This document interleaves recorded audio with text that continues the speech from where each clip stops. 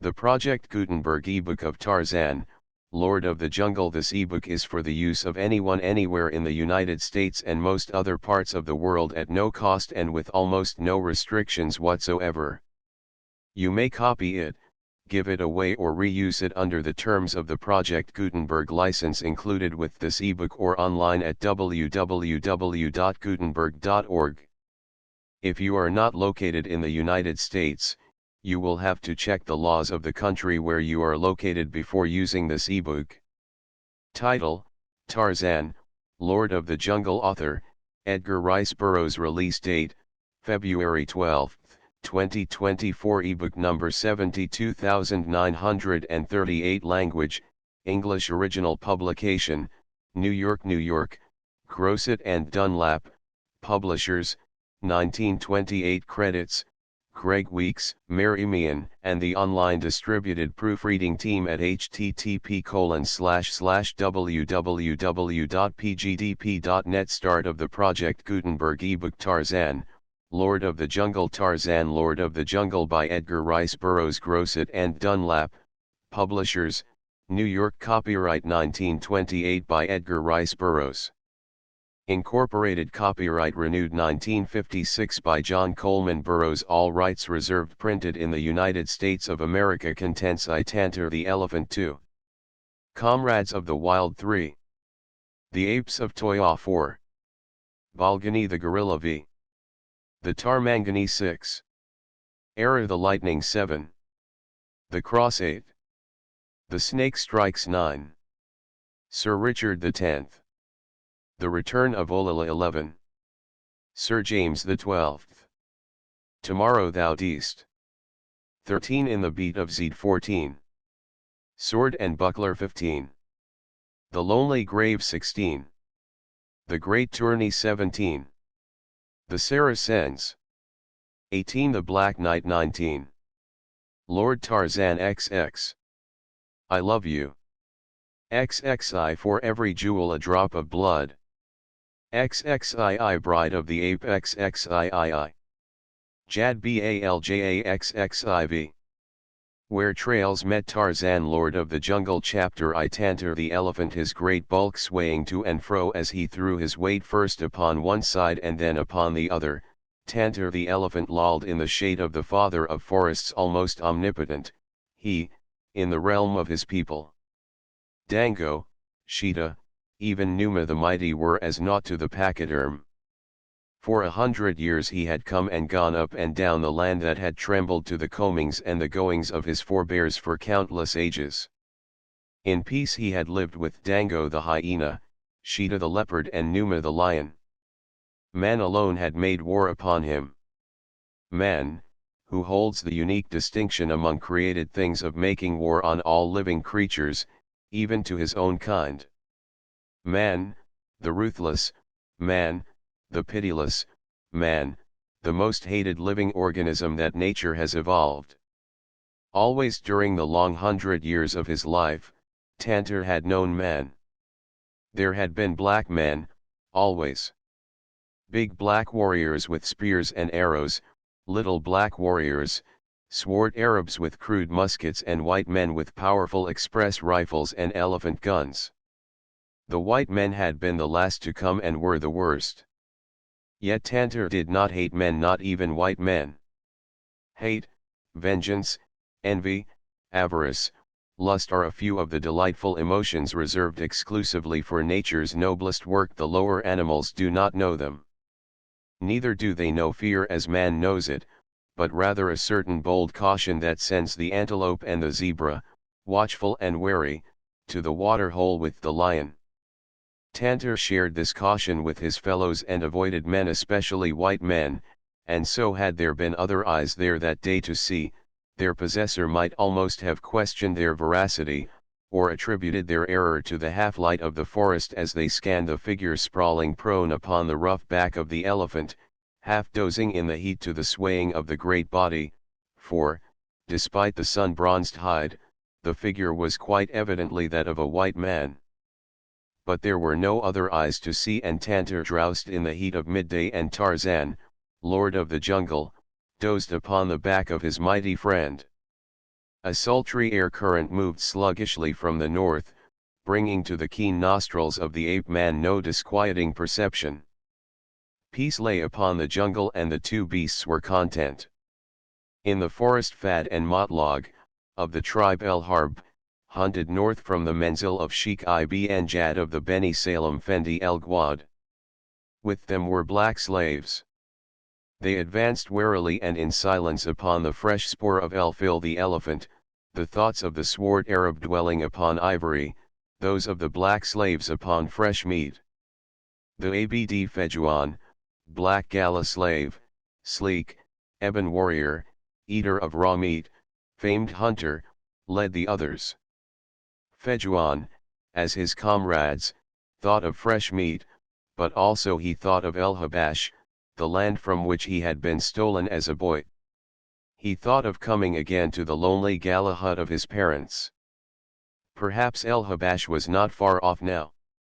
For months Ibn Jad had been traveling south and now he had come east for a long distance. El Habash must be near. When he was sure of that, his days of slavery would be over and Ibn Jad would have lost his best gala slave.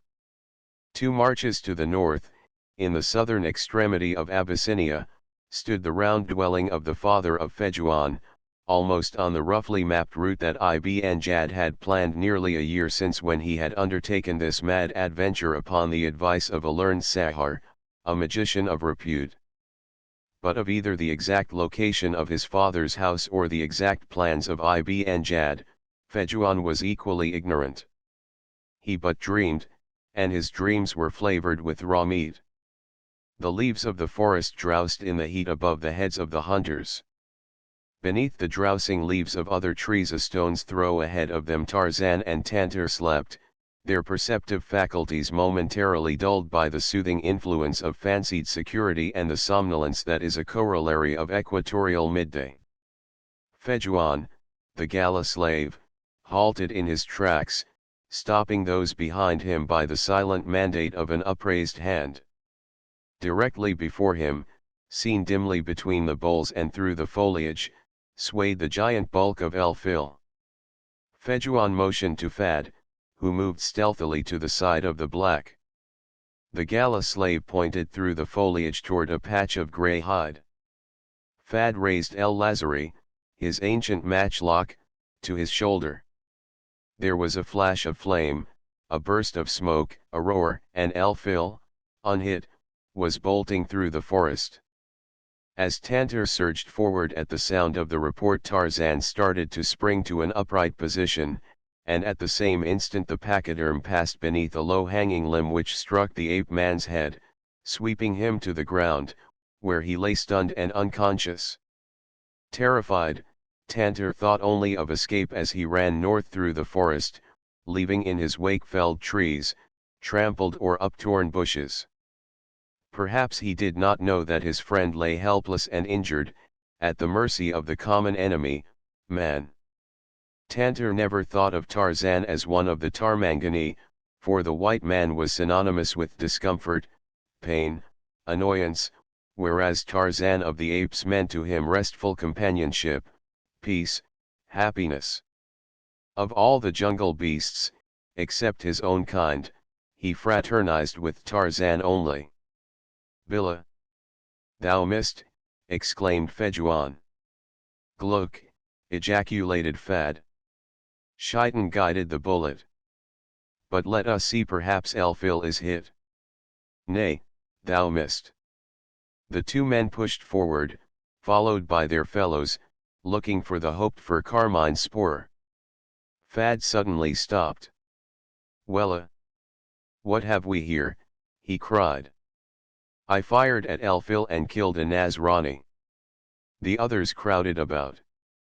It is indeed a Christian dog, and naked, too, said Motlog.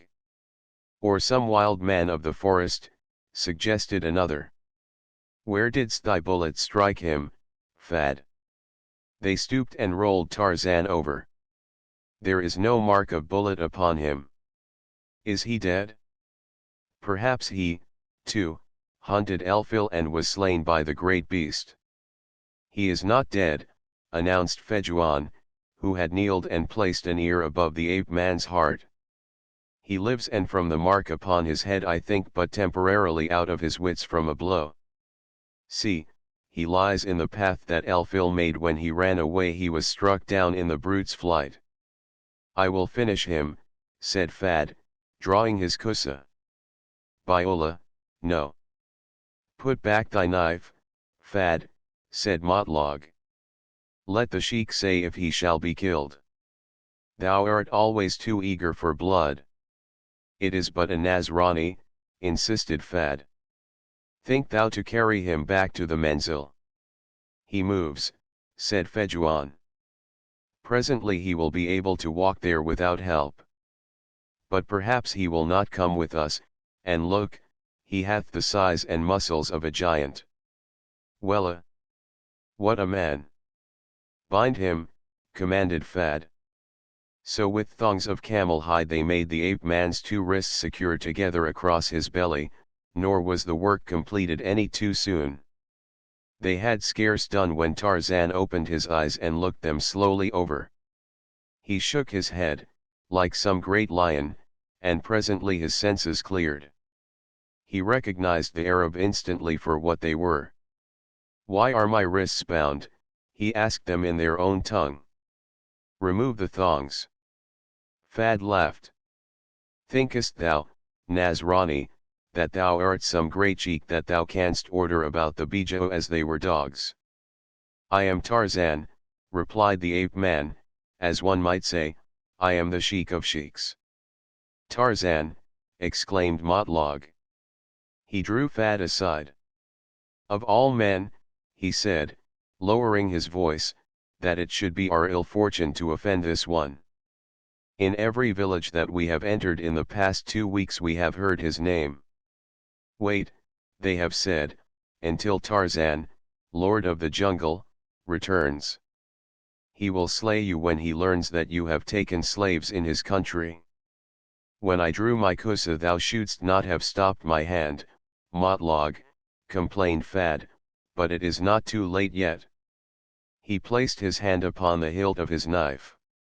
Billa, nay, cried Motlog. We have taken slaves in this country. They are with us now and some of them will escape. Suppose they carry word to the Fendi of this great sheik that we have slain him? Not one of us will live to return to Belad el Guad. Let us then take him before Ibn Jad that the responsibility may be his, said Fad. Wella, you speak wisely, replied Motlog. What the sheik doth with this man is the sheik's business. Come. As they returned to where Tarzan stood he eyed them questioningly. What have you decided to do with me? He demanded. If you are wise you will cut these bonds and lead me to your sheik. I wish a word with him. We are only poor men, said Motlog. It is not for us to say what shall be done, and so we shall take you to our sheik who will decide. The Sheikh Ibn Jad of the Fendi El Guad squatted in the open men's compartment of his Beshar, and beside him in the Makad of his house of Hair sat Tolog, his brother, and a young Bedouin, Zid, who, doubtless, found less attraction in the company of the Sheikh than in the proximity of the Sheikh's harem, whose quarters were separated from the Makad only by a breast-high curtain suspended between the waist poles of the beat, affording thus an occasional glimpse of Atija, the daughter of Ibn Jad. That it also afforded an occasional glimpse of Herfa, his wife, raised not the temperature of Zid an iota. As the men talked the two women were busy within their apartment at their housewifely duties. In a great brazen jaddah Herfa was placing mutton to be boiled for the next meal while Atija fashioned sandals from an old bag of camel leather impregnated with the juice of the dates that it had borne upon many a rala, and meanwhile they missed naught of the conversation that passed in the Makad. We have come a long way without mishap from our own Belad, Ibn Jad was remarking, and the way has been longer because I wished not to pass through El Habash lest we be set upon or followed by the people of that country. Now may we turn north again and enter El-Habash close to the spot where the magician foretold we should find the treasure city of Nimr. And thinkest thou to find this fabled city easily, once we are within the boundaries of El-Habash? Asked Tolog, his brother. Wella, yes. It is known to the people of this far south Habash. Fejuan, himself an Habashi, though he has never been there, heard of it as a boy. We shall take prisoners among them and, by the grace of Allah, we shall find the means to loose their tongues and have the truth from them. By Allah, I hope it does not prove like the treasure that lies upon the great rock El Hawara in the plain of Medan Soleh, said Zaid.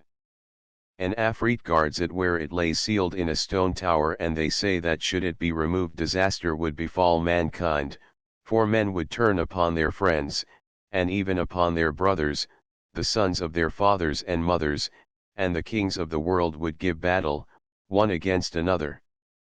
Yeah, testified Tolog, I had it from one of the Fendi Hazim that a wise Mokarabi came by there in his travels, and consulting the Kabbalistic signs in his book of magic discovered that indeed the treasure lay there.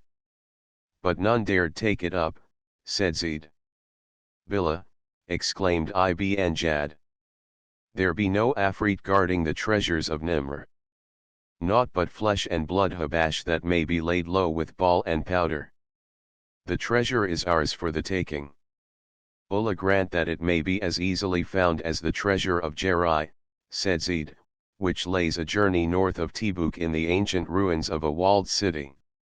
There, each Friday, the pieces of money roll out of the ground and run about over the desert until sunset. Once we are come to Nimr there will be no difficulty finding the treasure, Ibn Jad assured them.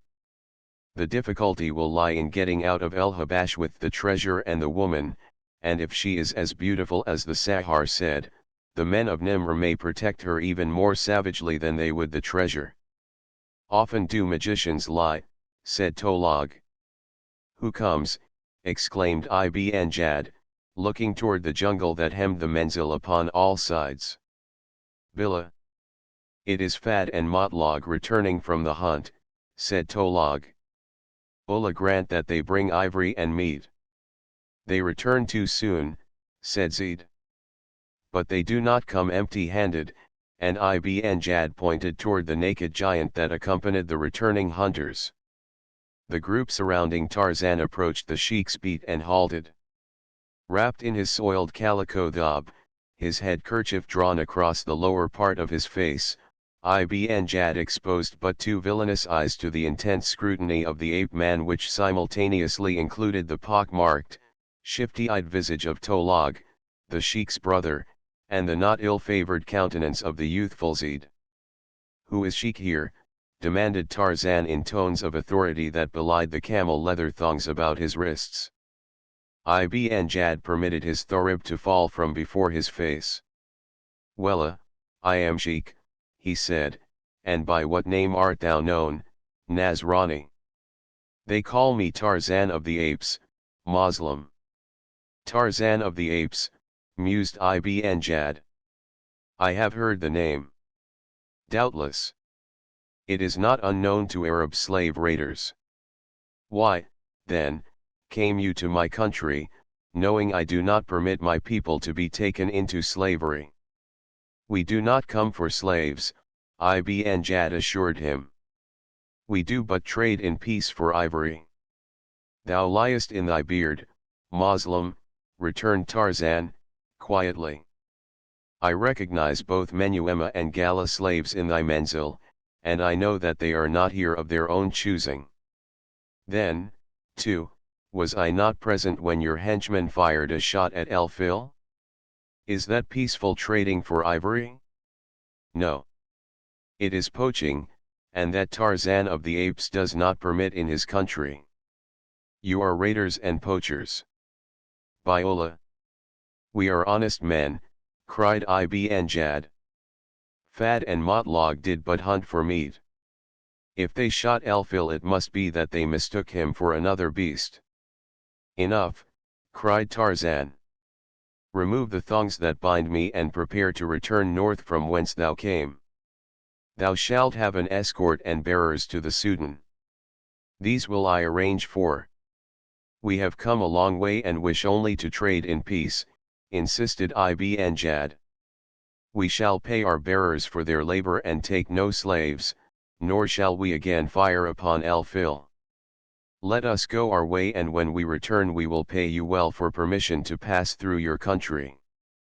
Tarzan shook his head. No. You shall go at once. Come, cut these bonds. Ibn Jad's eyes narrowed. We have offered thee peace and profits, Nasrani, he said, but if thou wouldst have war, let it be war. Thou art in our power, and remember that dead enemies are harmless. Think it over. And to Fad, take him away and bind his feet.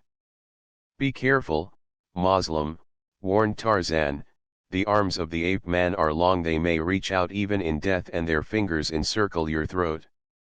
Thou shalt have until dark to decide, Nasrani, and thou mayest know that Ibn Jad will not turn back until he hath that for which he came. They took Tarzan then, and at a distance from the beat of Ibn Jad they pushed him into a small hijra, but once within this tent it required 3 men to throw him to the ground and bind his ankles, even though his wrists were already bound. In the beat of the sheik the Bedouins sipped their coffee, sickish with clove, cinnamon, and other spice, the while they discussed the ill fortune that had befallen them, for, regardless of his bravado, Ibn Jad knew full well that only speed and most propitious circumstances could now place the seal of success upon his venture. But for Motlog, said Fad, we would now have no cause for worry concerning the Nasrani, for I had my knife ready to slit the dog's throat when Motlog interfered. And had word of his slaying spread broadcast over his country before another sunset and all his people at our heels, countered Motlog. Wella, said Tolog, the sheik's brother. I wish Fad had done the thing he wished. After all, how much better off are we if we permit the Nasrani to live? Should we free him, we know that he will gather his people and drive us from the country. If we keep him prisoner and an escaped slave carries word of it to his people, will they not be upon us even more surely than as though we had slain him? Tolog, thou speakest words of wisdom, said Ibn Jad, nodding appreciatively. But wait, said Tolog, I have within me, unspoken, words of even greater worth. He leaned forward, motioning the others closer, and lowered his voice. Should this one whom they call Tarzan escape during the night, or should we set him free, there would be no bad word for an escaped slave to bear to his people. Billah, exclaimed Fad disgustedly. There would be no need for an escaped slave to bring word to his people. The Nasrani himself would do that and lead them upon us in person. Bah! The brains of Tolog are as camel's dung. Thou hast not heard all that I would say, brother, continued Tolog, ignoring Fad. It would only seem to the slaves that this man had escaped, for in the morning he would be gone and we would make great lamentation over the matter, or we would say, Wella, it is true that Ibn Jad made peace with the stranger, who departed into the jungle, blessing him. I do not follow thee, brother, said Ibn Jad. The Nasrani lies bound in yonder hijra. The night will be dark. A slim knife between his ribs were enough. There be faithful Habash among us who will do our bidding, nor speak of the matter after. They can prepare a trench from the bottom of which a dead Tarzan may not reach out to harm us. By Allah, it is plain that thou art of Sheikly blood, Tolog, exclaimed Ibn Jad. The wisdom of thy words proclaims it. Thou shalt attend to the whole matter. Then will it be done secretly and well. The blessings of Allah be upon thee, and Ibn Jad arose and entered the quarters of his harem. Chapter 2 Comrades of the wild darkness fell upon the menzil of Ibn Jad the sheik. Beneath the small flitting tent where his captors had left him, Tarzan still struggled with the bonds that secured his wrists, but the tough camel leather withstood even the might of his giant thews. At times he lay listening to the night noises of the jungle, many of them noises that no other human ear could have heard, and always he interpreted each correctly. He knew when Numa passed and Sheeta the leopard, and then from afar and so faintly that it was but the shadow of a whisper, there came down the wind the trumpeting of a bull elephant. Without the beat of Ibn Jad Atija, the sheik's daughter, loitered, and with her was Zeid. They stood very close to one another and the man held the maiden's hands in his. "Tell me, Atija," he said, "that you love no other than Zeid." "How many times must I tell you that?" whispered the girl. "And you do not love Fad?" insisted the man. "Billah, no," she ejaculated. "Yet your father gives the impression that one day you will be Fad's." "My father wishes me to be of the harem of Fad, but I mistrust the man, and I could not belong to one whom I neither loved nor trusted." "I, too, mistrust Fad," said Zeid. "Listen, Atija. I doubt his loyalty to thy father, and not his alone, but another whose name I durst not even whisper. Upon occasions I have seen them muttering together when they thought that there were no others about." The girl nodded her head. "I know. It is not necessary even to whisper the name to me, and I hate him even as I hate Fad." "But he is of thine own kin," the youth reminded her. "What of that? Is he not also my father's brother? If that bond does not hold him loyal to Ibn Jad, who hath treated him well, why should I pretend loyalty for him? Nay, I think him a traitor to my father, but Ibn Jad seems blind to the fact.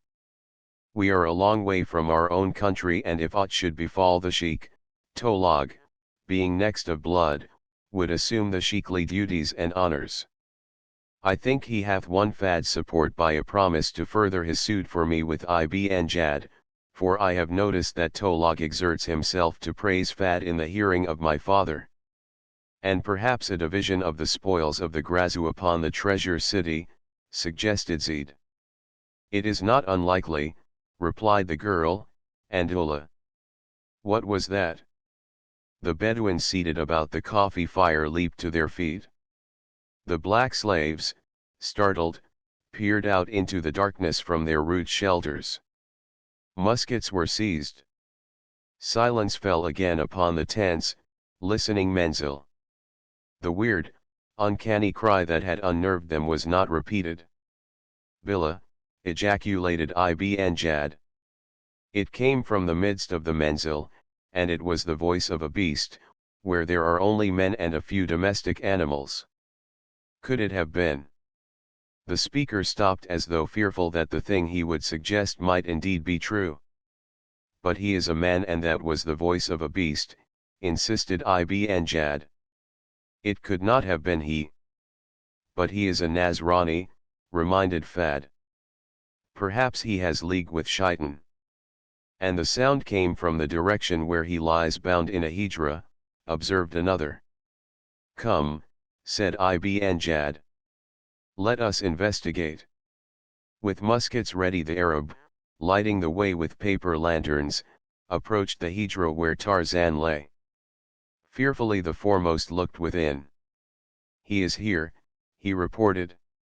Tarzan, who was sitting in the center of the tent, surveyed the Arab somewhat contemptuously. Ibn Jad pressed forward. "You heard a cry?" he demanded of the ape-man. "Yes, I heard it." "Camest thou, Sheikh Ibn Jad, to disturb my rest upon so trivial an errand, or camest thou to release me?" "What manner of cry was it? What did it signify?" asked Ibn Jad. Tarzan of the Apes smiled grimly. "It was but the call of a beast to one of his kind," he replied. "Does the noble Bejoui tremble thus always when he hears the voices of the jungle people?" "Gluk," growled Ibn Jad, "the Bejoui fear naught." We thought the sound came from this hijra and we hastened hither believing some jungle beast had crept within the menzil and attacked thee. Tomorrow it is the thought of Ibn Jad to release thee. Why not tonight? My people fear thee. They would that when you are released you depart hence immediately. I shall. I have no desire to remain in thy lice-infested menzil. We could not send thee alone into the jungle at night where Eladria is abroad hunting, protested the sheik. Tarzan of the Apes smiled again, one of his rare smiles. Tarzan is more secure in his teeming jungle than are the Bijui in their desert, he replied. The jungle night has no terrors for Tarzan. Tomorrow, snapped the sheik and then, motioning to his followers, he departed. Tarzan watched their paper lanterns bobbing across the camp to the sheik's beat and then he stretched himself at full length and pressed an ear to the ground. When the inhabitants of the Arab menzil heard the cry of the beast shatter the quiet of the new night, it aroused within their breasts a certain vague unrest, but otherwise it was meaningless to them. Yet there was one far off in the jungle who caught the call faintly and understood a huge beast, the great, grey dreadnought of the jungle, Tantor the elephant. Again he raised his trunk aloft and trumpeted loudly. His little eyes gleamed redly wicked as, a moment later, he swung off through the forest at a rapid trot. Slowly silence fell upon the menzil of Sheikh Ibn Jad as the Arab and their slaves sought their sleeping mats. Only the sheik and his brother sat smoking in the sheik's beat, smoking and whispering in low tones. Do not let the slaves see you slay the Nazrani, Tolog, cautioned Ibn Jad.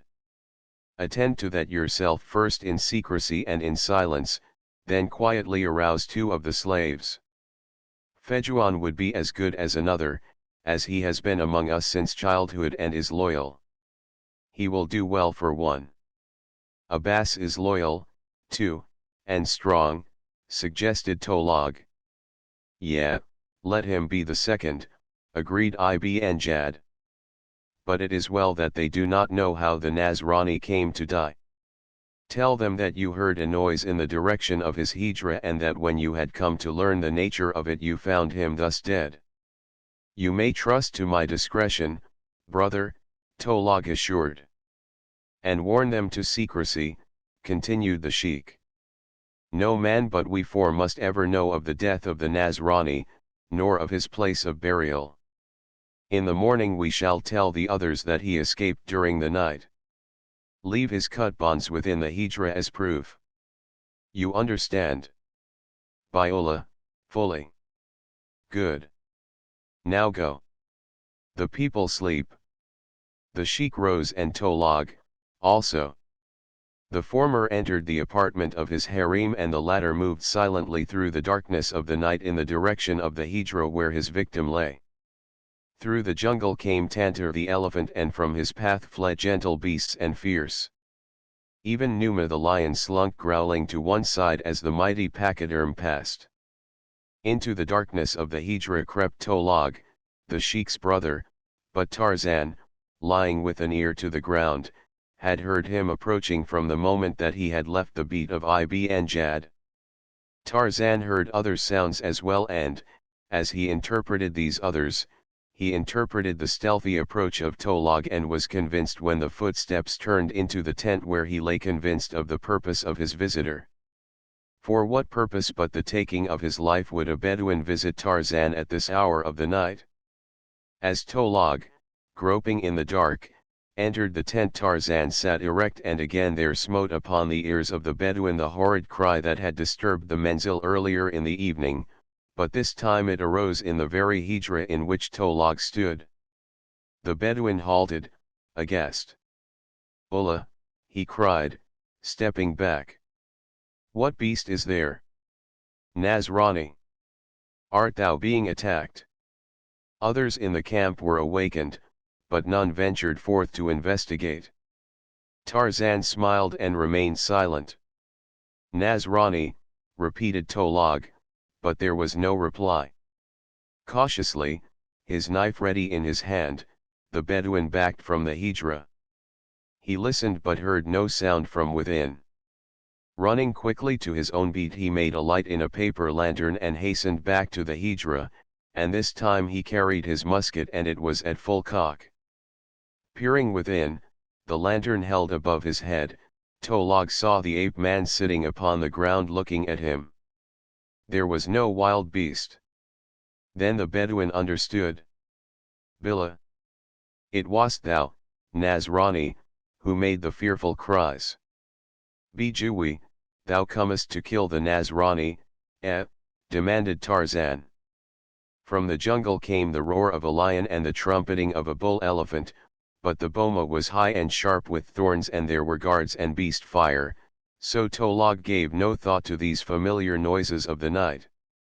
He did not answer Tarzan's question but laid aside his musket and drew his kusa, which after all was answer enough. In the dim light of the paper lantern Tarzan watched these preparations. He saw the cruel expression upon the malevolent face. He saw the man approaching slowly, the knife ready in his hand. The man was almost upon him now, his eyes glittering in the faint light.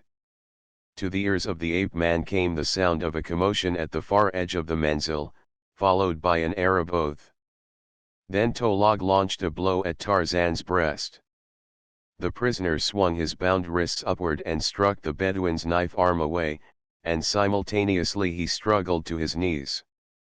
With an oath, Tolog struck again, and again Tarzan fended the blow, and this time he followed swiftly with a mighty sweep of his arms that struck the Bedouin upon the side of the head and sent him sprawling across the hijra, but Tolog was instantly up and at him again, this time with the ferocity of a maddened bull, yet at the same time with far greater cunning, for instead of attempting a direct frontal attack Tolog leaped quickly around Tarzan to strike him from behind.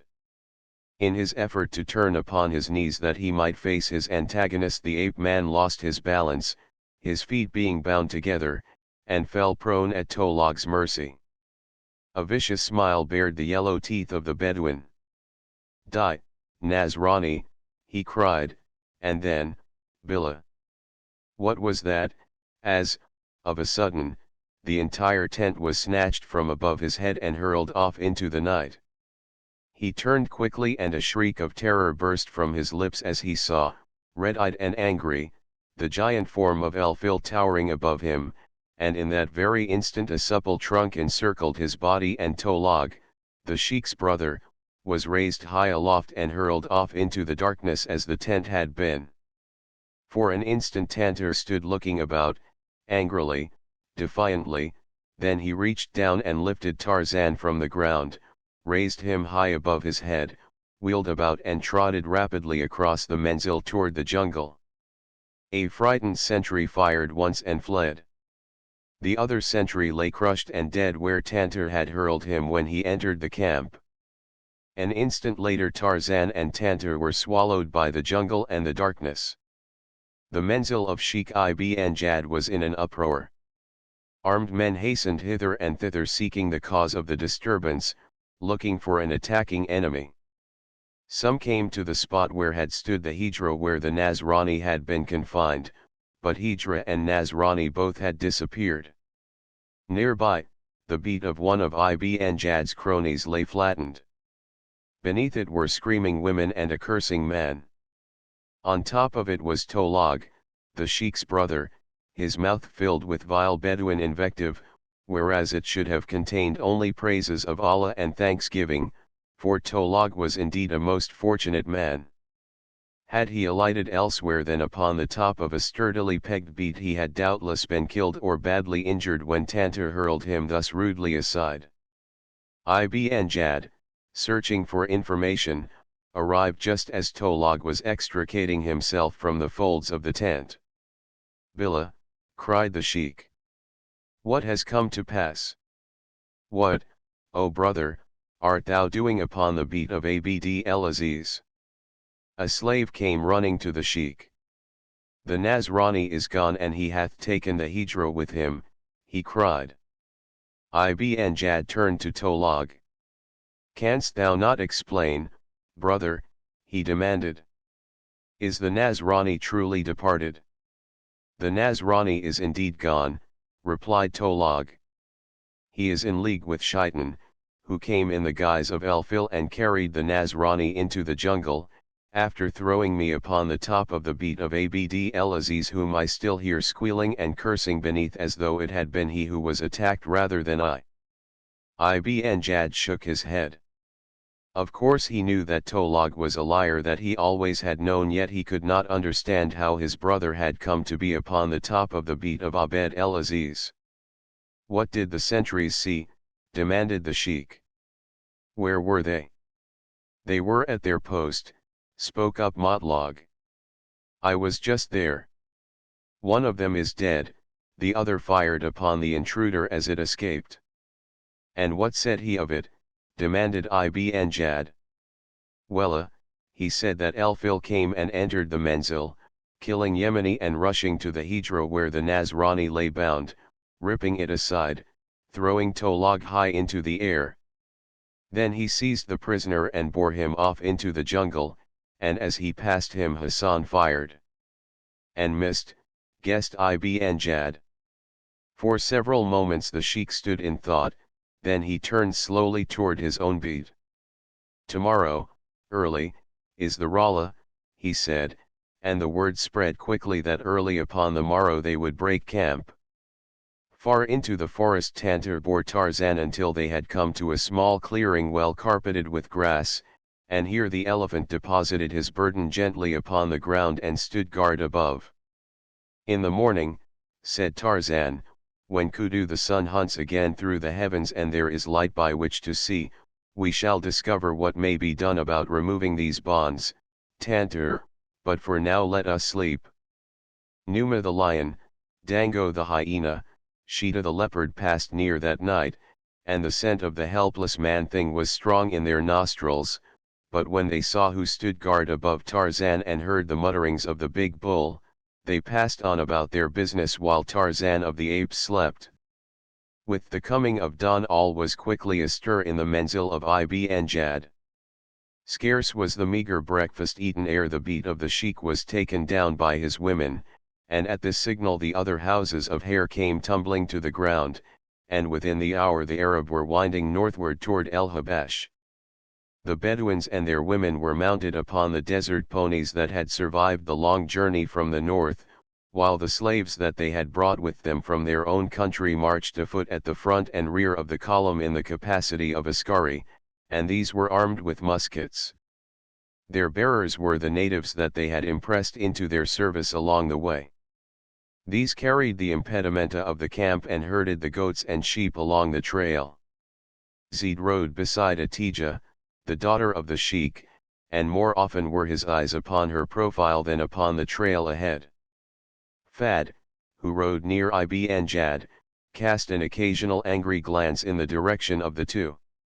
Tolog, the sheik's brother, saw and grinned.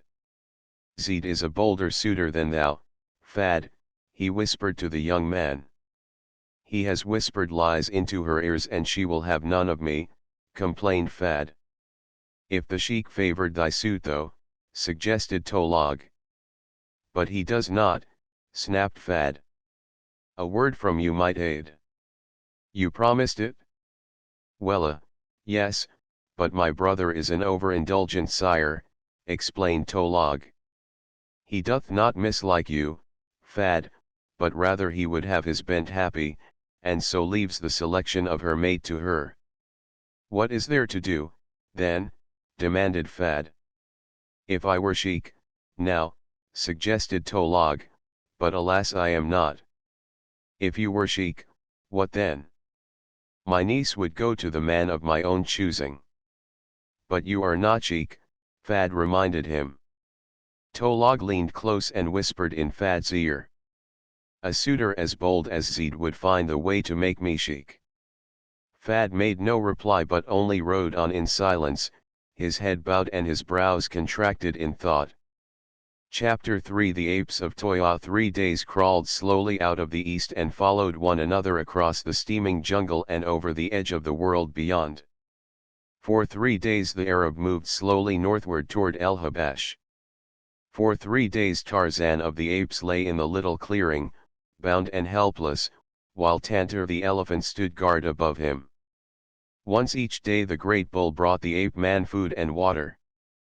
The camel leather thongs held securely and no outside aid appeared to release Tarzan from the ever-increasing discomfort and danger of his predicament. He had called to Manu the monkey to come and gnaw the strands apart, but Manu, ever irresponsible, had only promised and forgotten. And so the ape man lay uncomplaining, as is the way of beasts, patiently waiting for release, knowing that it might come in the habiliment of death. Upon the morning of the 4th day Tantor gave evidences of restlessness. His brief foragings had exhausted the nearby supply of food for himself and his charge. He wanted to move on and take Tarzan with him, but the ape man was now convinced that to be carried farther into the elephant country would lessen his chances for succor, for he felt that the only one of the jungle people who could release him was Mangani the great ape.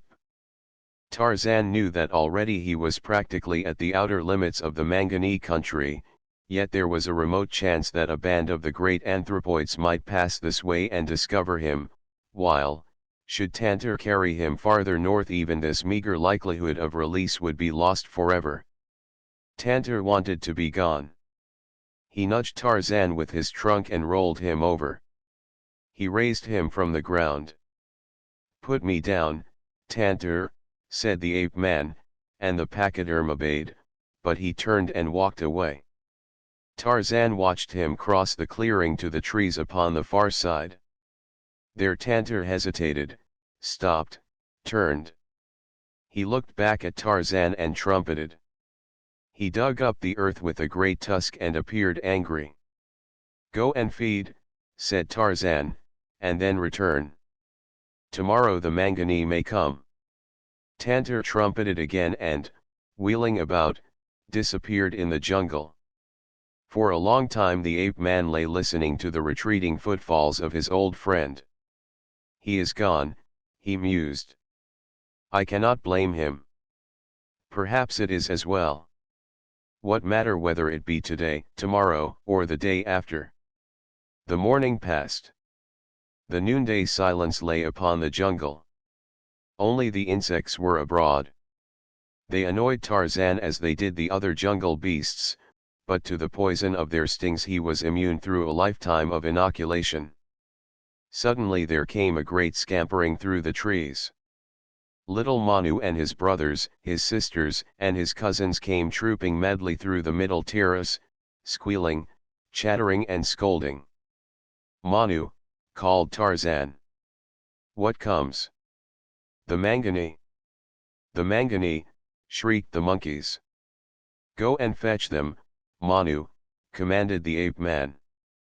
"We are afraid." "Go and call to them from the upper terraces," urged Tarzan. "They cannot reach you there. Tell them that one of their people lies helpless here. Tell them to come and release me. We are afraid. They cannot reach you in the upper terraces. Go. They will be your friends then." "They cannot climb to the upper terraces," said an old monkey. "I will go." The others, halted in their flight, turned and watched the greybeard as he scampered quickly off amongst the loftiest branches of the great trees, and Tarzan waited. Presently he heard the deep gutturals of his own people, the great apes, the Mangani. Perhaps there would be those among them who knew him. Perhaps, again, the band may have come from afar and have no knowledge of him, though that he doubted. In them, however, was his only hope. He lay there, listening, waiting. He heard Manu screaming and chattering as he scampered about high above the Mangani, then, of a sudden, silence fell upon the jungle. There was only the sound of insects, buzzing, humming. The ape man lay looking in the direction from which had come the sounds of the approaching anthropoids. He knew what was transpiring behind that dense wall of foliage. He knew that presently a pair of fierce eyes would be examining him, surveying the clearing, searching for an enemy, warily probing for a trick or a trap. He knew that the first sight of him might arouse distrust, fear, rage. For what reason had they to love or trust the cruel and merciless Tarmangani? There lay great danger in the possibility that, seeing him, they might quietly withdraw without showing themselves. That, then, would be the end, for there were no others than the Mangani to whom he might look for rescue. With this in mind he spoke. "I am a friend," he called to them. "The Tarmangani caught me and bound my wrists and ankles. I cannot move. I cannot defend myself. I cannot get food nor water. Come and remove my bonds." From just behind the screen of foliage a voice replied. "You are a Tarmangani." "I am Tarzan of the apes," replied the ape man. "Yes," screamed Manu, "he is Tarzan of the apes. The Tarmangani and the Gomangani bound him and Tantor brought him here. 4 times has Kudu hunted across the sky while Tarzan of the apes lay bound." "I know Tarzan," said another voice from behind the foliage, and presently the leaves parted and a huge, shaggy ape lumbered into the clearing. Swinging along with knuckles to the ground, the brute came close to Tarzan. "Mwailat," exclaimed the ape man. "It is Tarzan of the apes," said the great ape, but the others did not understand. "What?" they demanded. "Whose band is this?" asked Tarzan. "Toya is king," replied Mwailat. "Then do not tell them it is really I," whispered Tarzan, "until you have cut these bonds. Toya hates me. He will kill me if I am defenseless." "Yes," agreed Mwailat. "Here," said Tarzan, raising his bound wrists. "Bite these bonds in two. You are Tarzan of the apes, the friend of Mwailat." "Mwailat will do as you ask," replied the ape.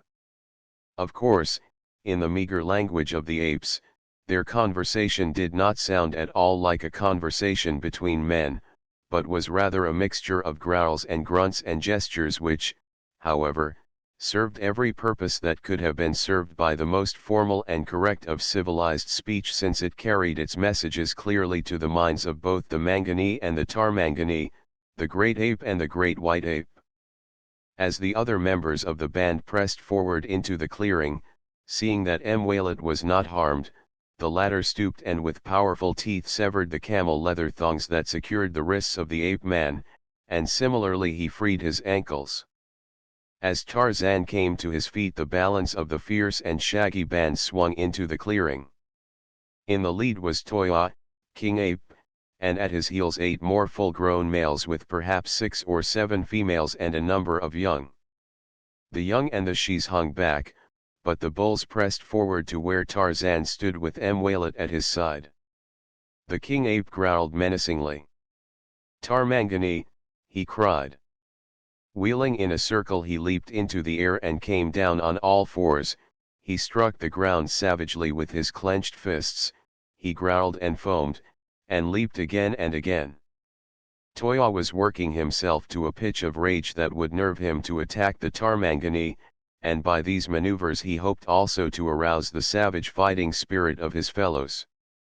"It is Tarzan of the apes, friend of the Mangani," said Mwailat.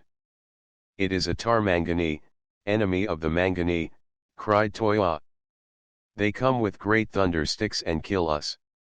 They make our shes and our ballast dead with a loud noise. Kill the Tarmangani." "It is Tarzan of the apes," growled Gaya. "When I was a little balu he saved me from Numa. Tarzan of the apes is the friend of the Mangani." "Kill the Tarmangani," shrieked Toya, leaping high into the air. Several of the other bulls were now circling and leaping into the air as Gaya placed himself at Tarzan's side. The ape man knew them well. He knew that sooner or later one of them would have excited himself to such a pitch of maniacal frenzy that he would leap suddenly upon him. Mwailat and Gaya would attack in his defense, Several more bulls would launch themselves into the battle and there would ensue a free-for-all fight from which not all of them would emerge alive, and none without more or less serious injuries, but Tarzan of the Apes did not wish to battle with his friends. "Stop," he commanded, raising his opened palm to attract attention. "I am Tarzan of the Apes, mighty hunter, mighty fighter. Long did I range with the tribe of Kerchak. When Kerchak died I became King Ape. Many of you know me, all know that I am first a Mangani, that I am friend to all Mangani. Toya would have you kill me because Toya hates Tarzan of the Apes. He hates him not because he is a Tarmangani but because Tarzan once kept Toya from becoming king. That was many reigns ago when some of you were still Balas. If Toya has been a good king Tarzan is glad, but now he is not acting like a good king for he is trying to turn you against your best friend. You, Zutho," he exclaimed, suddenly pointing a finger at a huge bull. "You leap and growl and foam at the mouth. You would sink your fangs into the flesh of Tarzan. Have you forgotten, Zutho, the time that you were sick and the other members of the tribe left you to die? Have you forgotten who brought you food and water? Have you forgotten who it was that kept Sabor the lioness and Sheeta the panther and Dango the hyena from you during those long nights?" As Tarzan spoke, his tone one of quiet authority, the apes gradually paused to listen to his words. It was a long speech for the jungle folk. The great apes nor the little monkeys long concentrated upon one idea. Already, before he had finished, one of the bulls was overturning a rotted log in search of succulent insects. Zutho was wrinkling his brows in unaccustomed recollection. Presently he spoke. "Zutho remembers," he said. "He is the friend of Tarzan," and ranged himself beside Mwailid.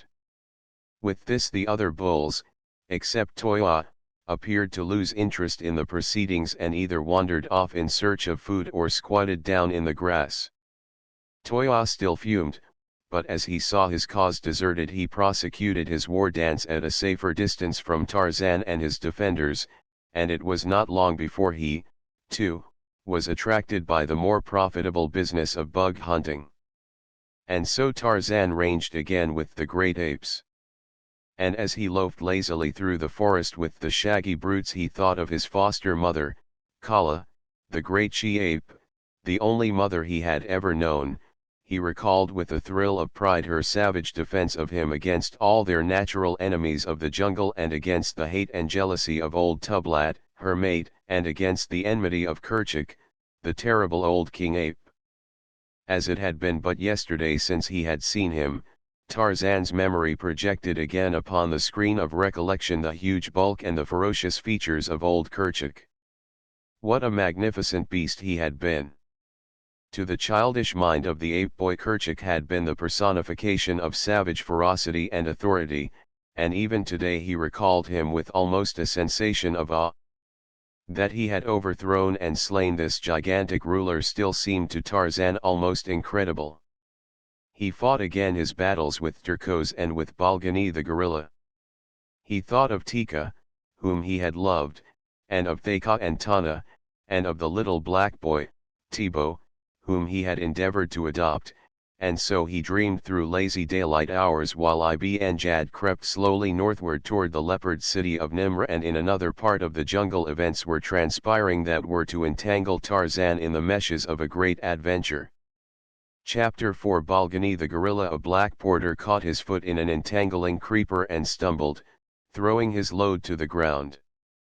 Of such trivialities are crises born.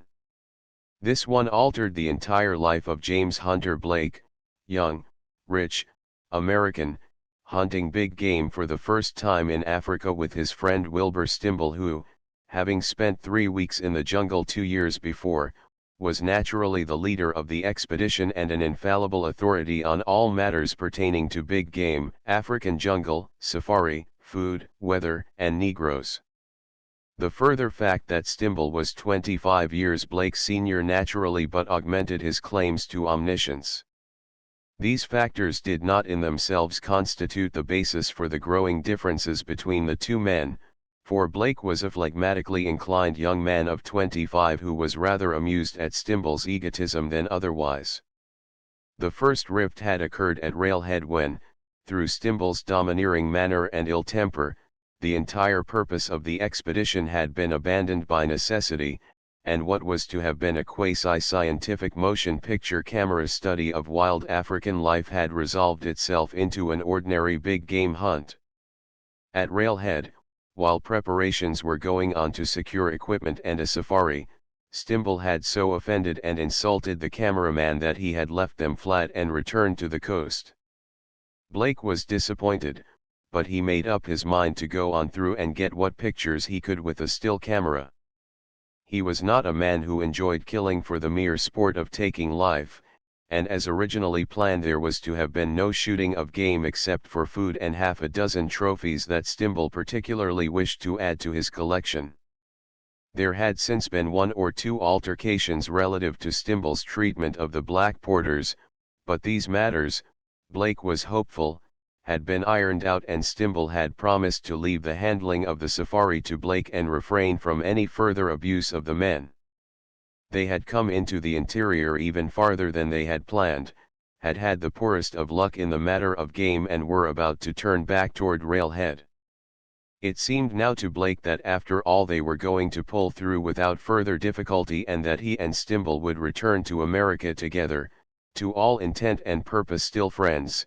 But just then a black porter caught his foot in an entangling creeper and stumbled, throwing his load to the ground. Directly in front of the porter Stimble and Blake were walking side by side and, as though guided by a malevolent power, the load crashed into Stimble, hurling him to the ground. Stimble and the porter scrambled to their feet amidst the laughter of the negroes who had witnessed the accident. The porter was grinning. Stimble was flushed with anger.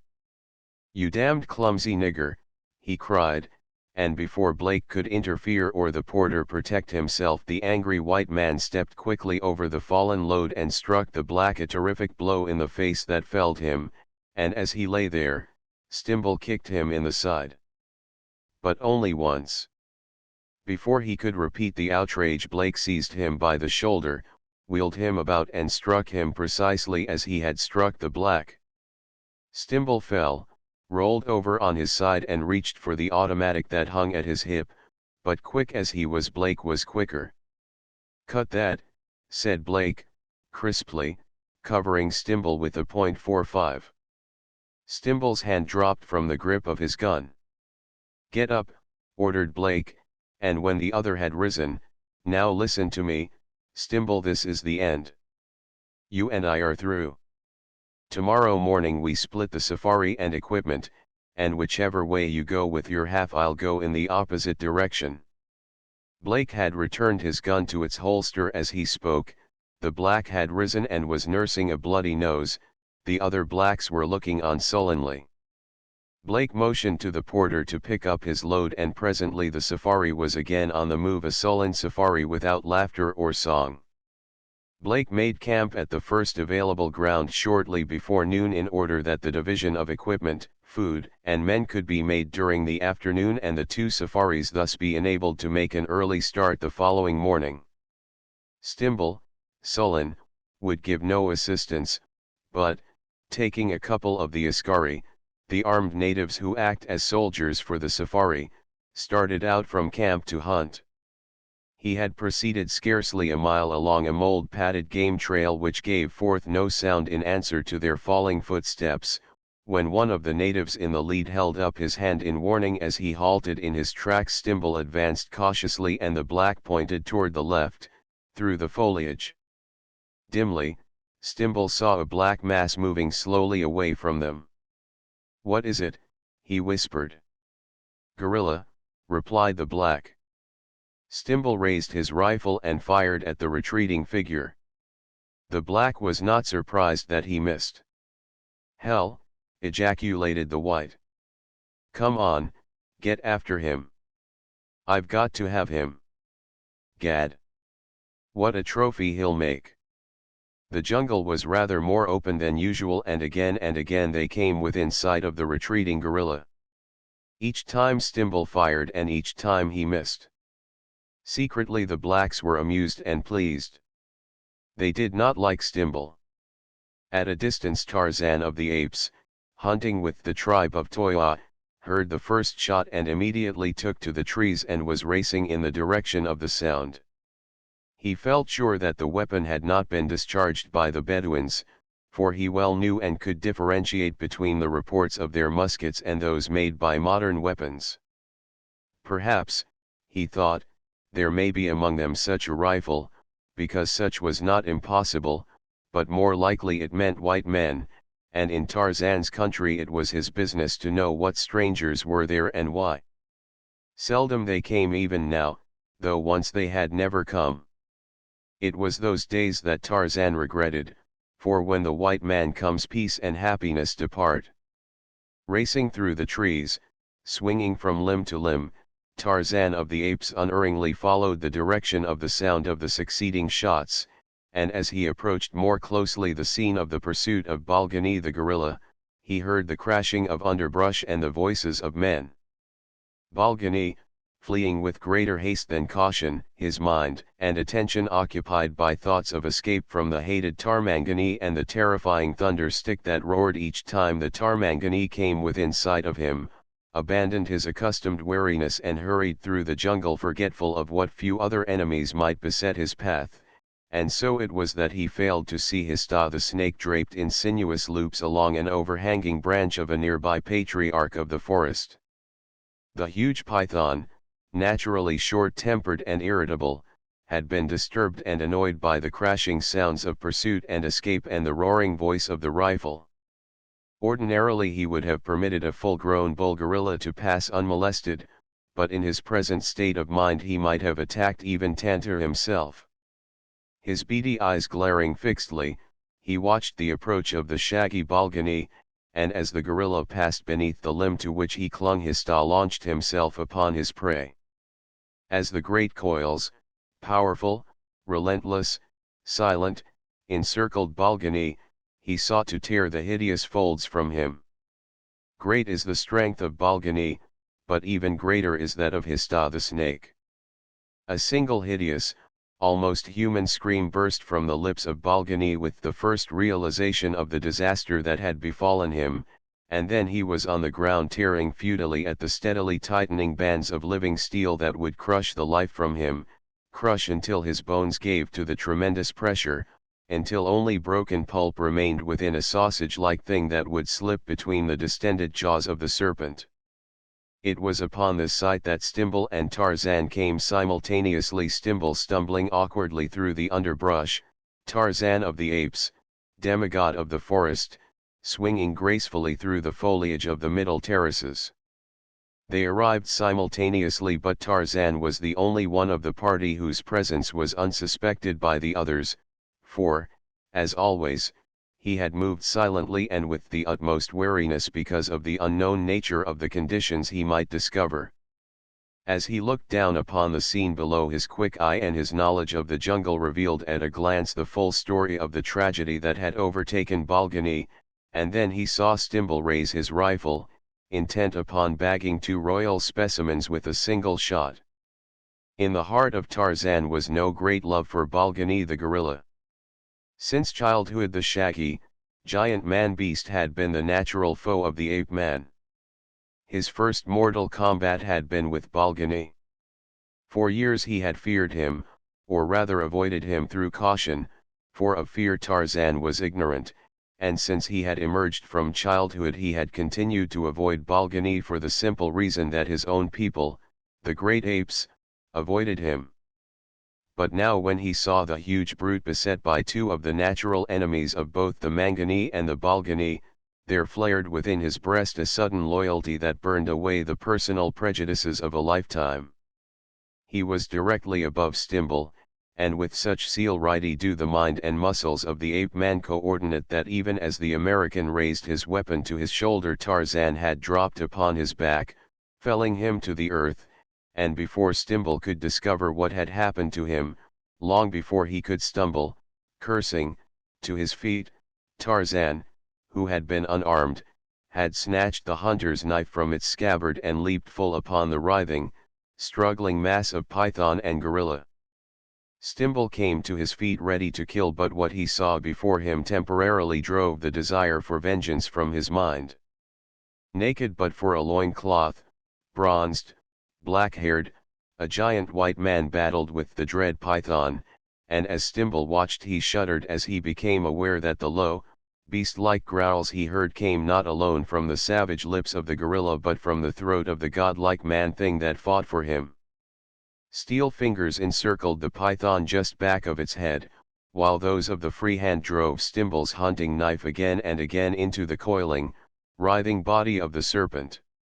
With the projection of a new and more menacing enemy into the battle, Hista was forced partially to release his hold upon Balgani with, at first, the intention of including Tarzan in the same embrace that he might crush them both at once, but soon he discovered that the hairless man-thing constituted a distinct menace to his life that would necessitate his undivided attention, and so he quickly uncoiled from about Balgani and in a frenzy of rage and pain that whipped his great length into a lashing fury of destruction he sought to encircle the ape-man, but wheresoever his coils approached, the keen knife bit deep into tortured flesh.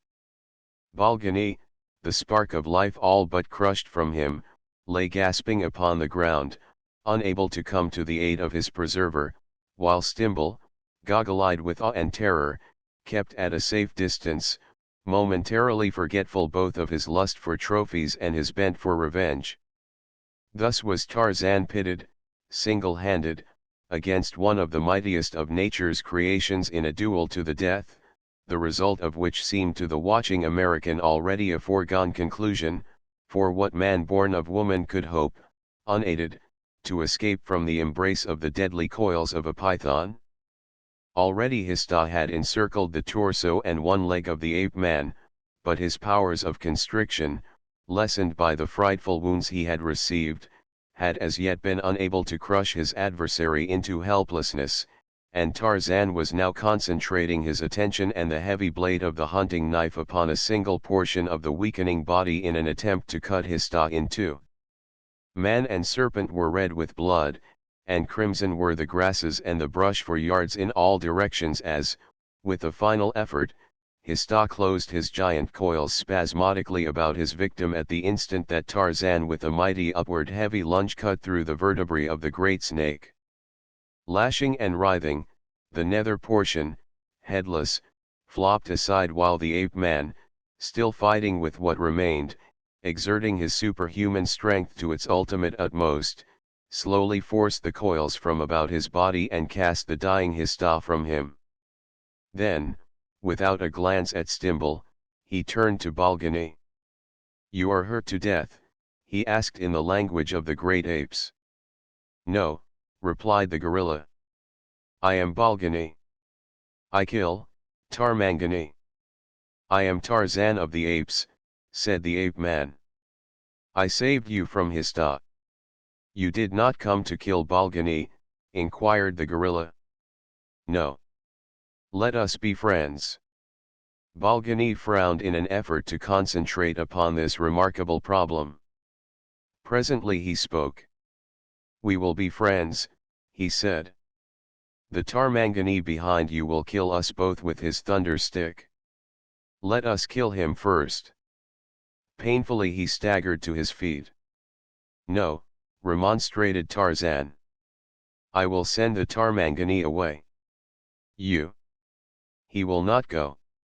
"I am Tarzan, Lord of the Jungle," replied the ape-man. "The word of Tarzan is law in the jungle." Stimble, who had been watching, was under the impression that the man and the beast were growling at one another and that a new duel impended. Had he guessed the truth and suspicioned that they considered him a common enemy, he would have felt far less at ease. Now, his rifle regained, he started toward Tarzan just as the latter turned to address him. "Stand to one side, young fellow," said Stimble, "while I finish that gorilla. After the experience you just had with the snake, I doubt if you want that fellow to jump you, 2.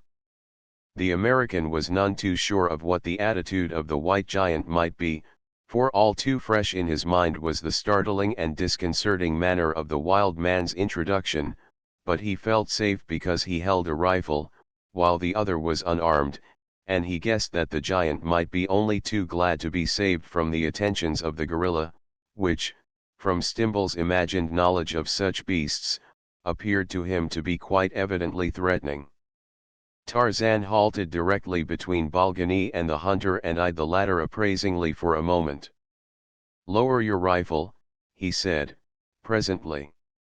"You are not going to shoot the gorilla?" "The hell I'm not," ejaculated Stimble. "What do you suppose I been chasing him through the jungle for?" "Under a misapprehension," replied Tarzan. "What misapprehension?" demanded Stimble. "That you were going to shoot him." "You are not." "Say, young man, do you know who I am?" demanded Stimble. "I am not interested," replied Tarzan coldly. "Well, you'd better be. I'm Wilbur Stimble of Stimble and Company, brokers, New York." That was a name to conjure with in New York. Even in Paris and London it had opened many a door, bent many a knee. Seldom had it failed the purpose of this purse-arrogant man. "What are you doing in my country?" demanded the ape-man, ignoring Stimble's egotistical statement of his identity. "Your country?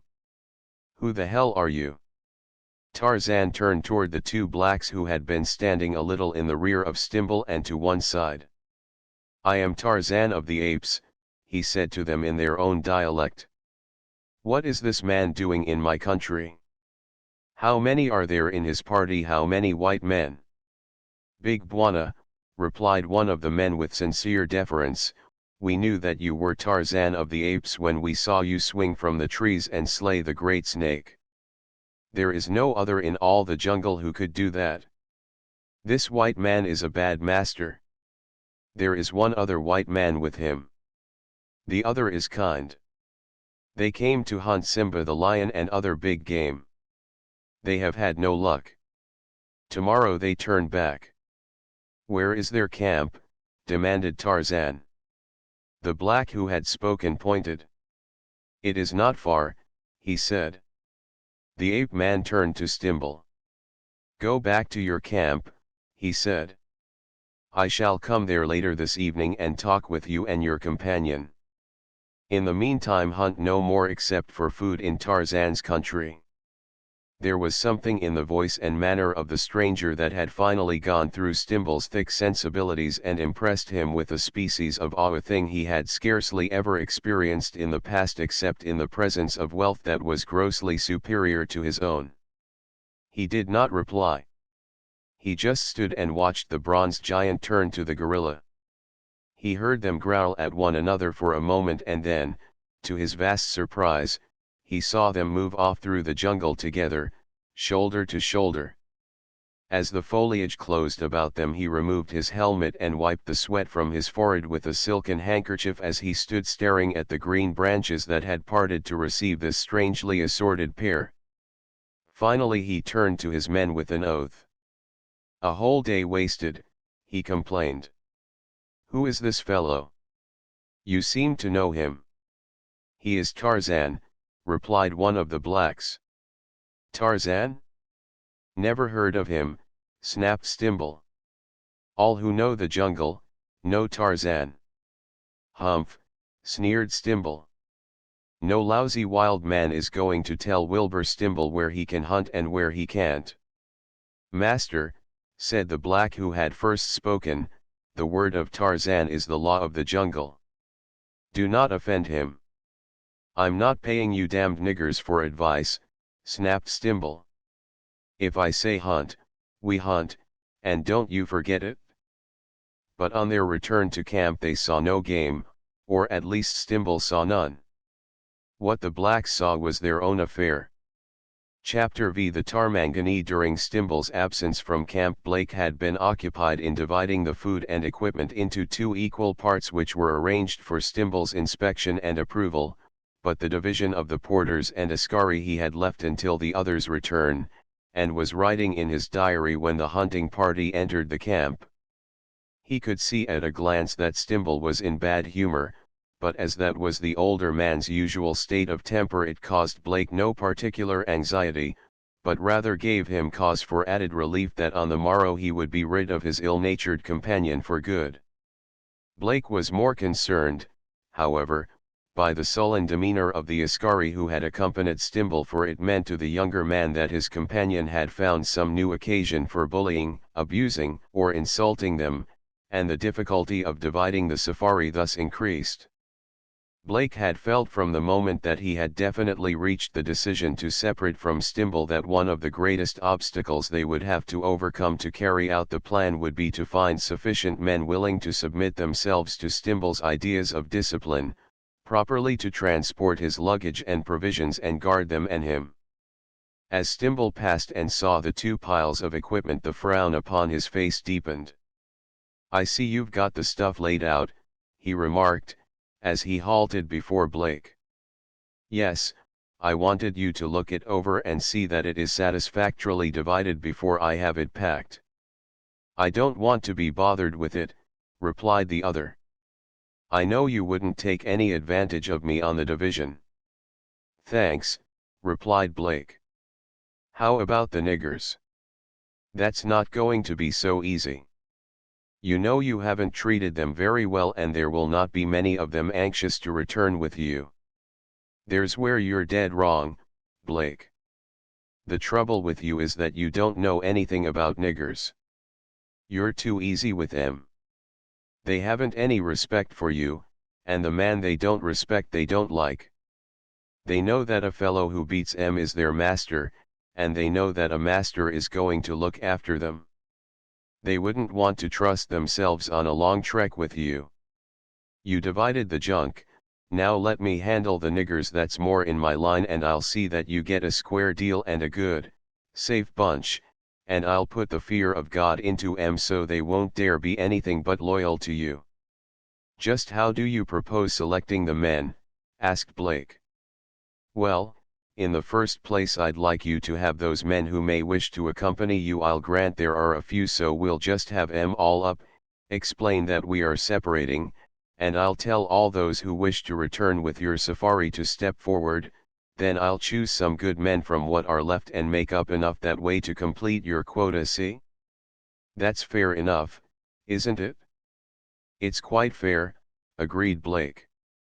He was hoping that the plan would work out as easily as Stimble appeared to believe that it would, but he was far from believing, and so he thought it best to suggest an alternative that he was confident would have to be resorted to in the end. "In the event that one of us has difficulty in securing the requisite number of volunteers," he said, "I believe that we can enlist the necessary men by offering a bonus to be paid upon safe arrival at Railhead. If I am short of men, I shall be willing to do so." "Not a bad idea if you're afraid you can't hold 'em together after I leave you," said Stimble.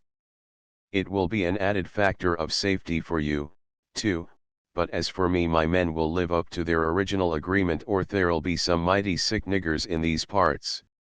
What say we have 'em up and find out just how much of a job we've got on our hands?" He glanced about until his eyes fell on a head man. "Here, you," he called. "Come here and make it snappy." The black approached and stopped before the two white men. "You called me, Bwana?" he asked. "Gather up everyone in camp," directed Stimble. "Have them up here in 5 minutes for a palaver, every last man jack of them." "Yes, Bwana." As the head man withdrew, Stimble turned to Blake. "Any stranger in camp today?" he asked. "No, why?" "Ran across a wild man while I was hunting," replied Stimble. "He ordered me out of the jungle." "What do you know about that?" and Stimble laughed. "A wild man?" "Yes. Some crazy nut, I suppose. The niggers seem to know about him." "Who is he?" "Calls himself Tarzan." Blake elevated his brows. "Ah, he exclaimed. You have met Tarzan of the Apes and he has ordered you out of the jungle. You've heard of him? Certainly, and if he ever orders me out of his jungle, I'll go. You would, but not Wilbur Stimble.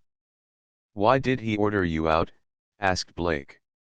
He just ordered me out, that's all. Wouldn't let me shoot a gorilla I'd been stalking.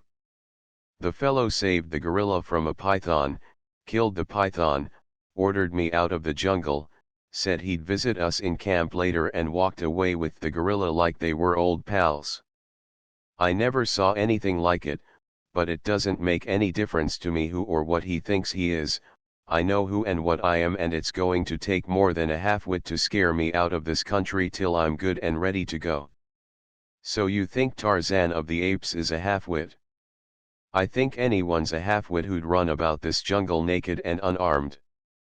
You'll find he's not a half-wit, Stimble, and unless you want to get in more trouble than you ever imagined existed, you'll do just as Tarzan of the Apes tells you to do. What do you know about him? Have you ever seen him? No, replied Blake. But I have heard a lot about him from our men. He's as much a part of this locality as the jungle, or the lions. Very few, if any, of our men have seen him, but he has the same hold upon their imaginations and superstitions as any of their demons, and they are even more fearful of incurring his displeasure. If they think Tarzan has it in for us, we're out of luck. Well, all I've got to say is that if this monkey man knows when he's well off, he'll not come butting into the affairs of Wilbur Stimble. And he's coming to visit us, is he? Said Blake. Well, I certainly want to see him. I've heard of little else since we struck his country. It's funny I never heard of him, said Stimble. You never talk with the men, Blake reminded him. Gad, it seems as though I'm doing nothing but talk to them, grumbled Stimble. I said, talk with them. I don't chum with niggers, sneered Stimble. Blake grinned. Here are the men, said Stimble. He turned toward the waiting porters and askari and cleared his throat. Mr. Blake and I are going to separate, he announced. Everything has been divided. I am going to hunt a little farther to the west, make a circle toward the south and return to the coast by a new route. I do not know what Mr. Blake's plans are, but he is going to get half the porters and half the askari, and I want to tell you niggers right now that there isn't going to be any funny business about it. Half of you are going with Mr. Blake whether you like it or not. He paused, impressively, to let the full weight of his pronouncement sink home.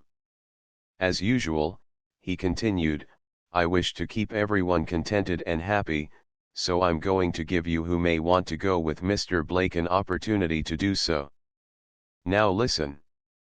The packs over on that side are Mr. Blake's, those on this side are mine. All those who are willing to accompany Mr. Blake go over on that side. There was a moment's hesitation upon the part of the men, and then some of them moved quietly over among Blake's packs. Others followed as their understanding slowly grasped the meaning of Stimble's words until all of the men stood upon Blake's side. Stimble turned to Blake with a laugh and a shake of his head. Gad, he exclaimed. Did you ever see such a dumb bunch? No one could have explained the thing more simply than I, and yet look at 'em. Not one of them understood me. Are you quite sure of that, Stimble? Inquired Blake. Stimble did not immediately grasp the insinuation. When he did, he scowled. Don't be a fool, he snapped. Of course they misunderstood me. He turned angrily toward the men. You thick-skulled, black idiots. Can't you understand anything? He demanded. I did not say that you all had to go with Mr. Blake, only those who wished to. Now the rest of you, those who wish to accompany me, get back over here on this side with my packs, and step lively. No one moved in the direction of Stimble's packs. The man flushed. This is mutiny, he stormed. Whoever is at the bottom of this is going to suffer. Come here, you. He motioned to a head man. Who put you fellows up to this? Has Mr. Blake been telling you what to do? Don't be a fool, Stimble, said Blake. No one has influenced the men and there is no mutiny. The plan was yours. The men have done just what you told them to. If it had not been for your insufferable egotism, you would have known precisely what the outcome would be. These black men are human beings. In some respects they are extremely sensitive human beings, and in many ways they are like children. You strike them, you curse them, you insult them, and they will fear you and hate you. You have done all these things to them and they do fear you and hate you. You have sowed and now you are reaping. I hope to God that it will teach you a lesson. There is just one way to get your men, and that is to offer them a big bonus. Are you willing to do that? Stimble, his self-assurance momentarily shaken at last, wilted in the face of the realization that Blake was right. He looked about helplessly for a moment. The blacks, sullen-faced, stood there like dumb beasts, staring at him. In all those eyes there was no single friendly glance. He turned back to Blake. See what you can do with them, he said. Blake faced the men. It will be necessary for half of you to accompany Mr. Stimble back to the coast, he said. He will pay double wages to all those who go with him, provided that you serve him loyally. Talk it over among yourselves and send word to us later by your head man. That is all. You may go. The balance of the afternoon passed, the two white men keeping to their respective tents, the blacks gathered in groups, whispering. Blake and Stimble no longer messed together, but after the evening meal each appeared with his pipe to await the report of the head men. After half an hour Blake sent his boy to summon them, and presently they came and stood before the young man.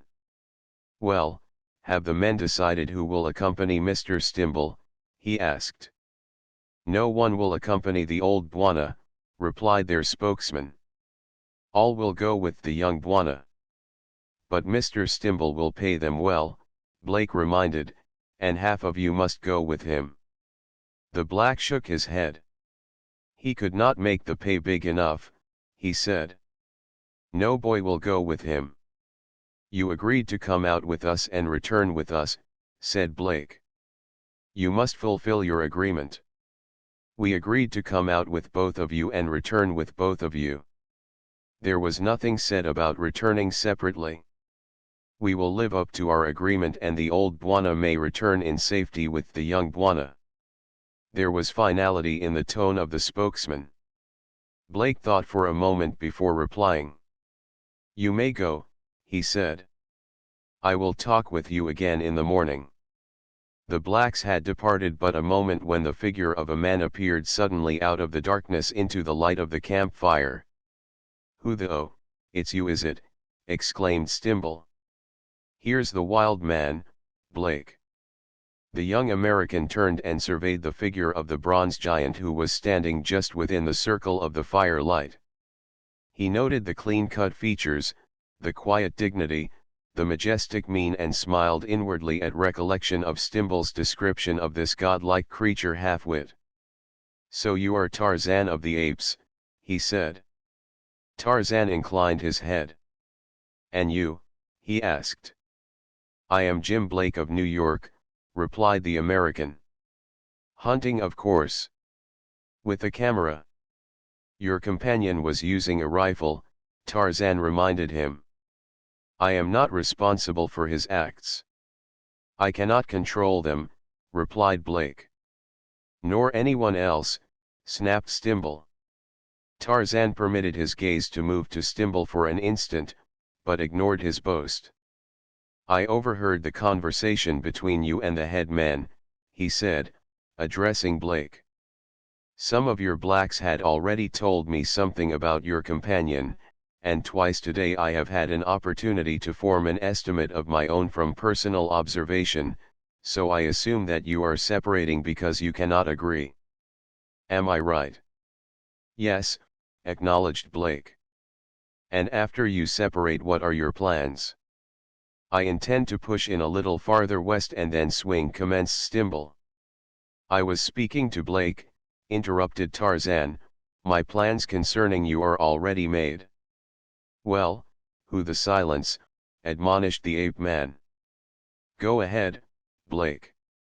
We have not had much luck so far, replied Blake, principally because we never can agree on methods. The result is that I have scarcely a single decent wild animal study. I had planned to go north away in search of lion pictures. I dislike going back without anything to show for the time and money I have put into the expedition, but now that the men have refused to accompany us separately, there is nothing for it but to return to the coast by the shortest route. You two don't seem to be taking me into consideration at all, grumbled Stimble. I've got as much money and time in this trip as Blake. You forget that I'm here to hunt, and what's more, I'm going to hunt, and I'm not going straight back to the coast by a damned sight, monkey man or no monkey man. Again Tarzan ignored Stimble.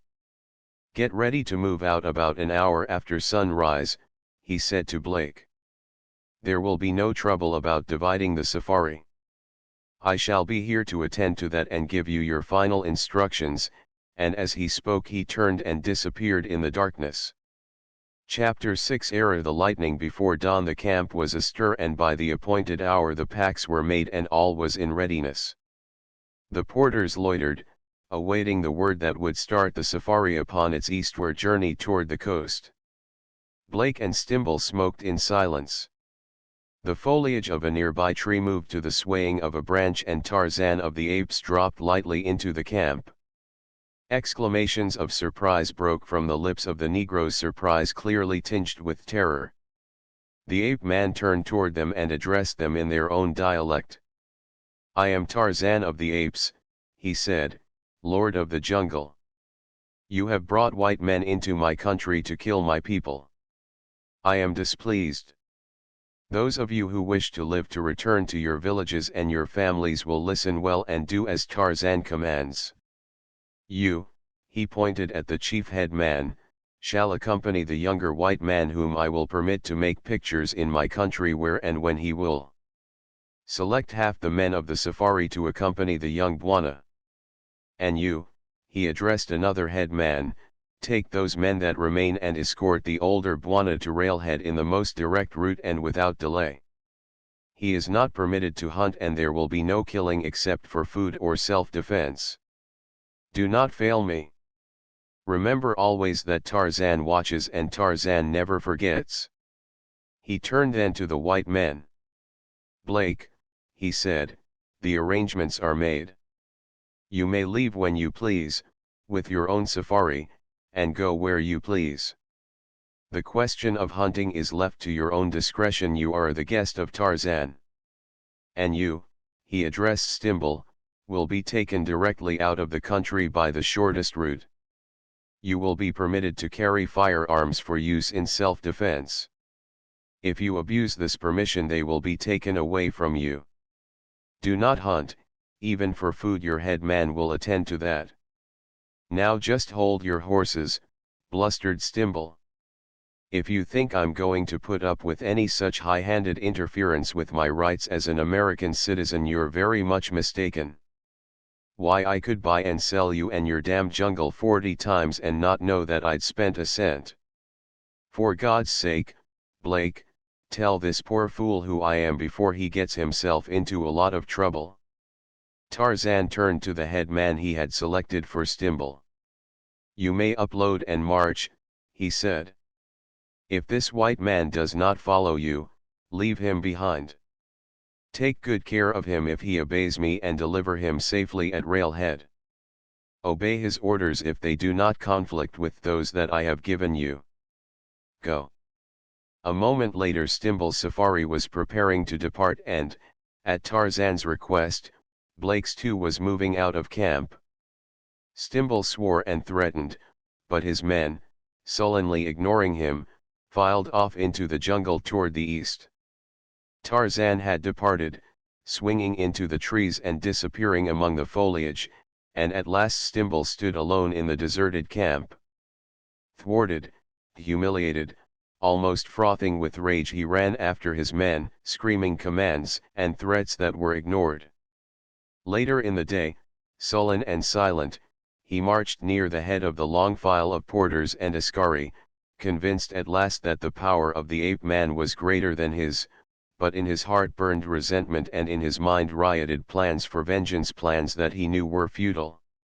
Tarzan, wishing to assure himself that his instructions were being carried out, had swung far ahead and was waiting in the crotch of a tree that overhung the trail along which Stimble must pass. In the distance he could hear the sounds that arose from the marching safari. Along the trail from the opposite direction something was approaching. The ape-man could not see it, but he knew what it was. Above the tree-tops black clouds rolled low, but no air stirred in the jungle.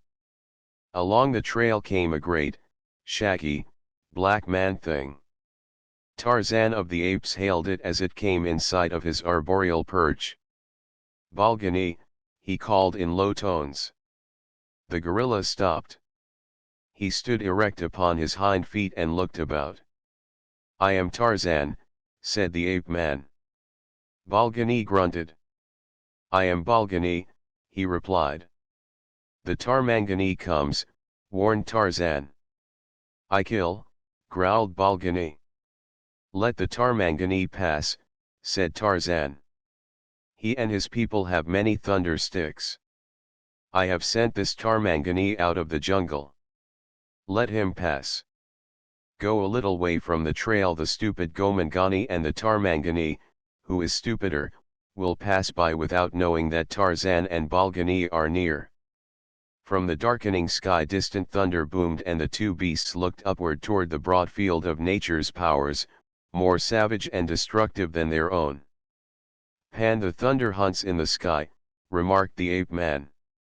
"Hunts for Isha the wind," said Balgani. "Presently we shall hear Isha fleeing through the trees to escape." Tarzan viewed the lowering, black clouds. Even Kudu the sun fears Pand, hiding his face when Pand hunts. Ere the lightning shot through the sky.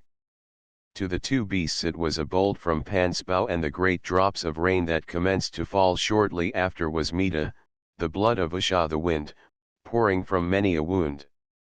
The jungle bent to a great pressure, but as yet there was no other noise than the rolling thunder. The trees whipped back and Usha tore through the forest. The darkness increased. The rain fell in great masses. Leaves and branches hurtled through the air, trees crashed amongst their fellows. With deafening roars the elements unleashed their pent anger. The beasts cowered beneath the one awe-inspiring power that they acknowledged as supreme. Tarzan crouched in the crotch of a great tree with his shoulders arched against the beating rain. Just off the trail Balgani squatted in drenched and bedraggled misery. They waited. There was nothing else that they could do. Above them the storm broke again with maniacal fury. The thunder crashed with deafening reverberation. There was a blinding flash of light, and the branch upon which Tarzan squatted sagged and hurtled to the trail beneath. Stunned, the ape-man lay where he had fallen, the great branch partially across his body. As quickly as it had come, the storm departed. Kudu the sun burst through the clouds. Balgani, dejected and still terrified, remained where he had squatted, motionless and silent. Balgani had no desire to attract the attention of Pan the Thunder. Soaked with water, cold, furious, Stimble slopped along the slippery, muddy trail.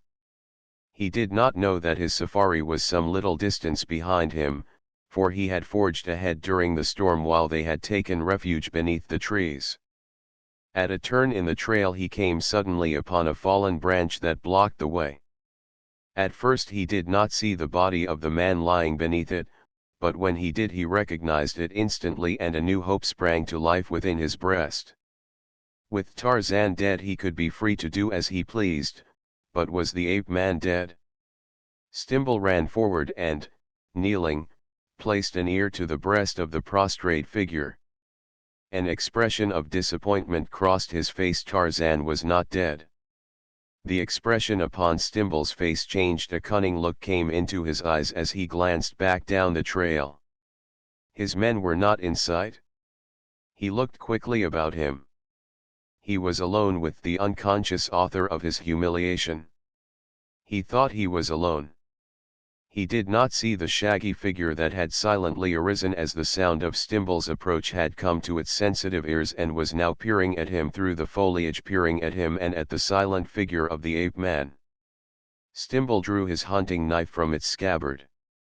He could slip its point into the wild man's heart and run back down the trail.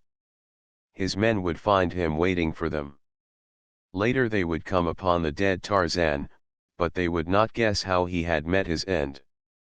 The ape-man moved. Consciousness was returning. Stimble realized that he must act quickly, and at the same instant a great hairy arm reached out through the foliage and a mighty hand closed upon his shoulder. With a screaming curse he turned to look into the hideous face of Balgani. He tried to strike at the shaggy breast of his antagonist with his hunting knife, but the puny weapon was torn from his grasp and hurled into the bushes. The great yellow fangs were bared against Stimble's throat as Tarzan opened his eyes. "Krieg-ah!" cried the ape-man in warning. Balgani paused and looked at his fellow beast. "Let him go," said Tarzan. "The Tarmangani would have killed Tarzan," explained the gorilla. Balgani stopped him. "Balgani kill!" He growled horribly. "No," snapped Tarzan. "Free the Tarmangani." The gorilla released his grasp upon Stimble just as the first of the hunter's men came in sight of them, and as Balgani saw the blacks and how numerous they were, his nervousness and irritability increased. "Take to the jungle, Balgani," said Tarzan. "Tarzan will take care of this Tarmangani and the Gomangani." With a parting growl the gorilla merged with the foliage and the shadows of the jungle as Tarzan of the Apes faced Stimble and his boys. "You had a close call then, Stimble," said the ape-man. "It is fortunate for you that you didn't succeed in killing me. I was here for two reasons. One was to see that you obeyed my instructions and the other to protect you from your men. I did not like the way they eyed you in camp this morning. It would not be a difficult thing to lose you in the jungle, you know, and that would put a period to you as surely as poison or a knife. I felt a certain responsibility for you because you are a white man, but you have just now released me from whatever obligation racial ties may have influenced me to acknowledge. I shall not kill you, Stimble, as you deserve, but from now on you may reach the coast on your own, and you will doubtless discover that one cannot make too many friends in the jungle or afford a single unnecessary enemy." He wheeled upon Stimble's black boys. "Tarzan of the Apes goes his way. You will not see him again, perhaps. Do your duty by this white man as long as he obeys the word of Tarzan, but see that he does not hunt." With this final admonition the ape-man swung into the lower branches and was gone. When Stimble, after repeatedly questioning his men, discovered that Tarzan had practically assured them that they would see no more of him, he regained much of his former assurance and egotistical bluster. Once more he was the leader of men, shouting at the blacks in a loud tone, cursing them, ridiculing them. He thought that it impressed them with his greatness. He believed that they were simple people whom he could deceive into thinking that he was not afraid of Tarzan, and by flaunting Tarzan's commands win their respect. Now that Tarzan had promised not to return, Stimble felt safer in ignoring his wishes, and so it befell that just before they reached a camping ground Stimble came upon an antelope and without an instant's hesitation fired and killed it.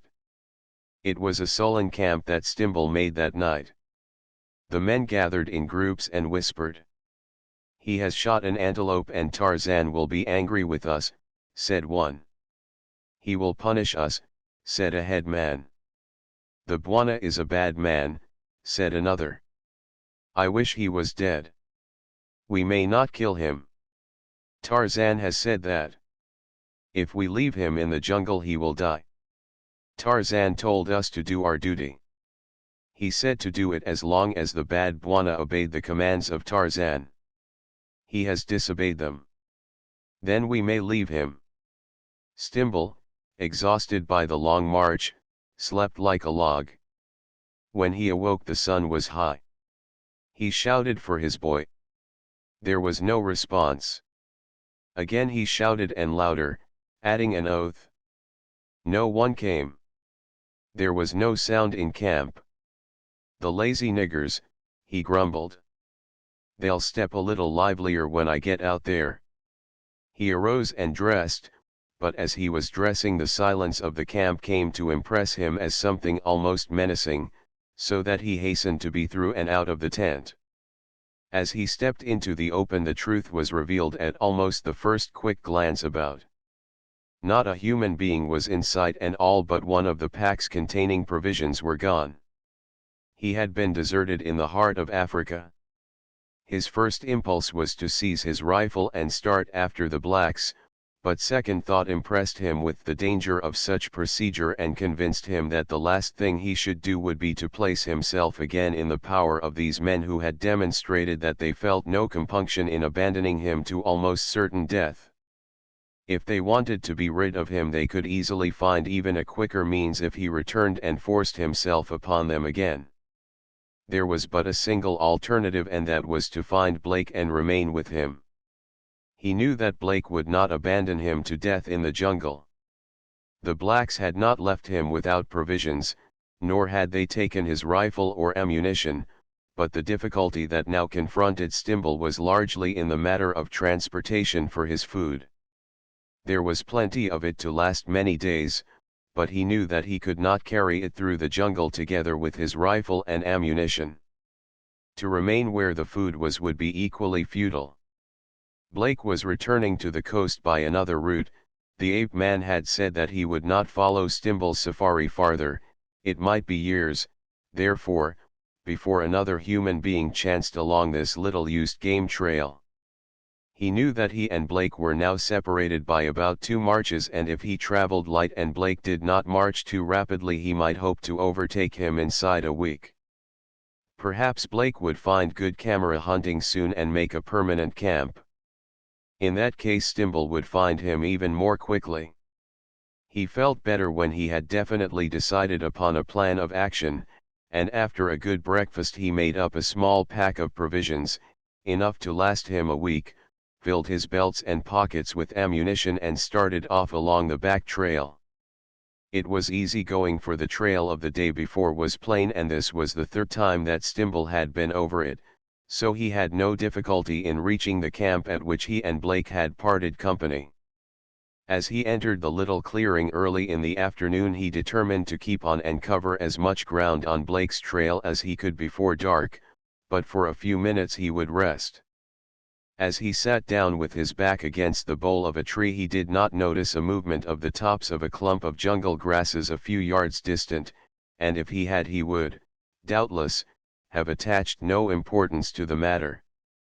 Finishing a cigarette Stimble arose, rearranged his pack and started off in the direction Blake's men had taken early the preceding morning, but he had covered but a yard or two when he was brought to a sudden halt by an ominous growl that arose from a little clump of jungle grasses close in front of him. Almost simultaneously the fringing grasses parted and there appeared in the opening the head of a great black-maned lion. With a scream of fear, Stimble dropped his pack, threw aside his rifle and started on a run for the tree beneath which he had been sitting. The lion, itself somewhat surprised, stood for an instant watching him and then started in pursuit at an easy lope. Stimble, casting an affrighted glance rearward, was horrified the lion seemed so close and the tree so far away. If distance lends enchantment to the view, proximity may also at times have its advantage. In this instance it served to accelerate the speed of the fleeing man to a most surprising degree, and though he was no longer young he clawed his way to the lower branches of the tree with speed, if not with grace, that would have done justice to a trained athlete. Nor was he an instant too speedy. Numa's raking talons touched his boot and sent him swarming up among the higher branches, where he clung weak and panting, looking down into the snarling visage of the carnivore. For a moment Numa growled up at him and then, with a coughing grunt, turned away and strode majestically in the direction of the clump of grasses from which he had emerged. He stopped to sniff at the pack of provisions Stimble had discarded and, evidently piqued by the man's scent clinging to it, cuffed at it angrily. It rolled to one side and Numa stepped back, eyeing it warily, then, with a growl, he leaped upon it and commenced to maul the insensate thing, ripping and tearing until its contents were scattered about upon the ground. He bit into tins and boxes until scarcely an article remained intact, while Stimble crouched in the tree and watched the destruction of his provisions, utterly helpless to interfere. A dozen times he cursed himself for having thrown away his rifle, and even more frequently he vowed vengeance. He consoled himself, however, with the realization that Blake could not be far away and that with Blake there were ample provisions which could be augmented by trading and hunting. When the lion left he would descend and follow Blake's trail. Numa, tired of the contents of the pack, resumed his way toward the long grass, but again his attention was distracted this time by the thunder stick of the Tarmangani. The lion smelled of the discarded rifle, pawed it and finally picked it up between his jaws. Stimble looked on, horrified. What if the beast damaged the weapon? He would be left without means of defense or for obtaining food. "Drop it," shouted Stimble. "Drop it?" Numa, ignoring the ravings of the despised man-thing, strode into his lair, carrying the rifle with him. That afternoon and night spelled an eternity of terror for Wilbur Stimble. While daylight lasted the lion remained in the nearby patch of grass, effectually deterring the unhappy man from continuing his search for Blake's camp, and after night fell no urge whatever could have induced Stimble to descend to the paralyzing terrors of the jungle night, even had he known that the lion had departed and no sounds had apprised him of the near presence of danger, but sounds did apprise him. From shortly after dark until nearly dawn a perfect bedlam of howls and growls and coughs and grunts and barks arose from directly beneath him, as there had been held a convention of all the horrid beasts of the jungle at the foot of the tree that seemed at best an extremely insecure sanctuary. When morning came the jungle lay silent and peaceful about him, and only torn canvas and empty cans bore mute evidence to the feast of the hyenas that had passed into jungle history. Numa had departed, leaving the remains of the kill upon which he had lain as the piece de resistance of the hyena banquet for which Stimble had furnished the hors d'oeuvres. Stimble, trembling, descended. Through the jungle, wild-eyed, startled by every sound, scurried a pitiful figure of broken, terror-stricken old age. Few could have recognized in it Wilbur Stimble of Stimble and Company, brokers, New York. Chapter 7 The Cross. The storm that had overtaken Stimble's safari wrought even greater havoc with the plans of Jim Blake, altering in the instant of a single blinding flash of lightning the course of his entire life. Accompanied by a single black, who carried his camera and an extra rifle, Blake had struck out from the direct route of his safari in search of lion pictures, there being every indication that the great carnivores might be found in abundance in the district through which they were passing. It was his intention to parallel the route of his main body and rejoin it in camp in the afternoon.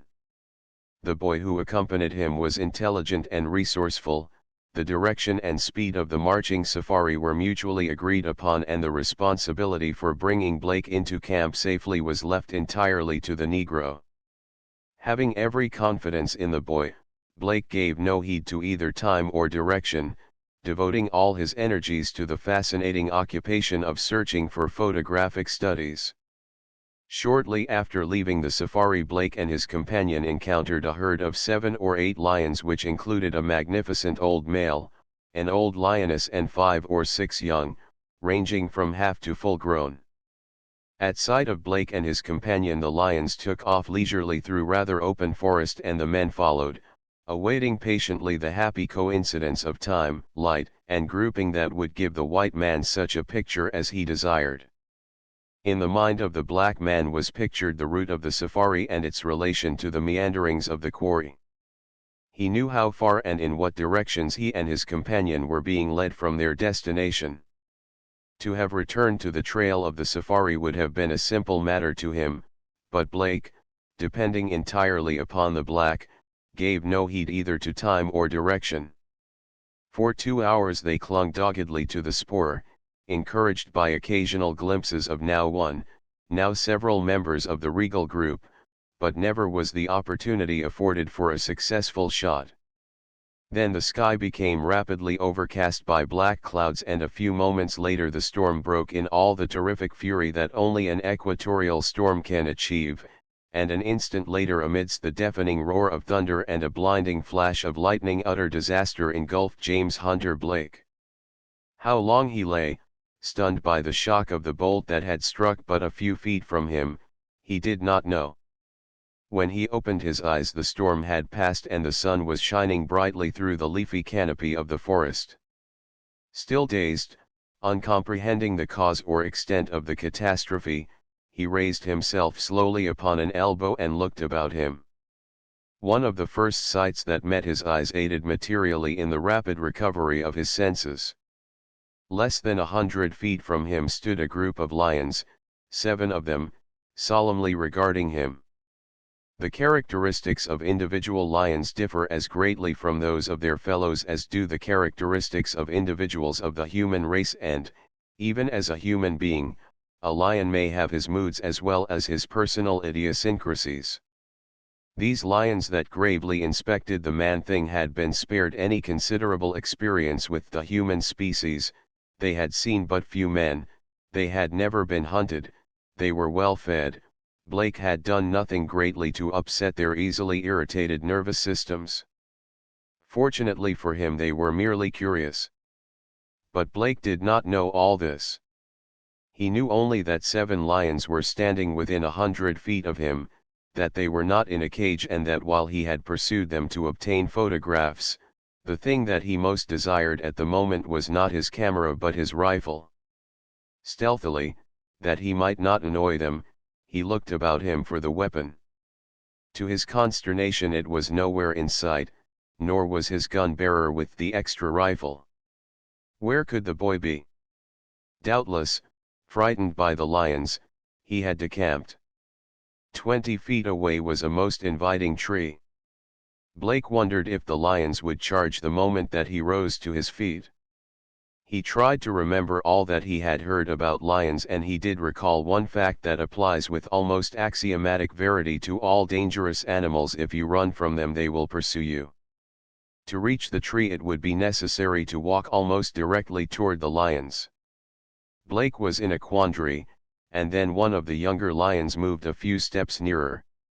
That settled the matter as far as Blake was concerned, for the closer the lions came, the shorter his chance of gaining the tree ahead of them in the event that they elected to prevent. In the midst of a tremendous forest, entirely surrounded by trees, nature had chosen to strike him down almost in the center of a natural clearing. There was a good tree 100 feet away and on the opposite side of the clearing from the lions. Blake stole a longing glance at it and then achieved some rapid mental calculations. If he ran for the farther tree, the lions would have to cover 200 feet while he was covering 100, while if he chose the nearer tree, they must come 80 feet while he was going 20. There seemed, therefore, no doubt as to the greater desirability of the nearer tree, which ruled favored by odds of 2 to 1. Against it, however, loomed the mental hazard that running straight into the face of 7 lions involved. Jim Blake was sincerely, genuinely, and honestly scared, but unless the lions were psychoanalysts, they would never have dreamed the truth as he started nonchalantly and slowly toward them and the tree. The most difficult feat that he had ever accomplished lay in making his legs behave themselves. They wanted to run. So did his feet and his heart and his brain. Only his will held them in leash.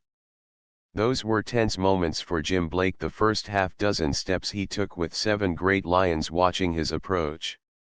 He saw that they were becoming nervous. The lioness moved uneasily. The old male growled. A younger male, he who had started forward, lashed his sides with his tail, flattened his head, bared his fangs and stealthily approached. Blake was almost at the tree when something happened. He never knew what the cause, but inexplicably the lioness turned and bounded away, voicing a low whine, and after her went the other 6. The man leaned against the bole of the tree and fanned himself with his helmet. "Whew," he breathed, "I hope the next lion I see is in the Central Park Zoo." But even lions were forgotten in the developments that the next few moments revealed. After repeated shouts for the black boy had brought no response, and Blake had determined that he must set out in search of him. Nor did he have far to go. On the back track, just inside the clearing, Blake found a few remnants of charred flesh and a blackened and half-molten rifle barrel. Of the camera not a vestige remained. The bolt that had bowled Blake over must have squarely struck his gun bearer, killing him instantly, exploding all the ammunition, destroying the camera and ruining the rifle that he had carried. But what had become of the rifle that had been in Blake's hands? The man searched in all directions, but could not find it, and was finally forced to the conclusion that its disappearance could be attributed only to one of those freakish tricks which severe electrical storms so often play upon helpless and futile humanity. Frankly aware that he was lost and had not the faintest conception of the direction in which lay the proposed camp of his safari, Blake started blindly off on what he devoutly hoped would prove the right route. It was not. His safari was moving northeast. Blake headed north. For 2 days he trudged on through dense forest, sleeping at night among the branches of trees. Once his fitful slumbers were disturbed by the swaying of a branch against which he was braced. As he awoke he felt it sag as to the weight of some large animal. He looked and saw 2 fiery eyes gleaming in the dark. Blake knew it to be a leopard as he drew his automatic and fired point blank. With a hideous scream the great cat sprang or fell to the ground. Blake never knew if he hit it. It did not return, and there were no signs of it in the morning. He found food and water in abundance, and upon the morning of the 3rd day he emerged from the forest at the foot of a range of lofty mountains, and for the first time in weeks reveled in an unobstructed view of the blue sky and saw the horizon again and all that lay between himself and it. He had not realized that he had been depressed by the darkness and the crowding pressure of the trees, but now he experienced all the spiritual buoyancy of a released convict long immured from freedom and the light of day. Rescue was no longer problematical, merely a matter of time. He wanted to sing and shout, but he conserved his energies and started toward the mountains. There had been no native villages in the forest, and so, he reasoned, as there must be native villages in a well-watered country stocked with game, he would find them upon the mountain slopes. Topping a rise he saw below him the mouth of a canyon in the bed of which ran a small stream. A village would be built on water. If he followed the water he would come to the village. Quite easy. He descended to the stream, where he was deeply gratified to find that a well-worn path paralleled it. Encouraged by the belief that he would soon encounter natives and believing that he would have no difficulty in enlisting their services in aiding him to relocate his safari, Blake followed the path upward into the canyon. He had covered something like 3 miles without having discovered any sign of habitation when, at a turn in the path, he found himself at the foot of a great white cross of enormous proportions. Hewn from limestone, it stood directly in the center of the trail and towered above him fully 60 feet. Checked and weather-worn, it gave an impression of great antiquity, which was further borne out by the remains of an almost obliterated inscription upon the face of its massive base. Blake examined the carved letters, but could not decipher their message.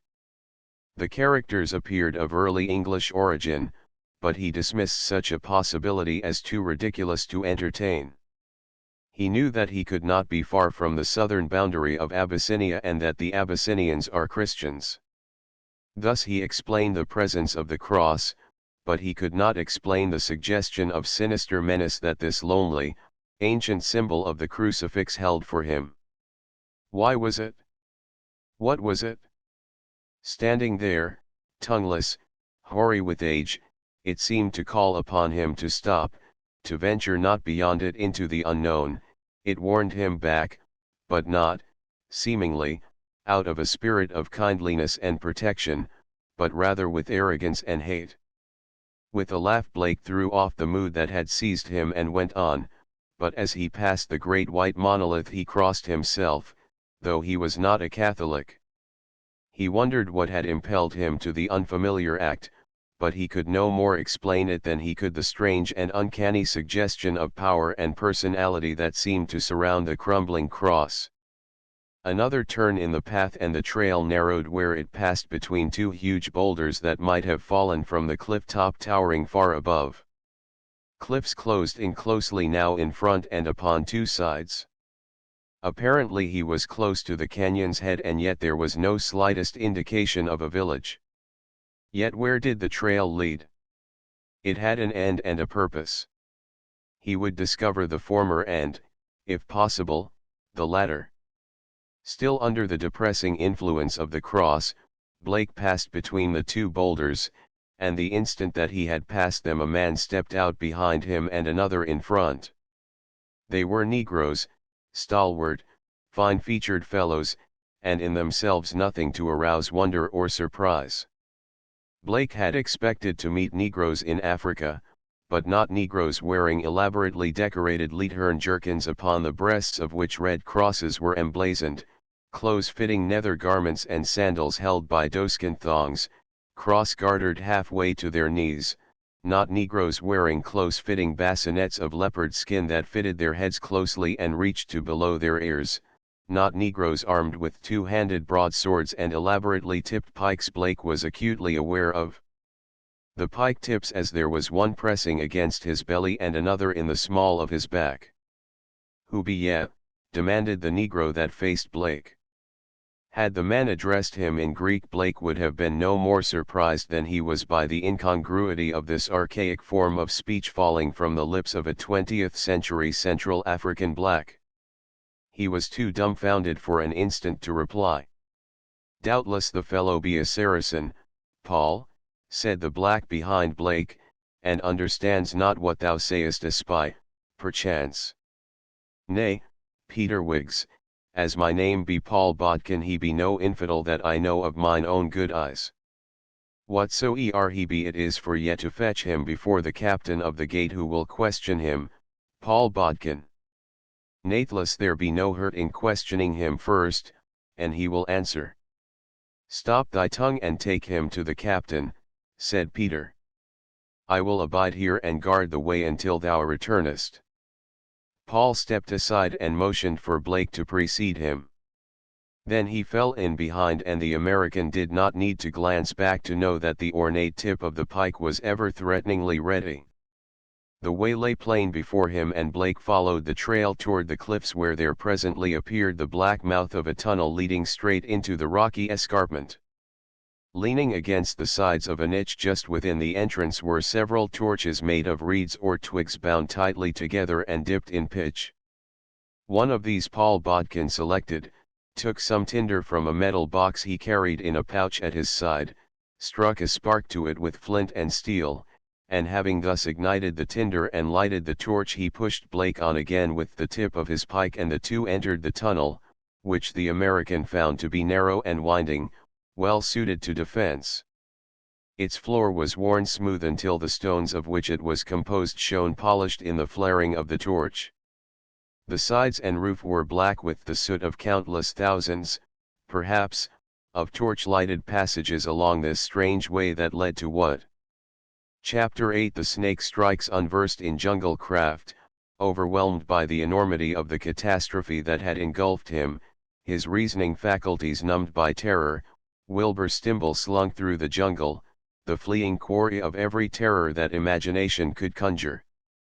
Matted filth caked the tattered remnants of his clothing that scarce covered the filth of his emaciated body. His once graying hair had turned to white, matching the white stubble of a 4 days' beard. He followed a broad and well-marked trail along which men and horses, sheep and goats had passed within the week, and with the blindness and ignorance of the city dweller he thought that he was on the spoor of Blake's safari. Thus it came that he stumbled, exhausted, into the menzil of the slow-moving Ibn Jad.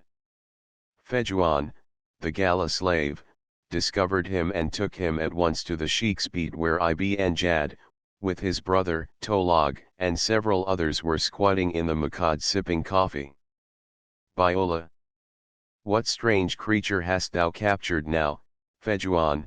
Demanded the Sheikh. Perhaps a holy man, replied the black, for he is very poor and without weapons and very dirty. Yes, surely he must be a very holy man. Who art thou? Demanded Ibn Jad. I am lost and starving. Give me food, begged Stimble. But neither understood the language of the other.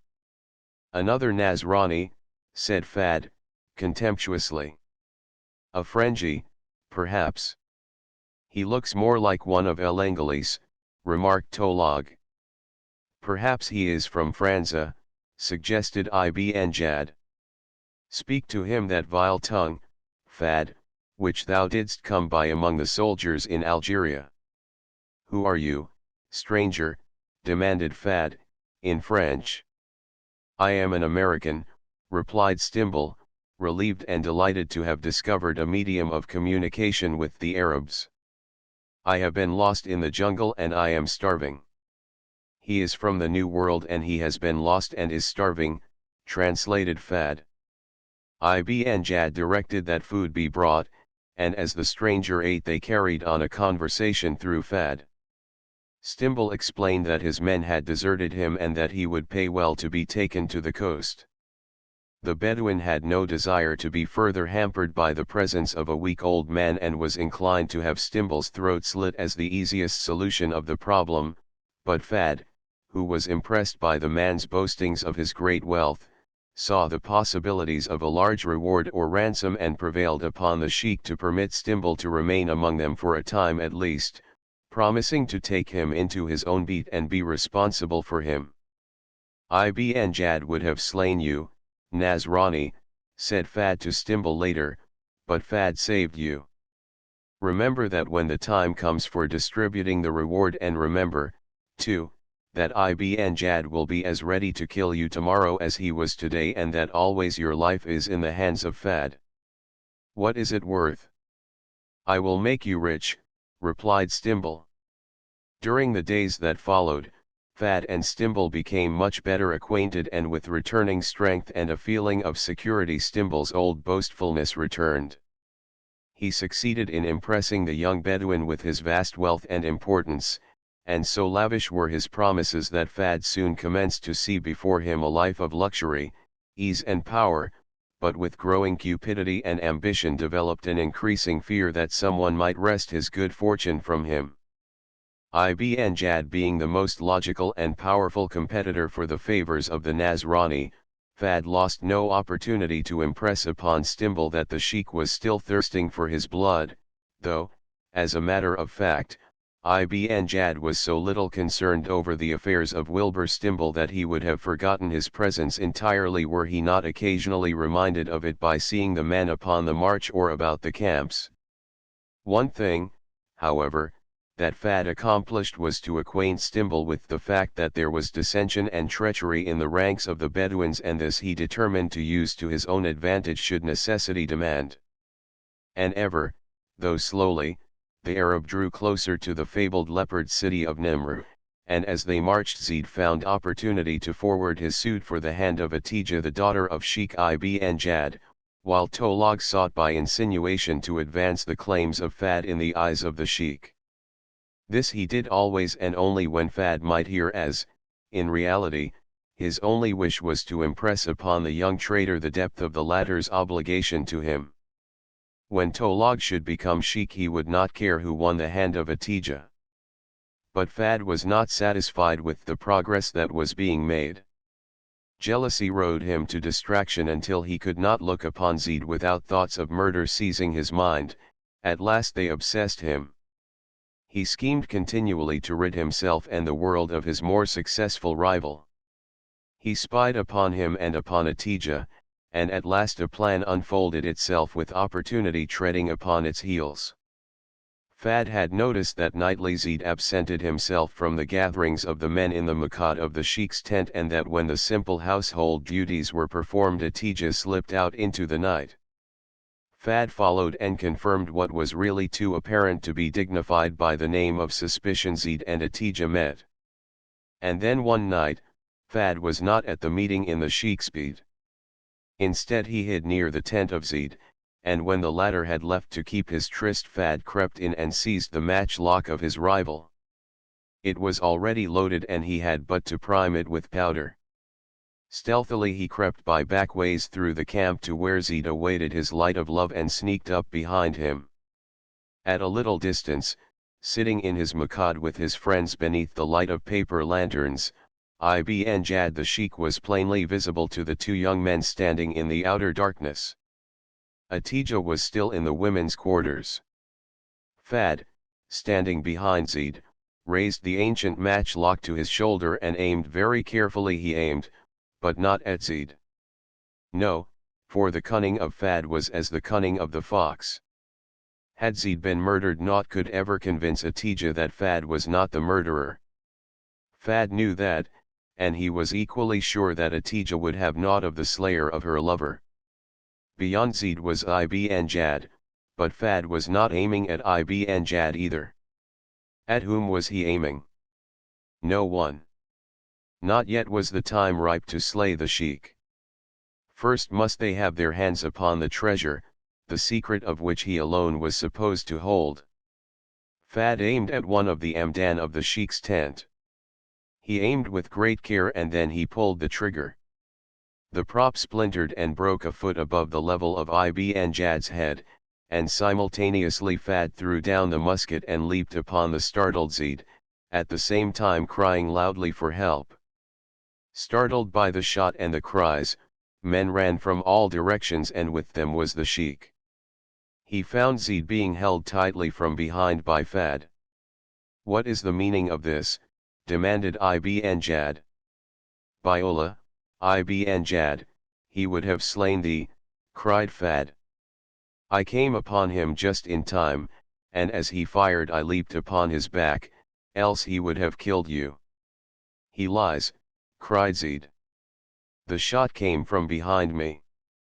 If any fired upon Ibn Jad it was Fad himself." Atija, wide-eyed, ran to her lover. "Thou didst not do it, Zeid, tell me that thou didst not do it." "As Allah is my God and Mohammed his prophet, I did not do it," swore Zeid. "I would not have thought it of him," said Ibn Jad. Cunning, Fad did not mention the matchlock. Shrewdly he guessed that its evidence would be more potent if discovered by another than he, and that it would be discovered he was sure. Nor was he wrong. Tolog found it. "Here," he exclaimed, "is the weapon. Let us examine it beneath the light," said Ibn Jad. "It should dispel our doubts more surely than any lying tongue." As the party moved in the direction of the sheik's beat, Zeid experienced the relief of one reprieved from death, for he knew that the testimony of the matchlock would exonerate him. It could not be his. He pressed the hand of Atija, walking at his side. Beneath the light of the paper lanterns in the Makad, Ibn Jad held the weapon beneath his gaze as, with craning necks, the others pressed about him. A single glance sufficed. With stern visage the sheik raised his eyes. "It is Zeid's," he said. Atija gasped and drew away from her lover. "I did not do it." "It is some trick," cried Zeid. "Take him away," commanded Ibn Jad. "See that he is tightly bound." Atija rushed to her father and fell upon her knees. "Do not slay him," she cried. "It could not have been he. I know it was not he." "Silence, girl," commanded the sheik sternly. "Go to thy quarters and remain there." They took Zeid to his own beat and bound him securely, and in the mukad of the sheik the elders sat in judgment while from behind the curtains of the women's quarters, Atija listened. "At dawn, then, he shall be shot." This was the sentence that Atija heard passed upon her lover. Behind his greasy thorib Fad smiled a crooked smile. In his black house of hair Zeid struggled with the bonds that held him, for though he had not heard the sentence he was aware of what his fate would be. In the quarters of the harem of the Sheikh Ibn Jad the Sheikh's daughter lay sleepless and suffering. Her long lashes were wet with tears but her grief was silent. Wide-eyed she waited, listening, and presently her patience was rewarded by the sounds of the deep, regular breathing of Ibn Jad and his wife, her Fa. They slept. Atija stirred. Stealthily she raised the lower edge of the tent cloth beside which lay her sleeping mat and rolled quietly beneath it into the mukad, now deserted. Groping, she found the matchlock of Zeid where Ibn Jad had left it. She carried also a bundle wrapped in an old thorib, the contents of which she had gathered earlier in the evening when her Fa, occupied with her duties, had been temporarily absent from the women's quarters. Atija emerged from the tent of her father and crept cautiously along the single, irregular street formed by the pitched tents of the Arab until she came to the beat of Zeid. For a moment she paused at the opening, listening, then she entered softly on sandaled feet. But Zeid, sleepless, struggling with his bonds, heard her. "Who comes?" he demanded. "SSSH," cautioned the girl. "It is I, Atija." She crept to his side. "Beloved," he murmured. Deftly the girl cut the bonds that held his wrists and ankles. "I have brought thee food and thy musket," she told him. "These and freedom I give thee, the rest thou must do thyself. Thy mare stands tethered with the others.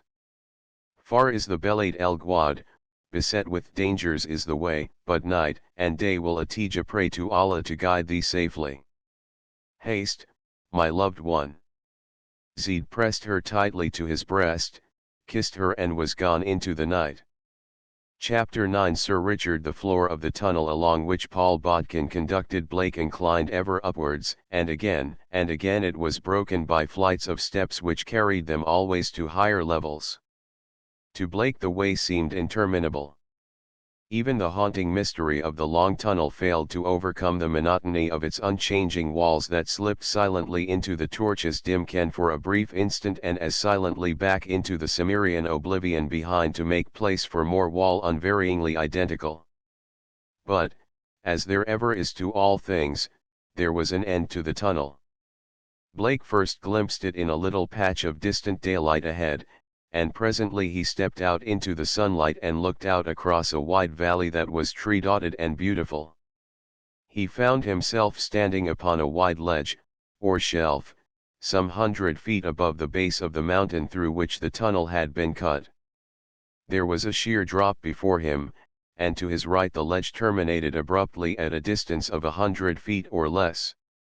Then he glanced to the left and his eyes went wide in astonishment. Across the shelf stood a solid wall of masonry flanked at either side by great, round towers pierced by long, narrow embrasures.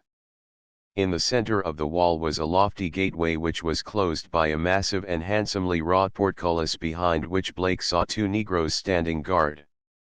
They were clothed precisely as his captors, but held great battle axes, the butts of which rested upon the ground. "What ho, the gate!" shouted Paul Bodkin. "Open to the outer guard and a prisoner." Slowly the portcullis rose and Blake and his captor passed beneath. Directly inside the gateway and at the left, built into the hillside, was what was evidently a guardhouse. Before it loitered a score or so of soldiers, uniformed like Paul Bodkin, upon the breast of each the red cross. To a heavy wooden rail gaily caparisoned horses were tethered, their handsome trappings recalling to Blake's memory paintings he had seen of mounted knights of medieval England. There was so much of unreality in the strangely garbed blacks, the massive barbican that guarded the way, the trappings of the horses, that Blake was no longer capable of surprise when one of the two doors in the guardhouse opened and there stepped out a handsome young man clad in a hauberk of chain mail over which was a light surcoat of rough stuff, dyed purple. Upon the youth's head fitted a leopard skin bassinet from the lower edge of which depended a camail or gorget of chain mail that entirely surrounded and protected his throat and neck. He was armed only with a heavy sword and a dagger, but against the side of the guardhouse, near the doorway where he paused to look at Blake, leaned a long lance, and near it was a shield with a red cross emblazoned upon its boss. "O d zounds!" exclaimed the young man. "What hast thou there, varlet?" "A prisoner, an it pleases thee, noble lord," replied Paul Bodkin, deferentially. "A Saracen, of a surety," stated the young man. "Nay, and I may make so bold, Sir Richard," replied Paul, "but methinks he be no Saracen." "And why?" "With mine own eyes I did see him make the sign before the cross." "Fetch him hither, lout." Bodkin prodded Blake in the rear with his pike, but the American scarce noticed the offense, so occupied was his mind by the light of truth that had so suddenly illuminated it. In the instant he had grasped the solution. He laughed inwardly at himself for his denseness. Now he understood everything, and these fellows thought they could put it over on him, did they? Well, they had come near to doing it, all right. He stepped quickly toward the young man and halted, upon his lips a faintly sarcastic smile. The other eyed him with haughty arrogance. "Whence comest thou?" he asked, "and what doest thou in the valley of the sepulchre, varlet?" Blake's smile faded. Too much was too much. "Cut the comedy, young fellow," he drawled in his slow way. "Where's the director?" "Director? Forsooth, I know not what thou meanest." "Yes, you don't," snapped Blake, with fine sarcasm. "But let me tell you right off the bat that no $7.50 a day extra can pull anything like that with me. Od's blood, fellow. I ken not the meaning of all the words, but I mislike thy tone. It savours o'er much of insult to fall sweetly upon the ears of Richard Montmorency." "Be yourself," advised Blake. "If the director isn't handy, send for the assistant director, or the cameraman. Even the continuity writer may have more sense than you seem to have." "Be myself? And who thinkest thee I would be other than Richard Montmorency, a noble knight of Nimr?" Blake shook his head in despair, then he turned to the soldiers who were standing about listening to the conversation. He thought some of them would be grinning at the joke that was being played on him, but he saw only solemn, serious faces. "Look here," he said, addressing Paul Bodkin, "don't any of you know where the director is?" "Director," repeated Bodkin, shaking his head. "There be none in Nimr thus yclept, nay, nor in all the valley of the sepulchre that I wot." "I'm sorry," said Blake, "the mistake is mine, but if there is no director there must be a keeper." "May I see him?" "Ah, keeper," cried Bodkin, his face lighting with understanding. "Sir Richard is the keeper." "My God," exclaimed Blake, turning to the young man. "I beg your pardon, I thought that you were one of the inmates." "Inmates? Indeed thou speakest a strange tongue, and yet withal it hath the flavour of England," replied the young man gravely. "But yon varlet be right, I am indeed this day the keeper of the gate."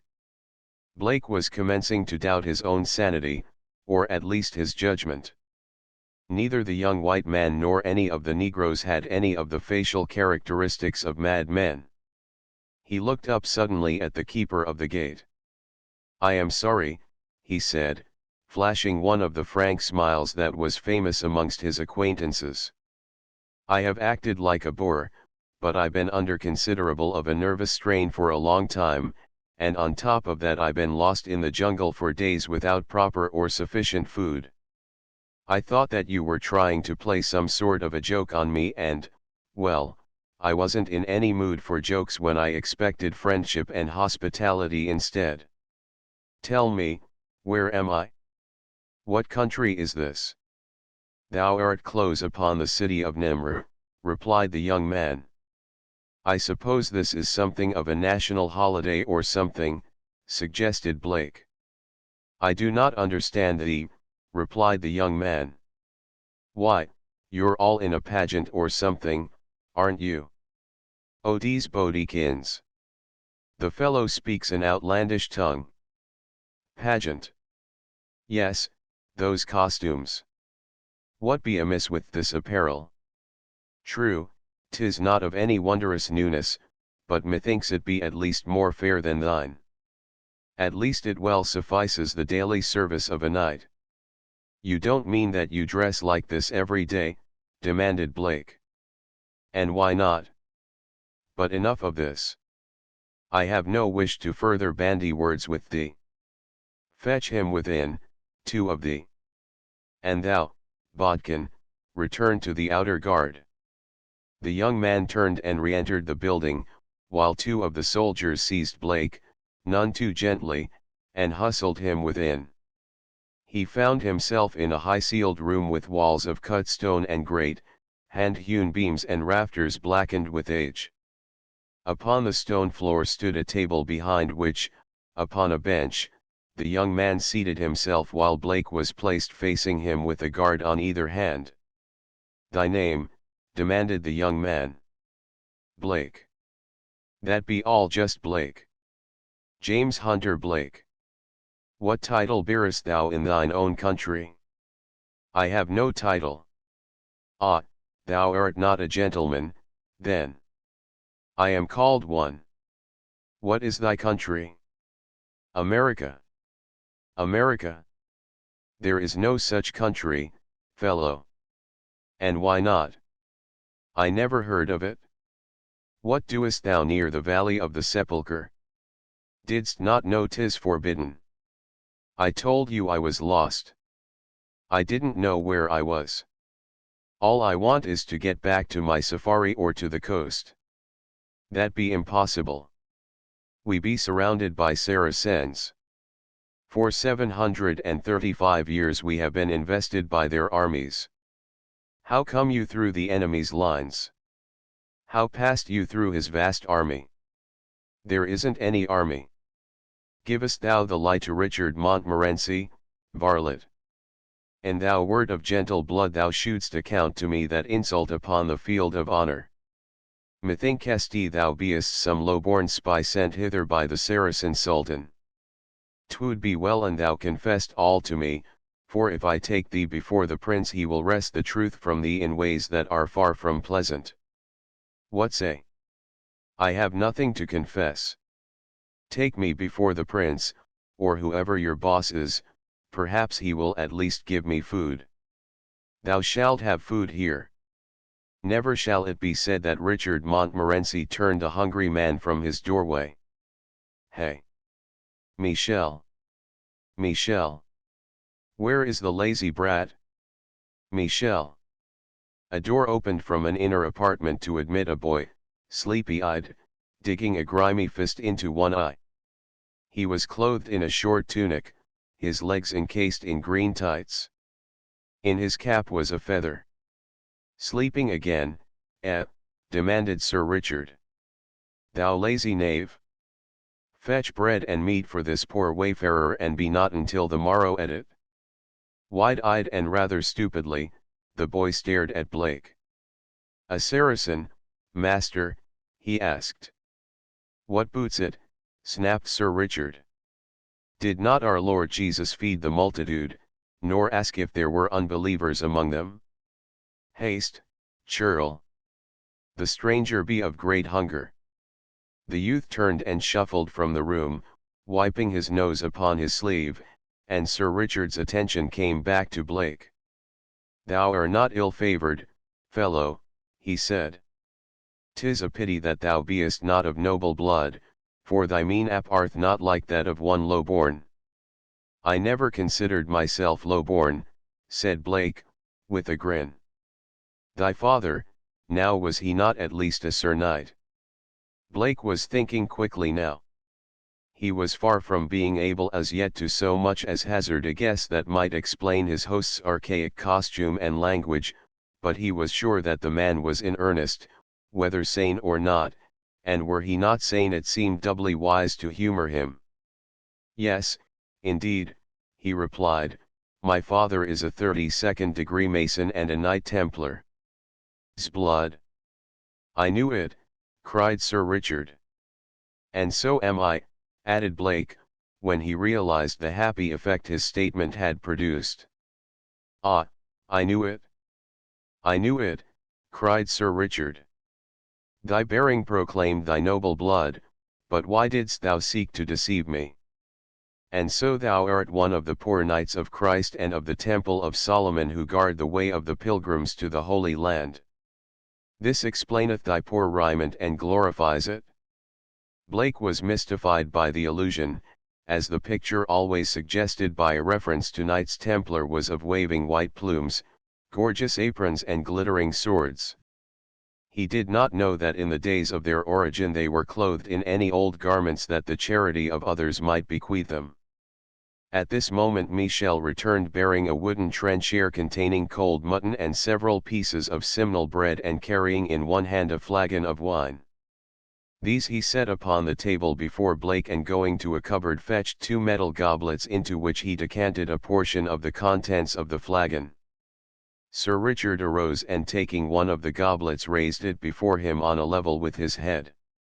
"Hal, Sir James," he cried, "and welcome to Nimr and the Valley of the Sepulchre."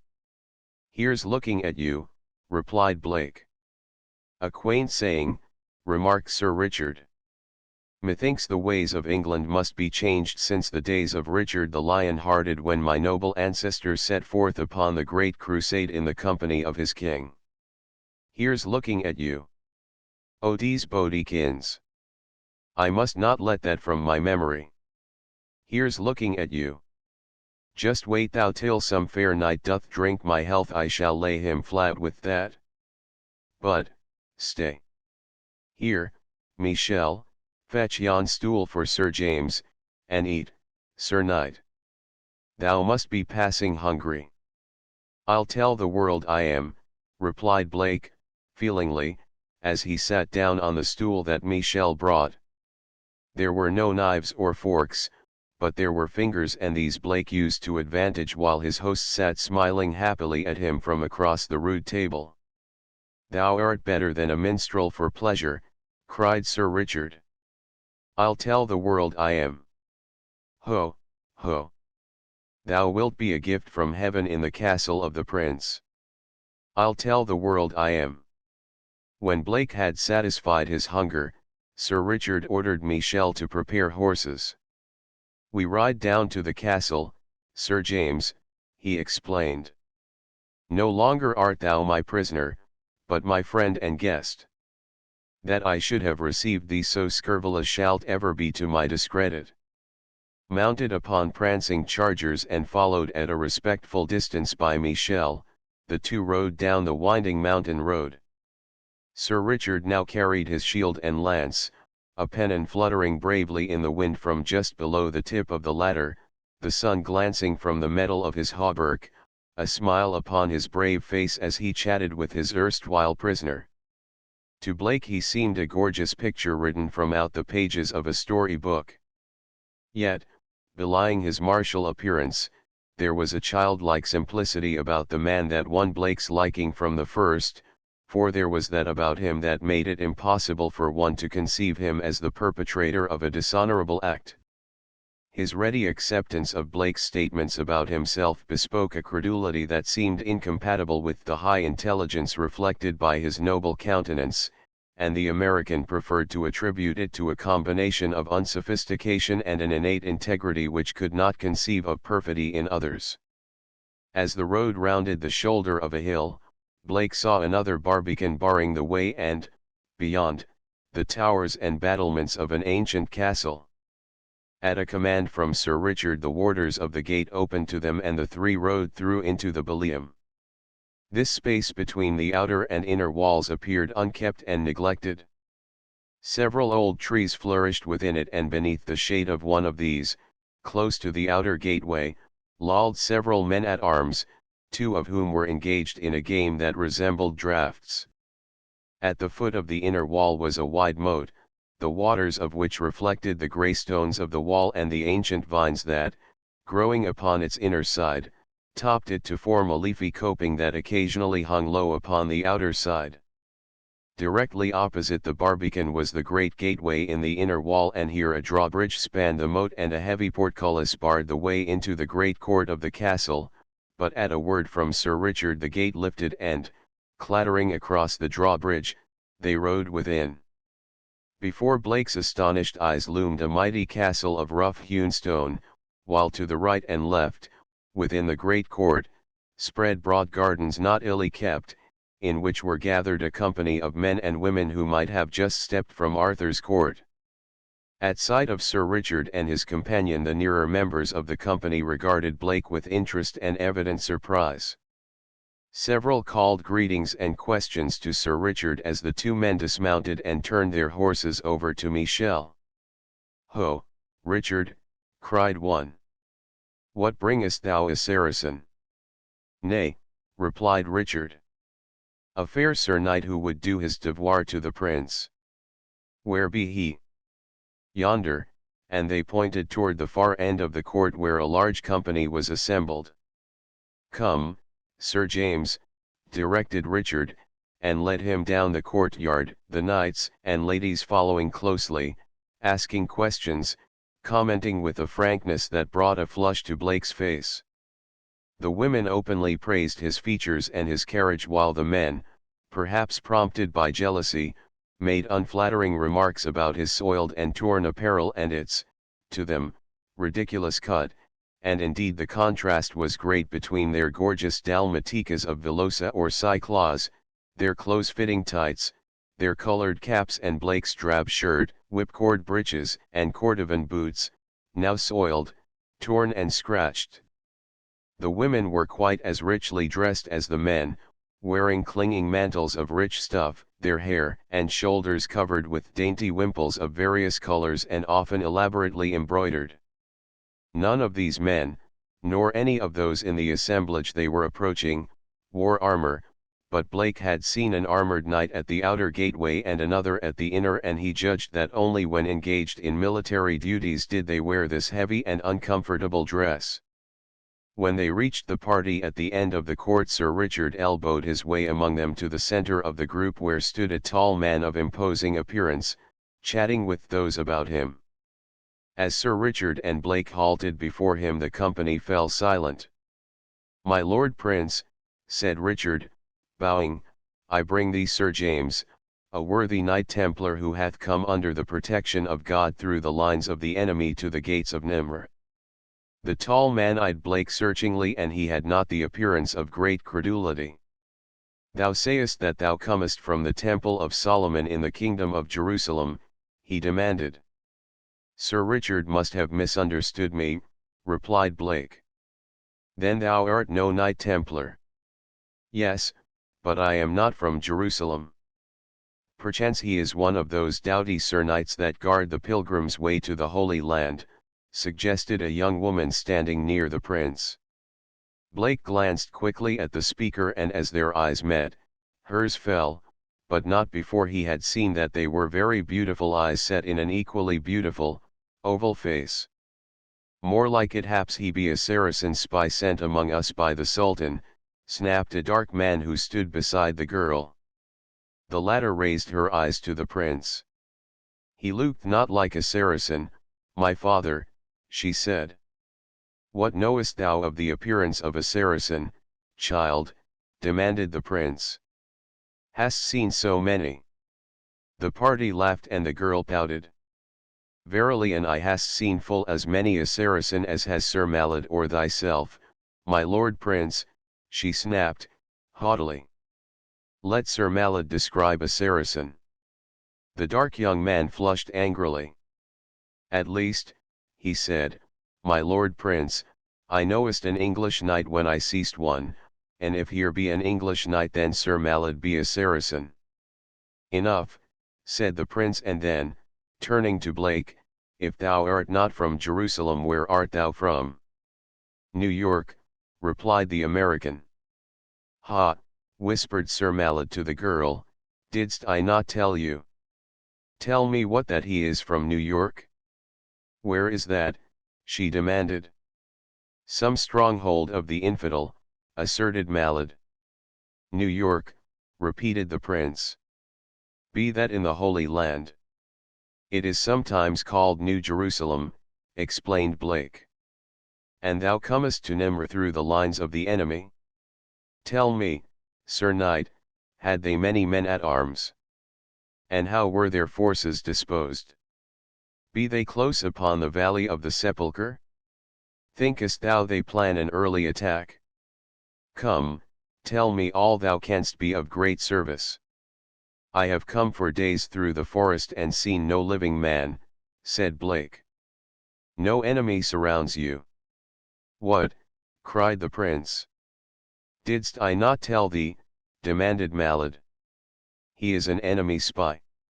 He wouldst lead us into the belief that we are safe, that the forces of the Sultan may find us off our guard and take Nimr and the valley. Od's blood! "Methinks thou beest right, Sir Malad," cried the prince. "No enemy indeed. Why else then hast the knights of Nimr lain here 7.5 centuries if there be no horde of infidels surrounding our stronghold?" "Search me," said Blake. What?" demanded the prince. "He hath a quaint manner of speech, my lord prince," explained Richard, "but I do not think him an enemy of England. Myself will vouch for him, and you will take him into your service, my lord prince." "Wouldst enter my service, sir?" demanded the prince. Blake glanced at Sir Malad and looked dubious, then his eyes wandered to those of the girl. "I'll tell the world I would," he said. Chapter X The return of Olala. Numa was hungry. For 3 days and 3 nights he had hunted, but always the prey had eluded him. Perhaps Numa was growing old. Not so keen were his scent and his vision, not so swift his charges, nor well timed the spring that heretofore had brought down the quarry. So quick the food of Numa that a fraction of a second, a hair's breadth, might mark the difference between a full belly and starvation. Perhaps Numa was growing old, yet he still was a mighty engine of destruction, and now the pangs of hunger had increased his ferocity manyfold, stimulated his cunning, emboldened him to take great risks that his belly might be filled. It was a nervous, irascible, ferocious Numa that crouched beside the trail. His up-pricked ears, his intent and blazing eyes, his quivering nostrils, the gently moving tail tip, evidenced his awareness of another presence. Down the wind to the nostrils of Numa the lion came the man scent. 4 days ago, his belly full, Numa had doubtless slunk away at the first indication of the presence of man, but today is another day and another Numa. Zed, 3 days upon the back track from the Menzil of the Sheikh Ibn Jad, thought of Atija, of Fargwad, congratulated himself upon the good fortune that had thus far smiled upon his escape and flight. His mare moved slowly along the jungle trail, unurged, for the way was long, and just ahead a beast of prey waited in ambush. But Numa's were not the only ears to hear, nor his nostrils the only nostrils to scent the coming of the man-thing. Another beast crouched near, unknown to Numa. Over-anxious, fearful of being cheated of his meat, Numa made a false move. Down the trail came the mare. She must pass within a yard of Numa, but Numa could not wait.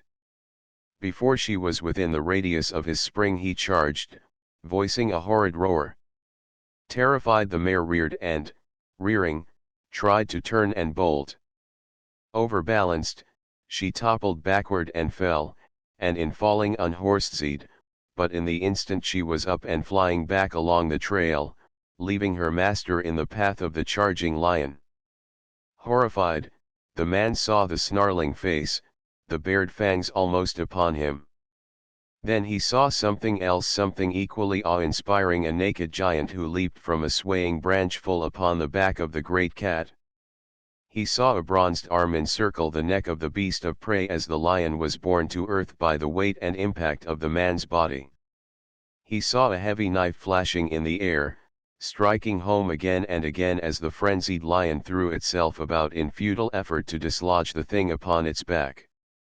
He heard the roars and the growls of Eladria, and mingled with them were growls and snarls that turned his blood cold, for he saw that they came from the lips of the man-beast. Then Numa went limp and the giant arose and stood above the carcass.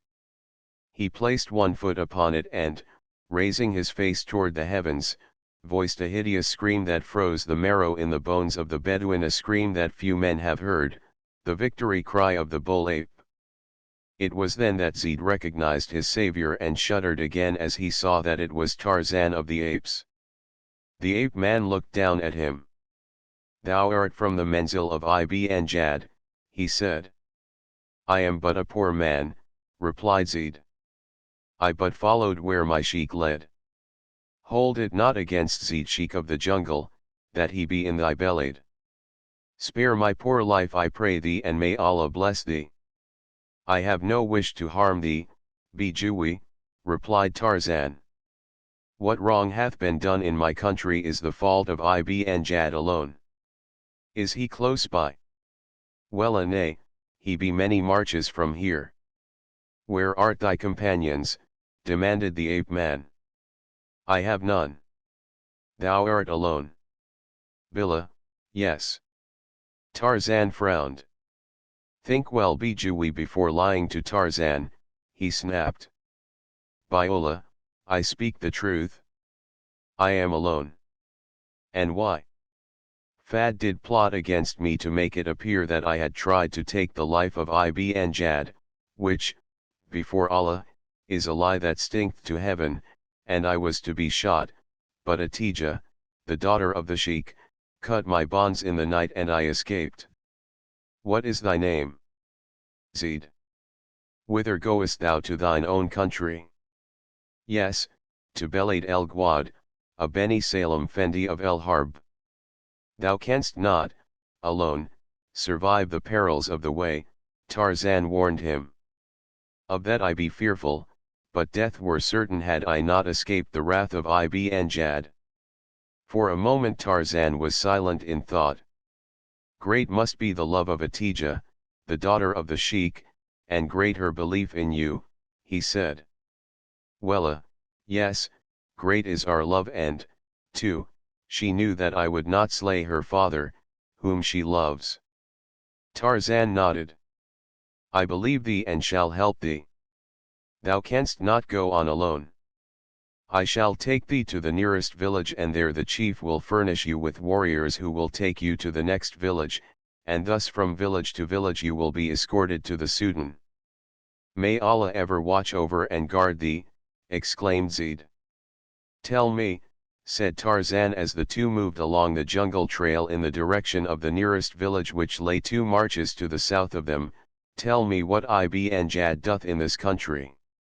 It is not true that he came for ivory alone. Am I not right?" "Well, yes, Sheik Tarzan," admitted Zed. "Ibn Jad came for treasure, but not for ivory." "What, then?" "In El Habash lies the treasure city of Nimr," explained Zed.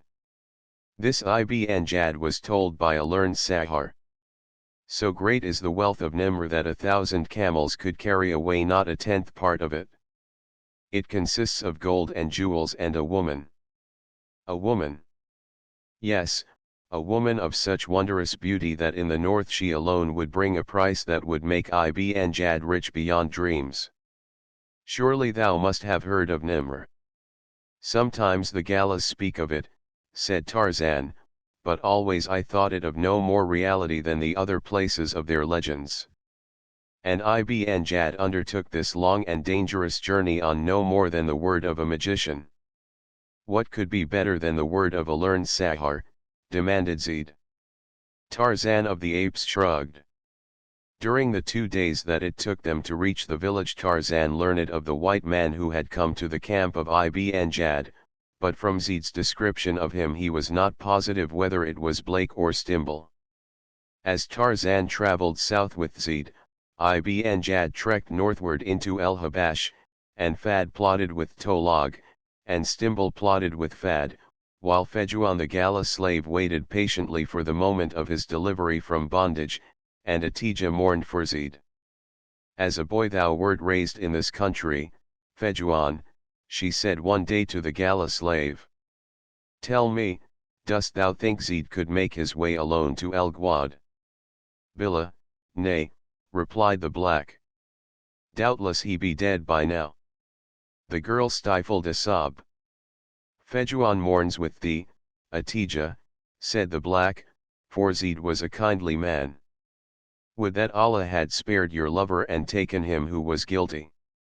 What do you mean? Asked Atija. Knowest thou, Fejuan, who fired the shot at Ibn Jad, my father? It was not Zeid. Tell me it was not Zeid. But thy words tell me that, which I well knew before. Zeid could not have sought the life of my father. Nor did he, replied Fejuan. Tell me what you know of this thing. And you will not tell another who told you, he asked. It would go hard with me if one I am thinking of knew that I had seen what I did see. I swear by Allah that I will not betray you, Fejuan, cried the girl. Tell me, what didst thou see? I did not see who fired the shot at thy father, Atija, replied the black, but something else I saw before the shot was fired. Yes, what was it? I saw Fad creep into the beat of Zeid and come out again bearing Zeid's matchlock. That I saw. I knew it. I knew it, cried the girl. But Ibn Jad will not believe if you tell him. I know, but now that I am convinced perhaps I shall find a way to have Fad's blood for the blood of Zeid, cried the girl, bitterly.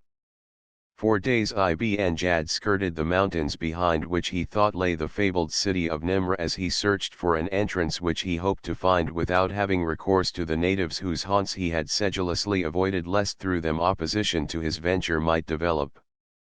The country was sparsely settled, which rendered it easy for the Arab to avoid coming into close contact with the natives, though it was impossible that the Gallas were ignorant of their presence.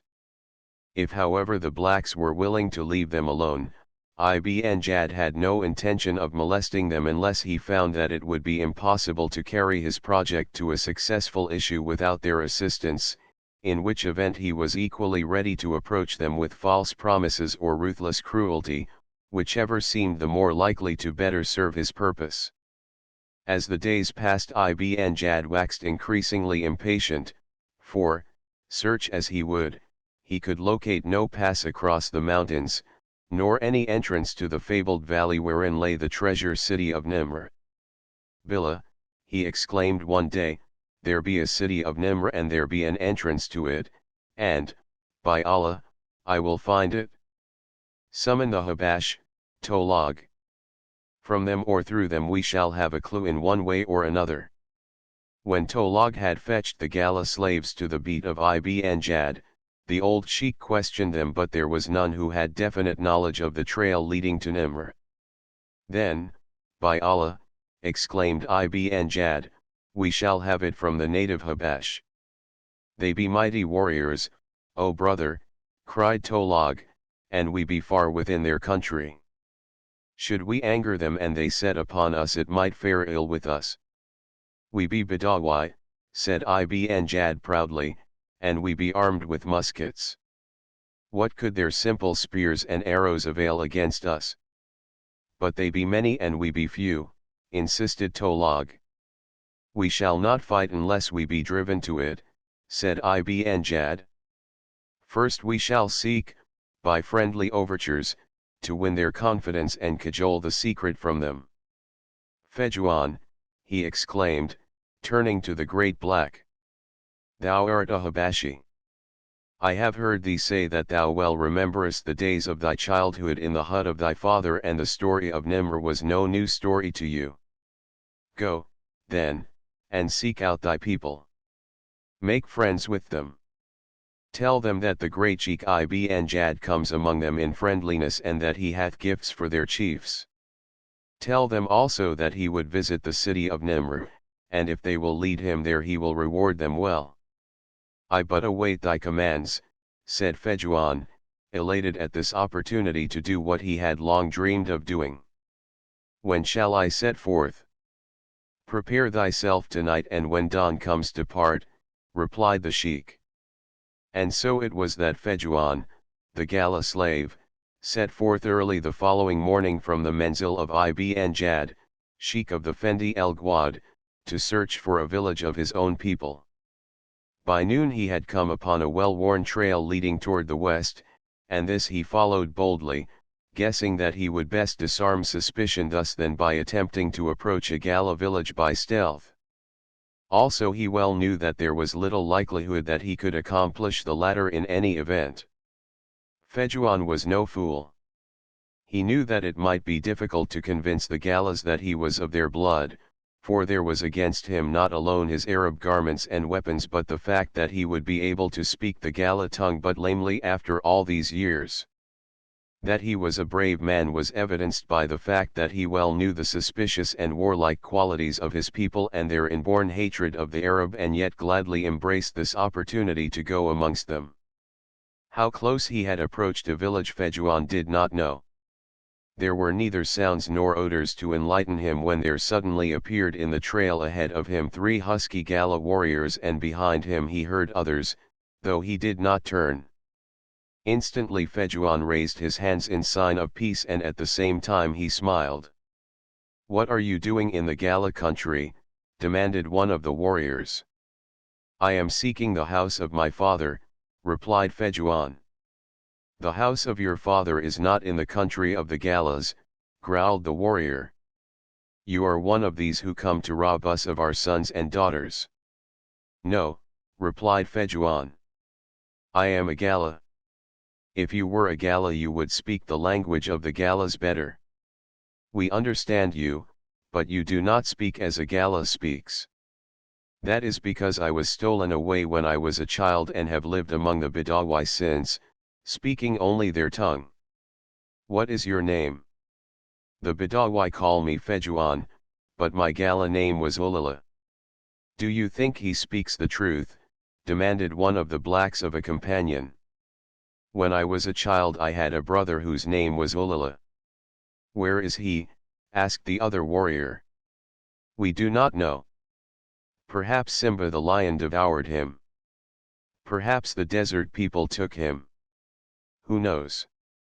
Perhaps he speaks the truth," said the second warrior. "Perhaps he is your brother. Ask him his father's name." "What was your father's name?" demanded the first warrior. "Nalini," replied Fejuan. At this reply the Galla warriors became excited and whispered among themselves for several seconds. Then the first warrior turned again to Fejuan. "Did you have a brother?" he demanded. "Yes," replied Fejuan. "What was his name?" "Tabo," answered Fejuan without hesitation. The warrior who had questioned him leaped into the air with a wild shout. "It is Ulala," he cried. "It is my brother. I am Tabo, Ulala. Do you not remember me?" "Tabo," cried Fejuan. "No, I would not know you, for you were a little boy when I was stolen away, and now you are a great warrior. Where are our father and mother? Are they alive? Are they well?" "They are alive and well, Ulala," replied Tabo. "Today they are in the village of the chief, for there is a great council because of the presence of some desert people in our country." "Came you with them?" "Yes, I am a slave to the desert people," replied Fejuan. Is it far to the village of the chief? I would see my mother and my father and, too, I would talk with the chief about the desert people who have come to the country of the Gallas. Come, brother, cried Tabo. We are not far from the village of the chief. Ah, my brother, that I should see you again whom we thought to be dead all these years. Great will be the joy of our father and mother. But, tell me, have the desert people turned you against your own people? You have lived with them many years. Perhaps you have taken a wife among them. Are you sure that you do not love them better than you love those whom you have not seen for many years? I do not love the Badawi, replied Fejuan, nor have I taken a wife among them. Always in my heart has been the hope of returning to the mountains of my own country, to the house of my father. I love my own people, Tabo. Never again shall I leave them. The desert people have been unkind to you, they have treated you with cruelty, demanded Tabo. Nay, on the contrary, they have treated me well, replied Fejuan. I do not hate them, but neither do I love them. They are not of my own blood. I am a slave among them. As they talked, the party moved along the trail toward the village while two of the warriors ran ahead to carry the glad tidings to the father and mother of the long-missing Ulala. And so it was that when they came within sight of the village they were met by a great crowd of laughing, shouting Gallas, and in the forerank were the father and mother of Fejuan, their eyes blinded by the tears of love and joy that welled at sight of this long-gone child. After the greetings were over, and every man, woman, and child in the company must crowd close and touch the returned wanderer, Tabo conducted Fejuan into the village and the presence of the chief. Batondo was an old man. He had been chief when Ulala was stolen away.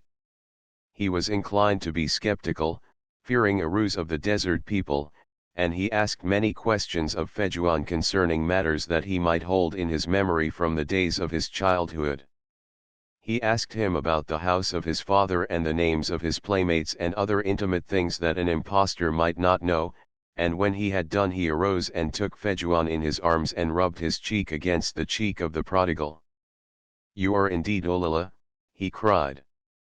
Welcome back to the land of your people. Tell me now what the desert people do here. Have they come for slaves? The desert people will always take slaves when they can get them, but Ibn Jad has not come first for slaves, but for treasure. Ai. What treasure? Demanded Batondo. He has heard of the treasure city of Nimr, replied Fejuan. It is a way into the valley where lies Nimr that he seeks. For this he sent me to find Gallas who would lead him to Nimr. He will make gifts and he promises rich rewards when he shall have wrested the treasure from Nimr. Are these true words? Asked Batondo. There is no truth in the beards of the desert dwellers, replied Fejuan.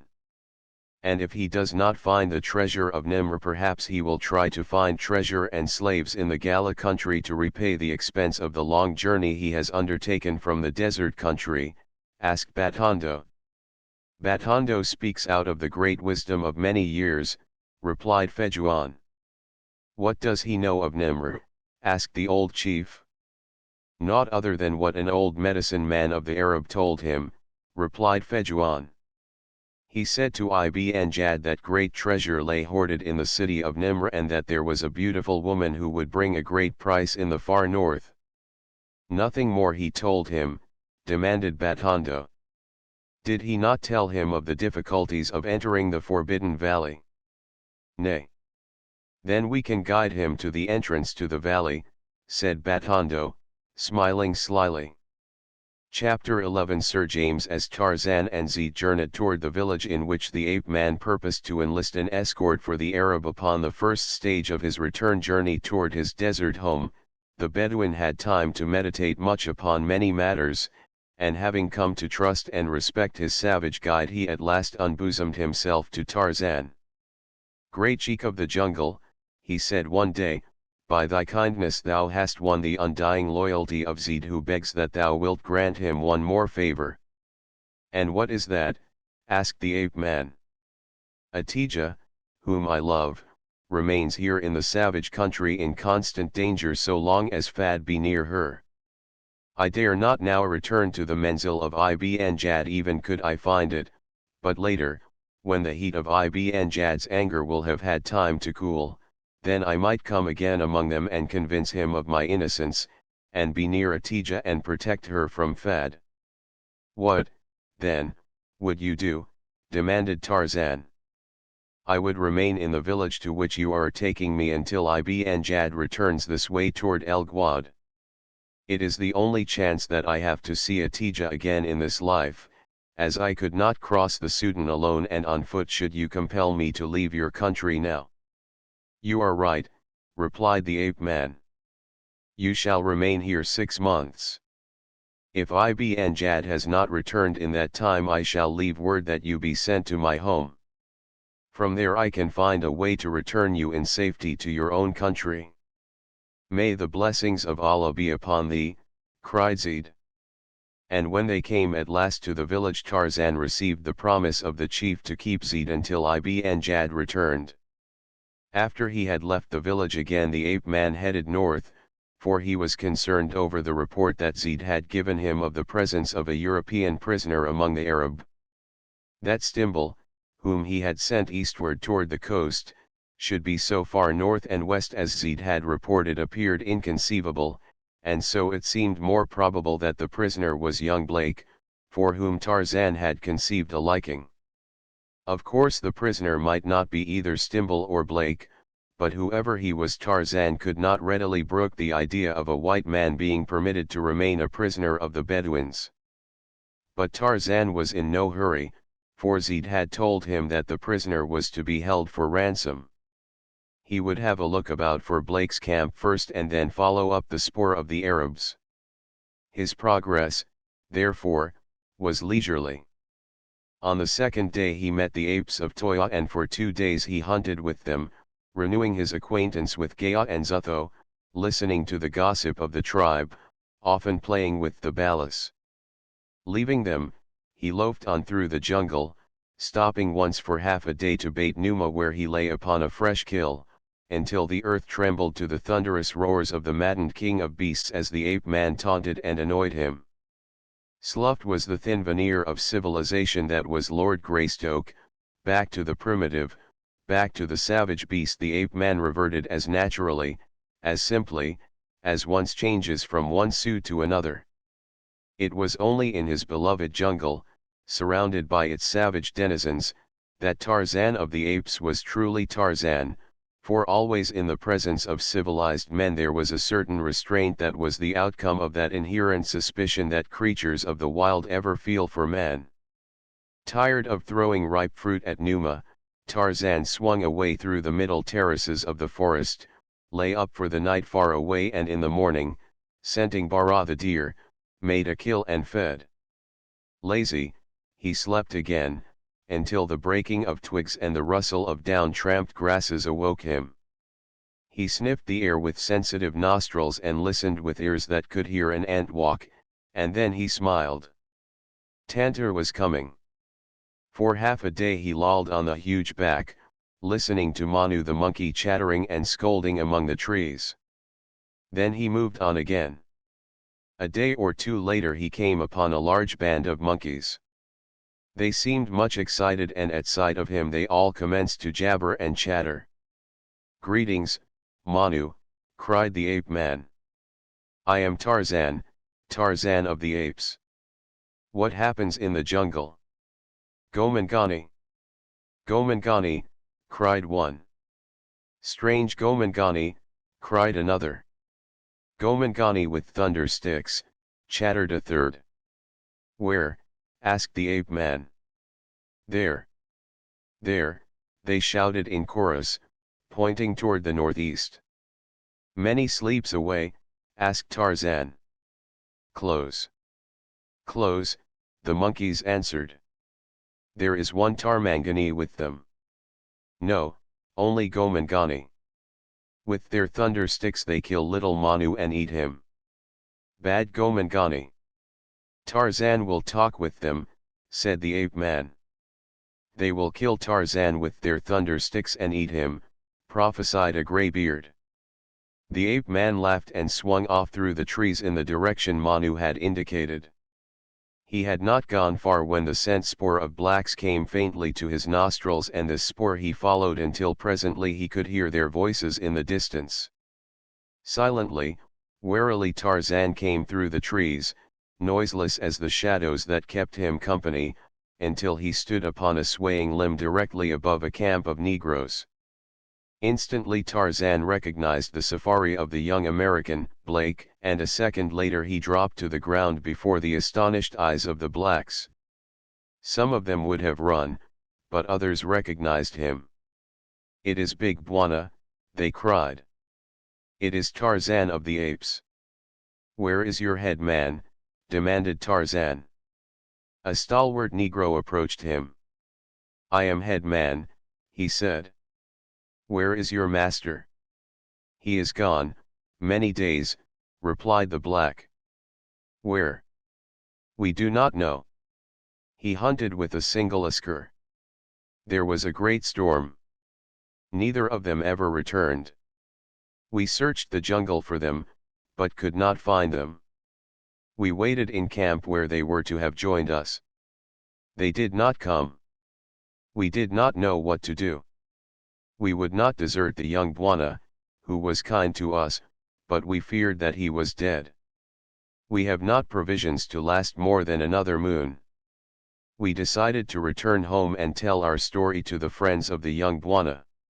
"You have done well," said Tarzan. "Have you seen a company of the desert people in the jungle?" "We have not seen them," replied the head man, "but while we were searching for the young Bwana we saw where desert people had camped. It was a fresh camp." "Where?" The black pointed. "It was on the trail to the North Gala country in Abyssinia, and when they broke camp they went north." "You may return to your village," said Tarzan, "but first take those things which are the young Bwana's to his friends to keep for him, and send a runner to the home of Tarzan with this message: send 100 Waziri to Tarzan in the North Gala country. From the waterhole of the smooth, round rocks follow the trail of the desert people." "Yes, Big Bwana, it will be done," said the head man. "Repeat my message." The black boy did as he was bidden. "Good," said Tarzan. "I go. Kill not Manu the monkey if you can find other food, for Manu is the cousin of Tarzan and of you." "We understand, Big Bwana." In the castle of Prince Gobred in the city of Nimr, James Hunter Blake was being schooled in the duties of a knight of Nimr. Sir Richard had taken him under his protection and made himself responsible for his training and his conduct. Prince Gobred, quick to realize Blake's utter ignorance of even the simplest observances of knighthood, was frankly skeptical, and Sir Malad was almost openly antagonistic, but the loyal Sir Richard was a well-beloved knight, and so he had his way. Perhaps, too, the influence of the Princess Guinalda was not without its effect upon her sire, for first among the treasures of the Prince of Nimr ranked his daughter Guinalda, and Guinalda's curiosity and interest had been excited by the romance of the coming of this fair stranger knight to the buried and forgotten city of Nimr. Sir Richard had clothed Blake from his own wardrobe until a weaver, a cutter of cloth, a seamstress, and an armourer could fashion one for him. Nor did it take long. A week found Sir James clothed, armoured and horsed as befitted a knight of Nimr, and when he spoke to Sir Richard of payment for all this he found that money was almost unknown among them. There were, Sir Richard told him, a few pieces of coin that their ancestors had brought here 735 years before, but payment was made by service. The knights served the prince and he kept them. They protected the laborers and the artisans and in return received what they required from them. The slaves received their food and clothing from the prince or from whichever knight they served. Jewels and precious metals often changed hands in return for goods or service, but each transaction was a matter of barter as there were no standards of value. They cared little for wealth. The knights valued most highly their honor and their courage, upon which there could be no price. The artisan found his reward in the high perfection of his handicraft and in the honors that it brought him. The valley provided food in plenty for all, the slaves tilled the ground, the freedmen were the artisans, the men at arms, the herders of cattle, the knights defended Nimr against its enemies, competed in tourneys and hunted wild game in the valley and its surrounding mountains. As the days passed, Blake found himself rapidly acquiring a certain proficiency in knightly arts under the wise tutorage of Sir Richard. The use of sword and buckler he found most difficult, notwithstanding the fact that he had been proficient with the foils in his college days, for the knights of Nimr knew naught of the defensive use of their two-edged weapons and seldom used the point for other purpose than the coup de grace. For them the sword was almost wholly a cutting weapon, the buckler their sole defense, but as Blake practiced with this weapon it dawned upon him that his knowledge of fencing might be put to advantage should the necessity arise, to the end that his awkwardness with the buckler should be outweighed by his nicer defensive handling of his sword and his offensive improved by the judicious use of the point, against which they had developed little or no defense. The lance he found less difficult, its value being so largely dependent upon the horsemanship of him who wielded it, and that Blake was a splendid horseman was evidenced by his polo rating as an 8-goal man. The ballium, or outer court, which lay between the inner and outer walls of the castle and entirely surrounded it, was, upon the north or valley side, given over entirely to knightly practice and training.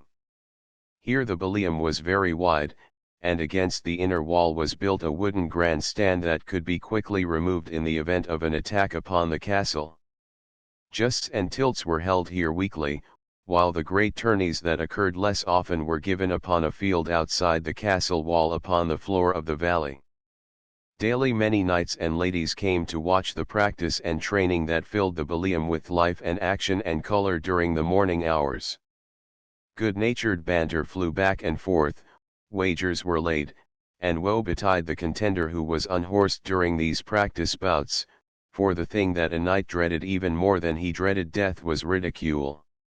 In the formal justs that were held weekly greater decorum was observed by the audience, but during the daily practice their raillery verged upon brutality. It was before such an audience as this that Blake received his training, and because he was a novelty the audiences were larger than usual, and because the friends of Sir Mallet and the friends of Sir Richard had tacitly acknowledged him as an issue, both the applause and the ridicule were loud and boisterous. Even the prince came often and Guinalda always was there. It was soon apparent that Prince Gobred leaned slightly to the side of Sir Mallet, with the natural result that Mallet's party immediately acquired numerous recruits. The training of the lads who were squires to the knights and who would one day be admitted to the charmed circle of knighthood occupied the earlier hours of the morning. This was followed by practice tilts between knights, during which Sir Richard or one of his friends undertook the training of Blake at the far side of the ballium, and it was during this practice that the American's outstanding horsemanship became apparent, even Gobred being led to applause. "O these bodykins," he exclaimed, "the man be a part of his charger." "'Twas but chance that saved him from a fall," said Mallet. "Mayhap," agreed Gobred, "but at that me likes the looks of him within a saddle." "He doth not too ill with his lance," admitted Mallet. "But, O d's blood! Didst ever see a more awkward lout with a buckler?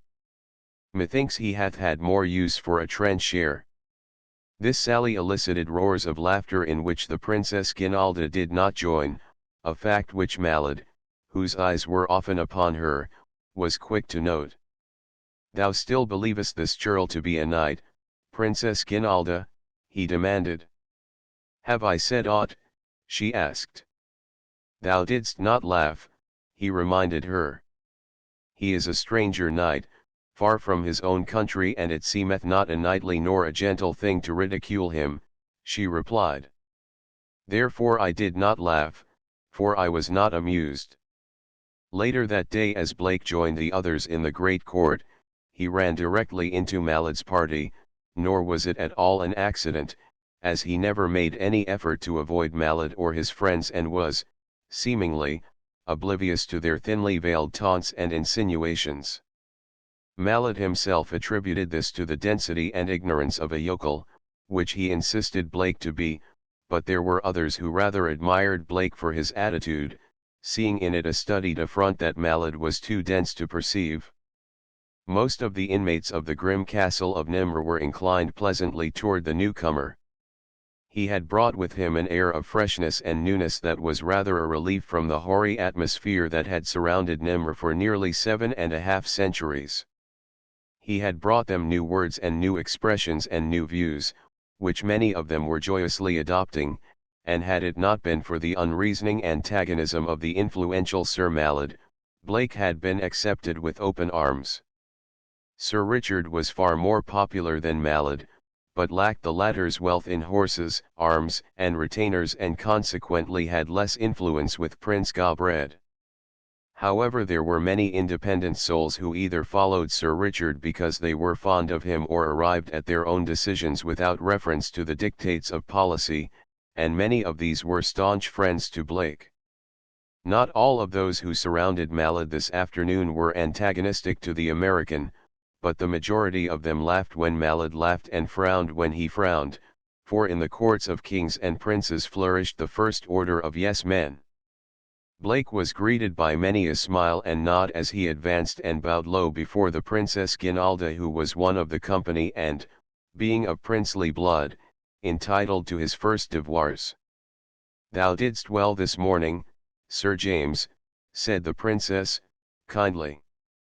"It pleases me greatly to see thee ride. Methinks 'twould be a rarer treat to see him serve a side of venison," sneered Malad. This provoked so much laughter that Malad was encouraged to seek further applause.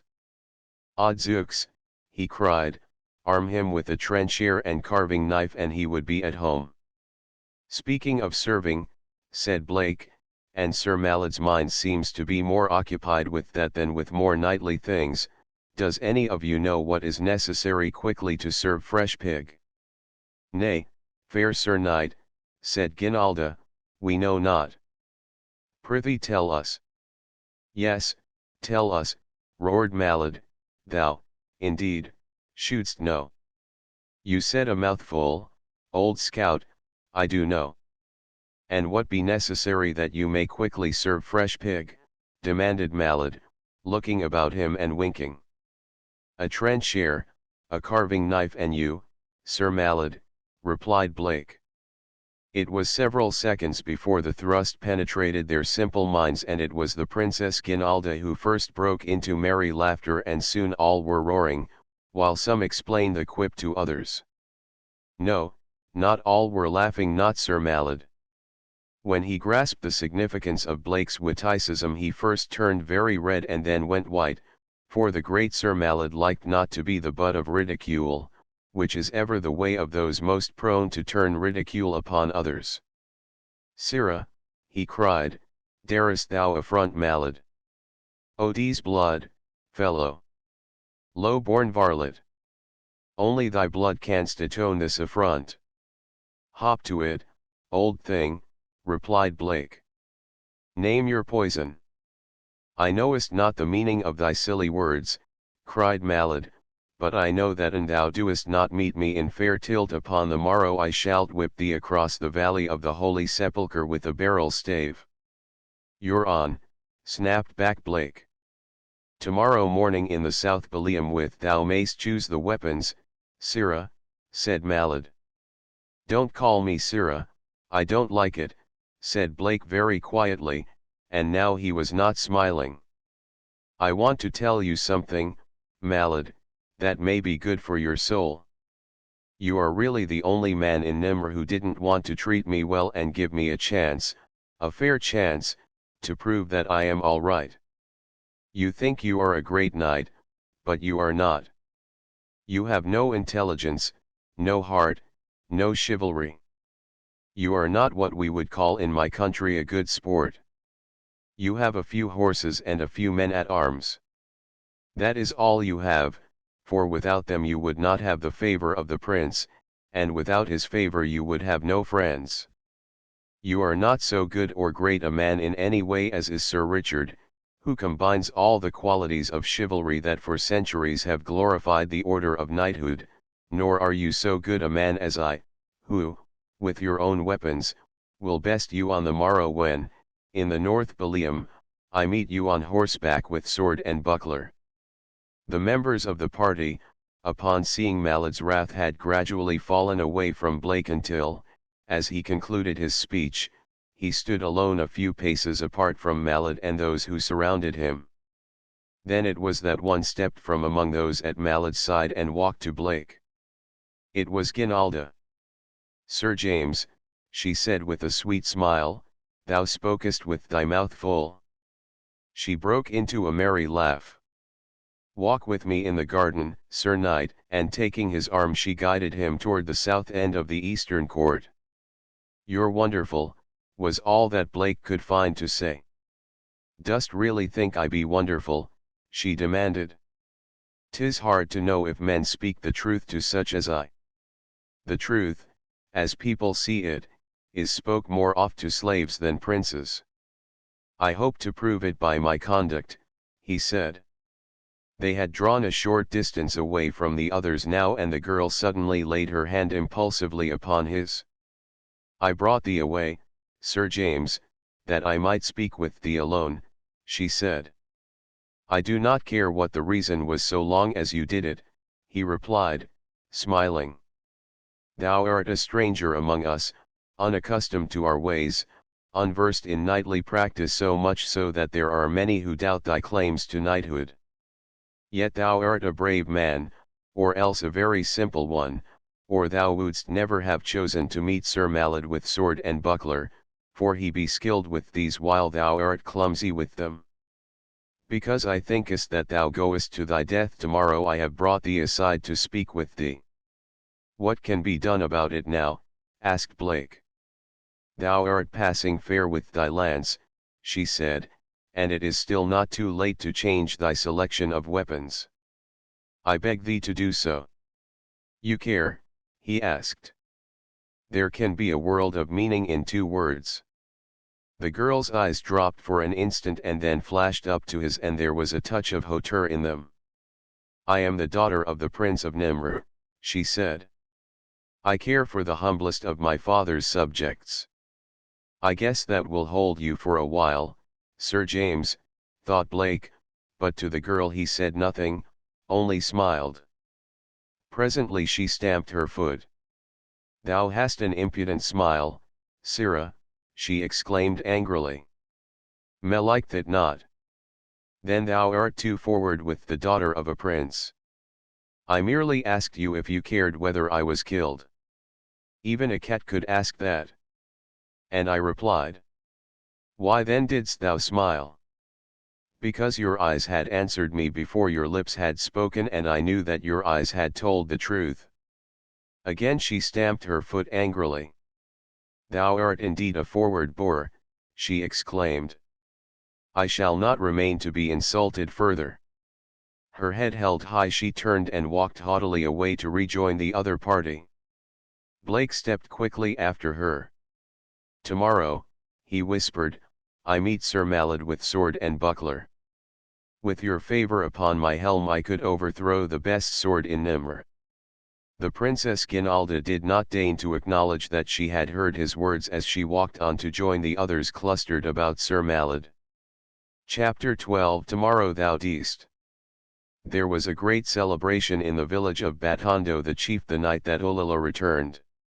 A goat was killed and many chickens, and there were fruit and cassava bread and native beer in plenty for all. There was music, too, and dancing.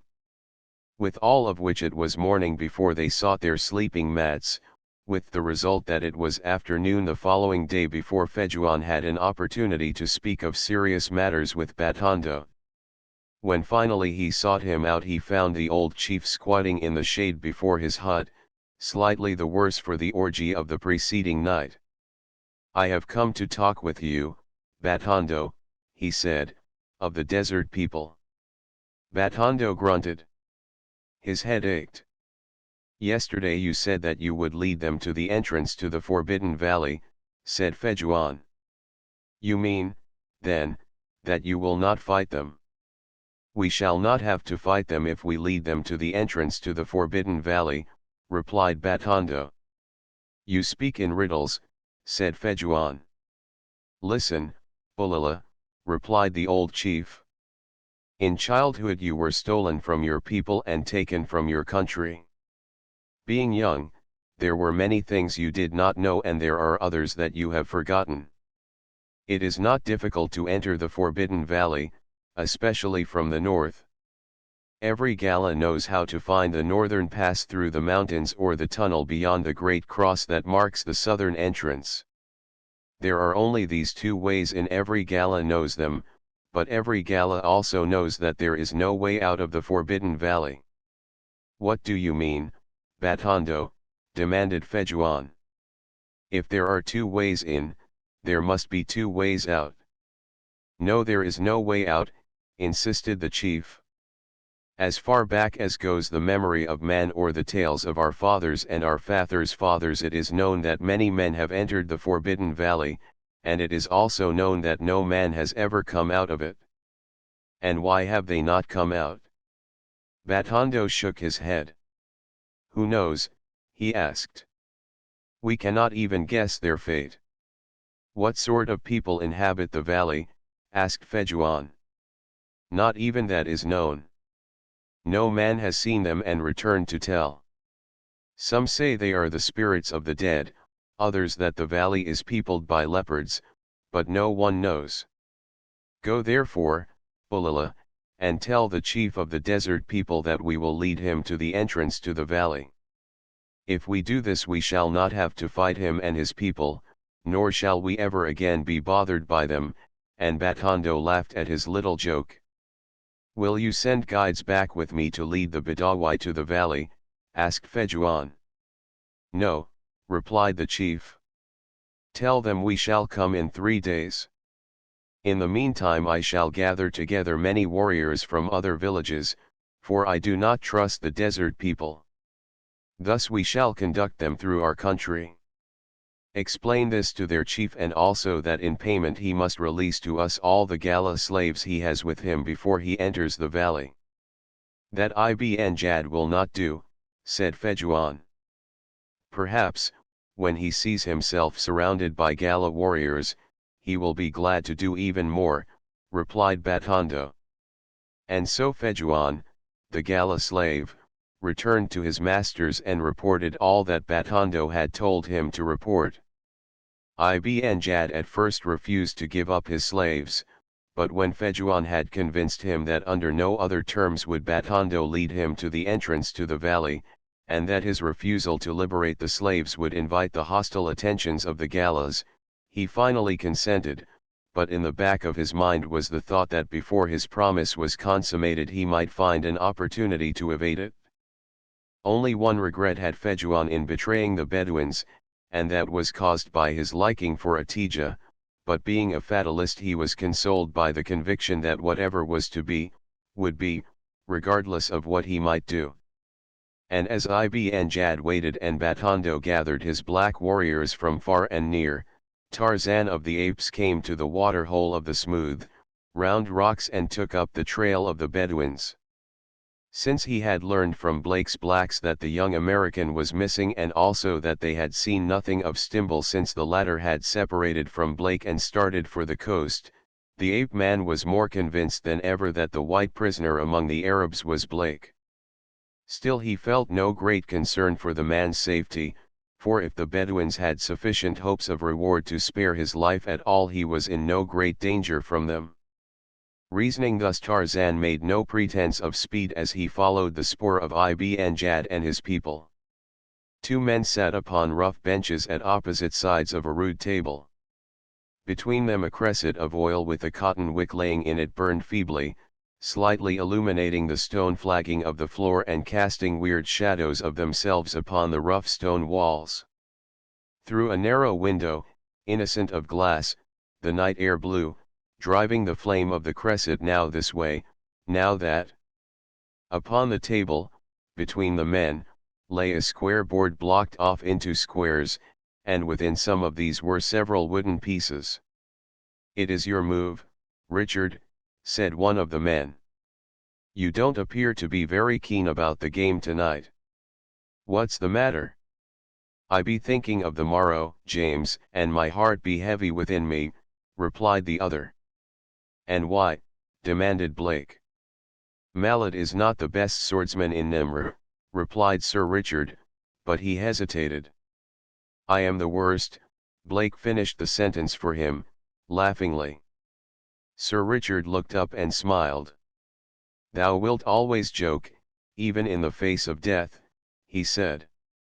"Art all the men of this strange country thou tellest of alike?" "It is your move, Richard," said Blake. "Hide not his sword from thine eyes with thy buckler, James," cautioned Richard. "Ever keep thine eyes upon his eyes until thou knowest whereat he striketh, then, with thy buckler ready, thou mayst intercept the blow, for he be over slow and always his eyes proclaim where his blade will fall. Full well I know it that for often have I exercised against him." "And he hasn't killed you," Blake reminded him. "Ah, we did but practice, but on the morrow it will be different, for Mallet engages thee to the death, in mortal combat my friend, to wash away in blood the affront thou didst put upon him." "He wants to kill me, just for that?" asked Blake. "I'll tell the world he's a touchy little rascal." "Were it only that, he might be satisfied merely to draw blood, but there is more that he hath against thee." "More? What?" "I've scarcely spoken to him a dozen times," said Blake. "He be jealous." "Jealous? Of whom?" "He would wed the princess and he hath seen in what manner thou lookest at her," explained Richard. "Poppycock," cried Blake, but he flushed. "Nay, he be not the only one who hath marked it," insisted Richard. "You're crazy," snapped Blake. "Often men look thus at the princess, for she be beautiful beyond compare, but has he killed them all?" demanded the American. "No, for the princess didst not look back at them in the same manner." Blake leaned back upon his bench and laughed. "Now I know you're crazy," he cried, "all of you. I'll admit that I think the princess is a mighty sweet kid, but say young fellow, she can't see me a little bit." "Enough of thy outlandish speech, I grasp to gather thy meaning, James, but thou canst not confuse me upon the one subject nor deceive me upon the other. The eyes of the princess seldom leave thee whilst thou art at practice upon the lists, and the look in thine when they rest upon her. Hast ever seen a hound adoring his master?" "Run along and sell your papers," admonished Blake.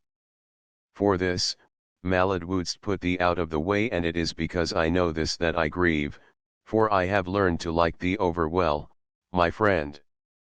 Blake arose and came around the end of the table. "You're a good old scout, Richard," he said, placing a hand affectionately upon the other's shoulder, "but do not worry, I am not dead yet. I know I seem awkward with the sword, but I have learned much about its possibilities within the past few days, and I think that Sir Mallet has a surprise awaiting him. Thy courage and thy vast assurance should carry thee far, James, but they may not overcome a lifetime of practice with the sword, and that is the advantage Mallet hath over thee." "Does Prince Gobred favor Mallet's suit?" demanded Blake. "Why not? Mallet is a powerful knight, with a great castle of his own and many horses and retainers. Besides a dozen knights he hath fully 100 men at arms. There are several knights who have their own castles and following, are there not?" asked Blake. 20, perchance," replied Richard. "And they live close to Gobred's castle?" "At the edge of the hills, within 3 leagues upon either hand of Gobred's castle, explained Richard. And no others live in all this great valley, demanded Blake. You have heard mention made of Bohun, asked Richard. Yes, often. Why? He calls himself king, but never will we refer to him as king. He and his followers dwell upon the opposite side of the valley. They number, perchance, as many as we, and we be always at war against them. But I been hearing quite a bit about a great tournament for which the knights are practicing now. I thought that Bohun and his knights were to take part in it. They be. Once each year, commencing upon the first Sunday of Lent and extending over a period of 3 days, there hath been from time immemorial a truce declared between the fronters and the backers, during which is held the great tourney, 1 year in the plain before the city of Nimr and the next year in the plain before the city of the Sepulchre, as they call it. Fronters and backers. What in heck do those mean? Demanded Blake. Thou art a knight of Nimr and know not that, exclaimed Richard. What I know about knighting would rattle around in a peanut shell, admitted Blake. Thou shouldst know, and I shall tell thee. Hark thee well, then, said Richard, for I must need go back to the very beginning. He poured 2 goblets of wine from a flagon standing on the floor beside him, took a long drink and proceeded with his tale.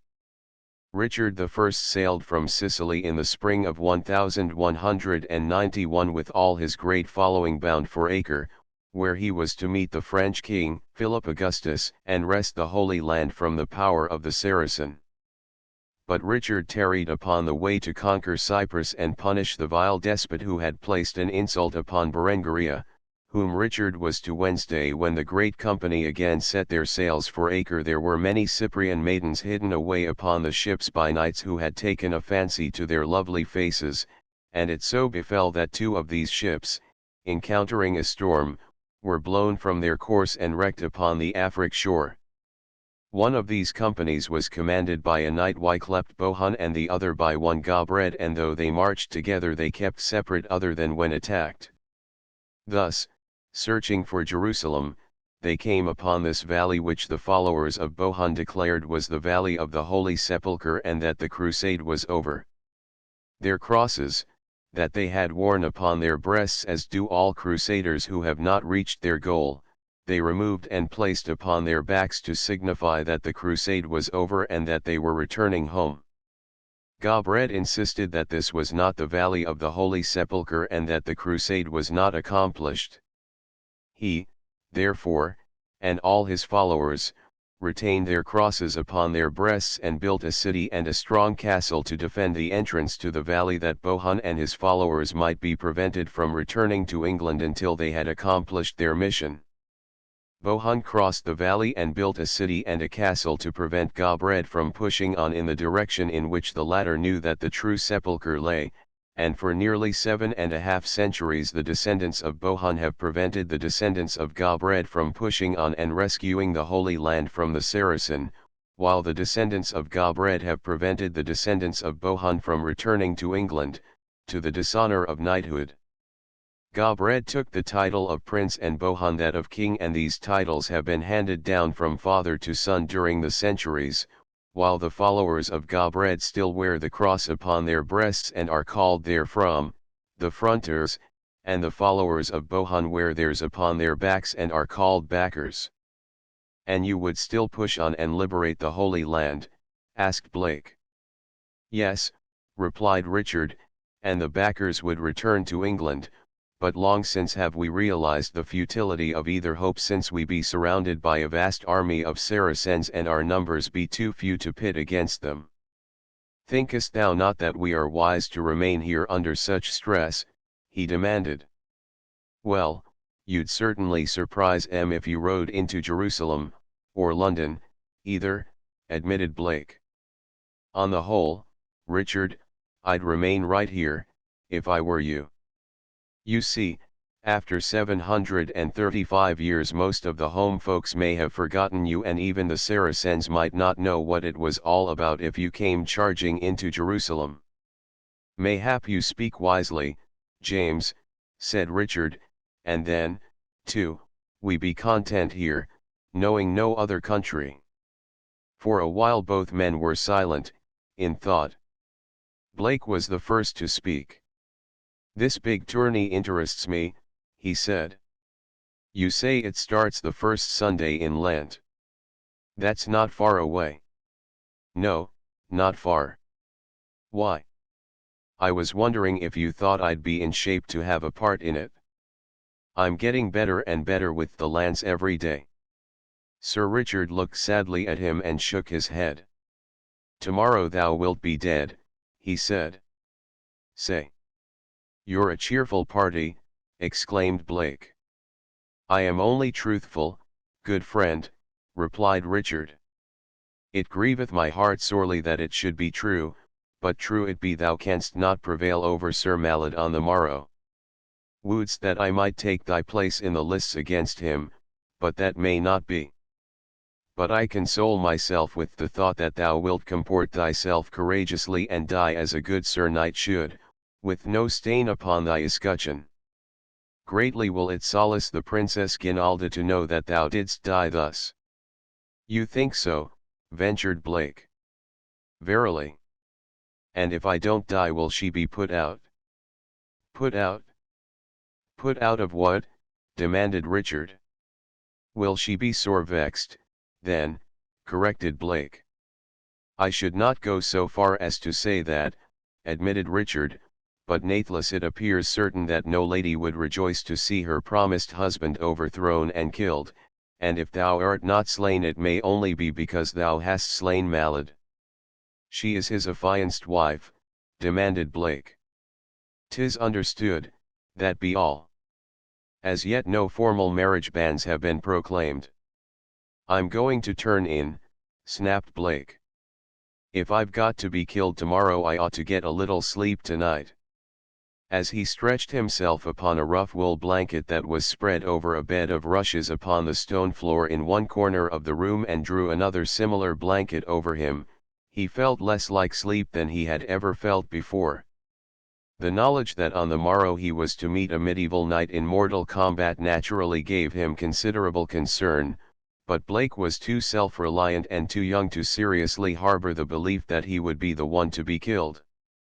He knew it was possible, but he did not intend to permit the thought to upset him. There was, however, another that did. It upset him very much and, too, it made him angry when he realized that he was concerned about the proposed marriage of Sir Mallet of West Castle and Guinalda, Princess of Nimr. Could it be that he had been ass enough, he soliloquized, to have fallen in love with this little medieval princess who probably looked upon him as dirt beneath her feet? And what was he going to do about Mallet? Suppose he should get the better of the fellow on the morrow? Well, what about it? If he killed him that would make Guinalda unhappy. If he didn't kill him, what? Sir James did not know. Chapter 13. In the beat of Zaid ibn Jad waited 3 days in his menzil, but no gala guides arrived to lead him into the valley as Batondo had promised, and so he sent Fejuan once more to the chief to urge him to hasten, for always in the mind of Ibn Jad was the fear of Tarzan of the Apes and the thought that he might return to thwart and punish him. He knew he was out of Tarzan's country now, but he also knew that where boundaries were so vague he could not definitely count upon this fact as an assurance of safety from reprisal. His one hope was that Tarzan was awaiting his return through Tarzan's country, and this Ibn Jad had definitely decided not to attempt. Instead he was planning upon moving directly west, passing north of the ape man's stamping grounds, until he picked up the trail to the north down which he had traveled from the desert country. In the Makad of the Sheikh with Ibn Jad sat Tolog, his brother, and Fad and Stimble, besides some other Arab. They were speaking of Batondo's delay in sending guides, and they were fearful of treachery, for it had long been apparent to them that the old chief was gathering a great army of warriors, and though Fejuan assured them that they would not be used against the Arab if Ibn Jad resorted to no treachery, Yet they were all apprehensive of danger. Atija, employed with the duties of the harem, did not sing nor smile as had been her wont, for her heart was heavy with mourning for her lover. She heard the talk in the Makad, but it did not interest her. Seldom did her eyes glance above the curtain that separated the women's quarters from the Makad, and when they did, the fires of hatred blazed within them as they crossed the countenance of Fad. She chanced to be thus glancing when she saw Fad's eyes, which were directed outward across the menzil, go suddenly wide with astonishment. "Billah, ibn Jad," cried the man. "Look." With the others Atija glanced in the direction Fad was staring, and with the others she voiced a little gasp of astonishment, though those of the men were rounded into oaths. Walking straight across the menzil toward the sheikh's beat strode a bronze giant armed with a spear, arrows, and a knife. Upon his back was suspended an oval shield, and across one shoulder and his breast was coiled a rope, hand-plaited from long fibers.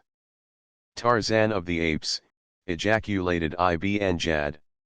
"The curse of Allah be upon him. He must have brought his black warriors with him and left them hidden in the forest," whispered Tolog. "Not else would he dare enter the menzil of the Bijao."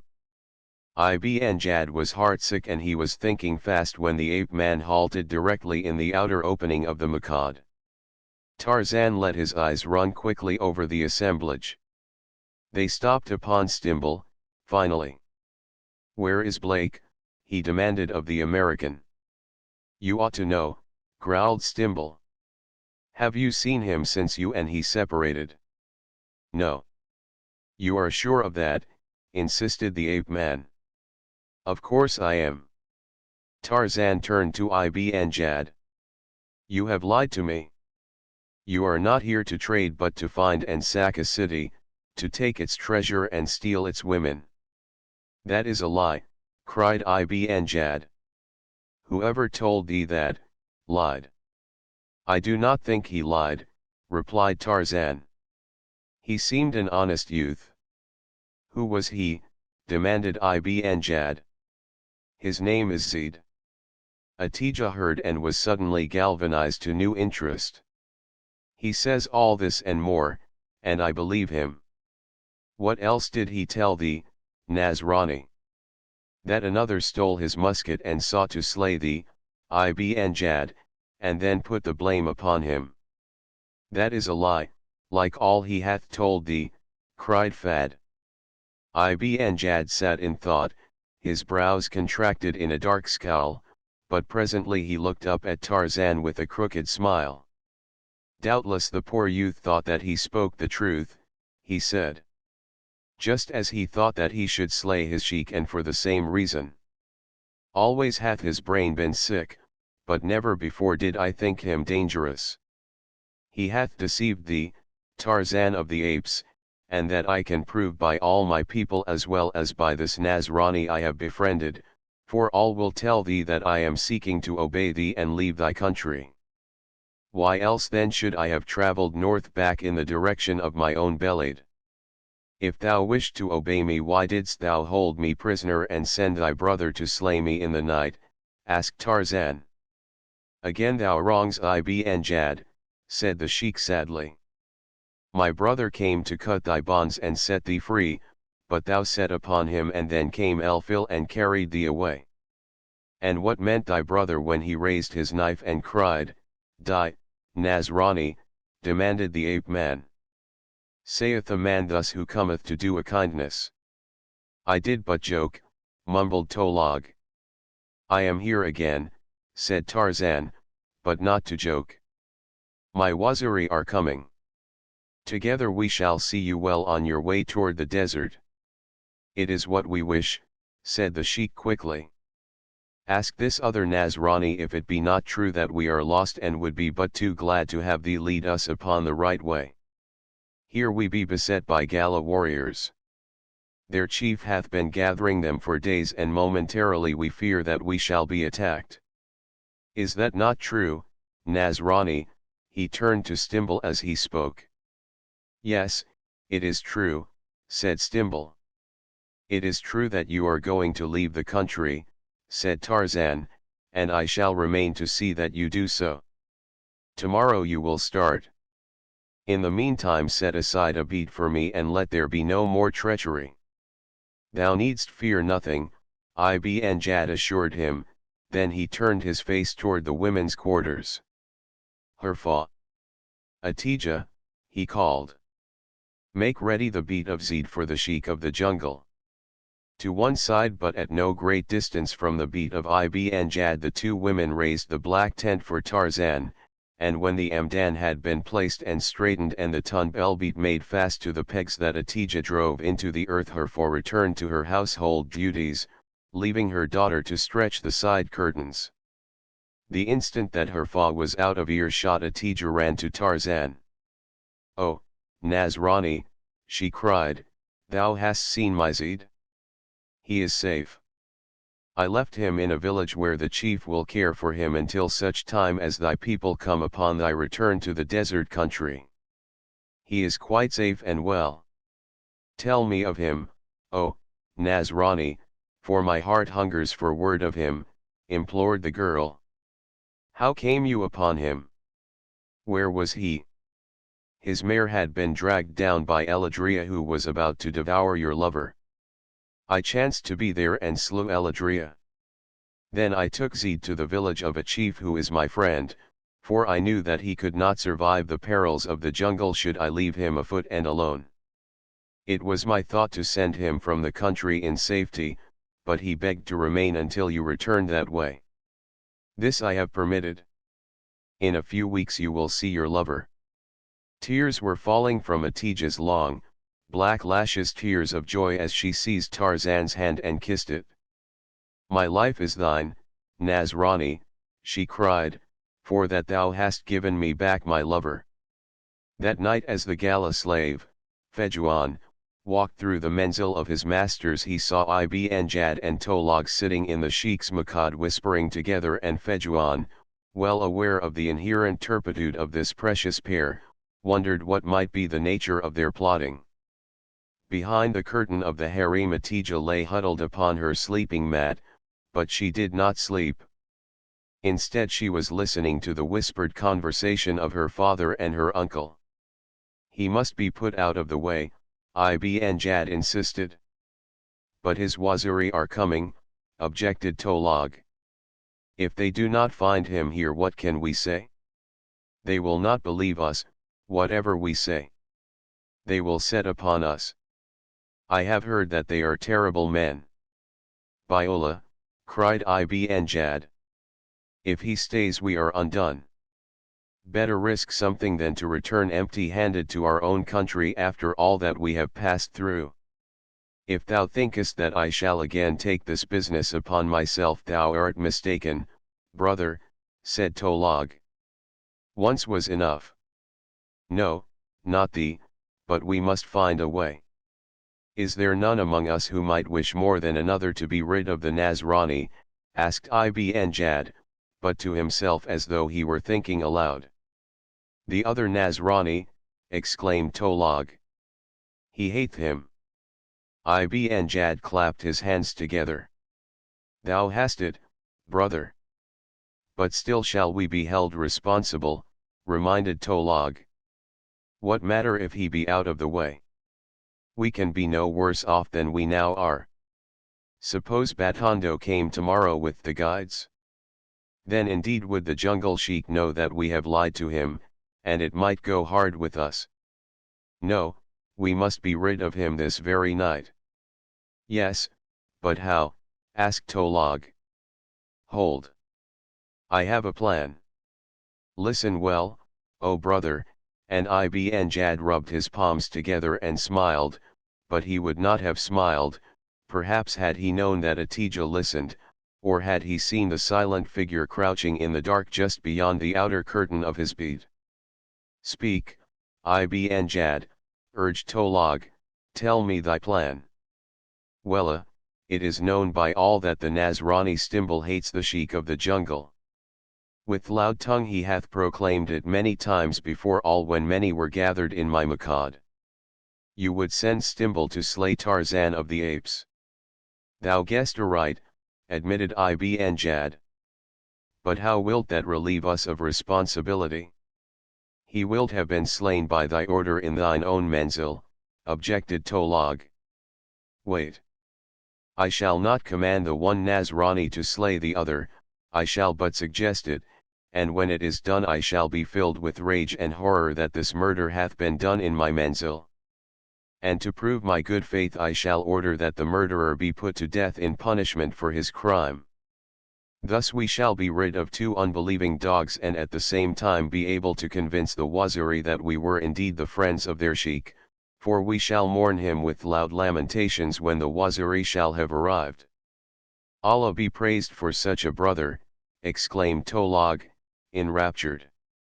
Go thou now, at once, and summon the Nazrani Stimbul, directed Ibn Jad. Send him to me alone, and after I have spoken with him and he hath departed upon his errand come thee back to my beat. Atija trembled upon her sleeping mat, while the silent figure crouching outside the sheikh's tent arose after Tolog had departed and disappeared in the darkness of the night. Hastily summoned from the beat of Fad, Stimbul, cautioned to stealth by Tolog, moved silently through the darkness to the Maqad of the sheikh, where he found Ibn Jad awaiting him. Sit, Nazrani, invited the Bedouin. What in hell do you want of me this time of night? Demanded Stimbul. I have been talking with Tarzan of the apes, said Ibn Jad, and because you are my friend and he is not I have sent for you to tell you what he plans for you. He has interfered in all my designs and is driving me from the country, but that is as nothing compared with what he intends for you. What in hell is he up to now? Demanded Stimbul. He's always butting into someone else's business. Thou dost not like him? Asked Ibn Jad. Why should I? And Stimbul applied a vile epithet to Tarzan. Thou wilt like him less when I tell thee, said Ibn Jad. Well, tell me. He says that thou hast slain thy companion, Blake, explained the sheikh, and for that Tarzan is going to kill thee on the morrow. Eh? What? Kill me? Demanded Stimbul. Why he can't do it? What does he think he is a Roman emperor?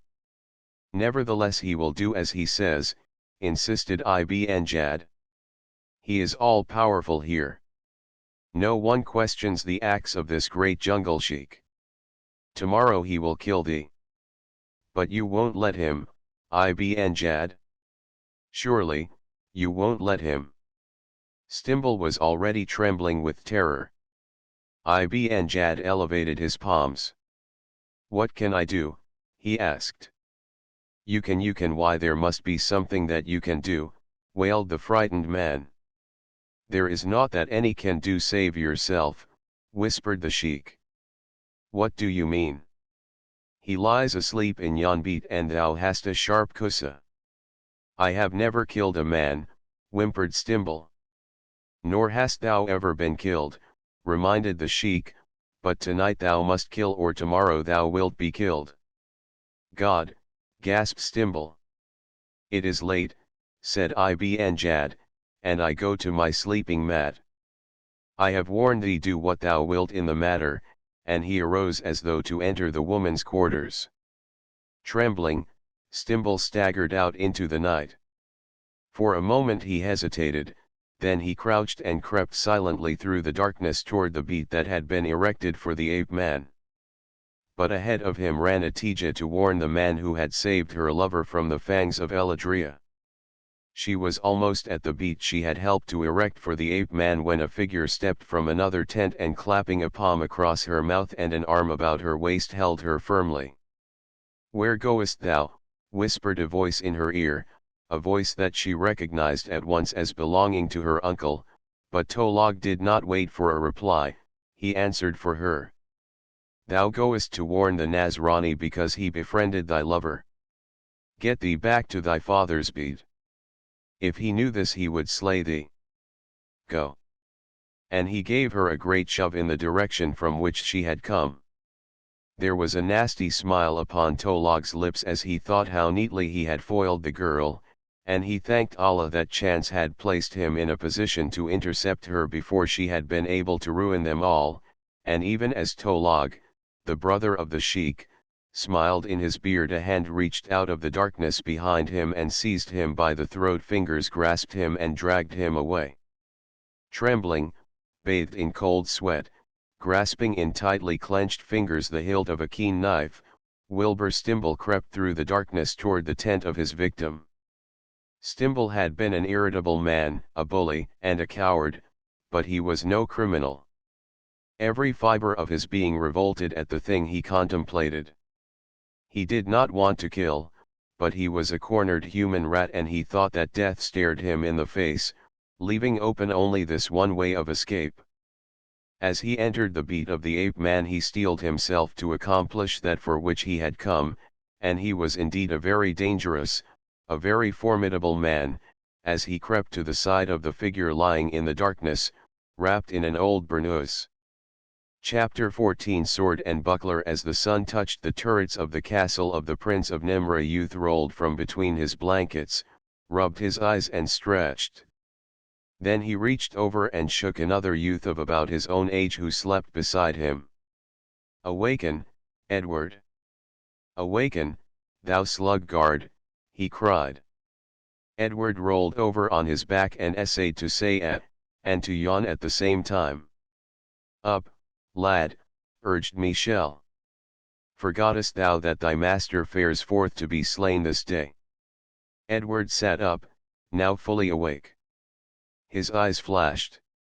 "'Tis a lie," he cried, loyally. "He will cleave Sir Malad from pole to breastplate with a single blow. Livest no Sir Knight with such mighty thews as hast Sir James. Thou art disloyal, Michel, to Sir Richard's friend, who hath been a good and kindly friend to us as well."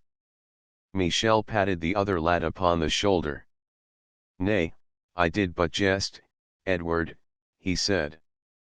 "My hopes be all for Sir James," and yet he paused. "I fear what?" demanded Edward. "That Sir James be not well enough versed in the use of sword and buckler to overcome Sir Malad, for even were his strength the strength of 10 men, it shall avail him naught without the skill to use it." "Thou shalt see," maintained Edward, stoutly. "I see that Sir James hath a loyal squire," said a voice behind them, and turning they saw Sir Richard standing in the doorway, and may all his friends wish him well this day thus loyally. "I fell asleep last night praying to our Lord Jesus to guide his blade through Sir Malad's helm," said Edward. "Good. Get thee up now and look to thy master's mail and to the trappings of his steed, that he may enter the lists bedight as befits a noble Sir Knight of Nimr," instructed Richard, and left them. It was 11 o'clock of this February morning. The sun shone down into the great north ballium of the castle of Nimr, glinting from the polished mail of noble knights and from pike and battle-axe of men-at-arms, picking out the gay colors of the robes of the women gathered in the grandstand below the inner wall.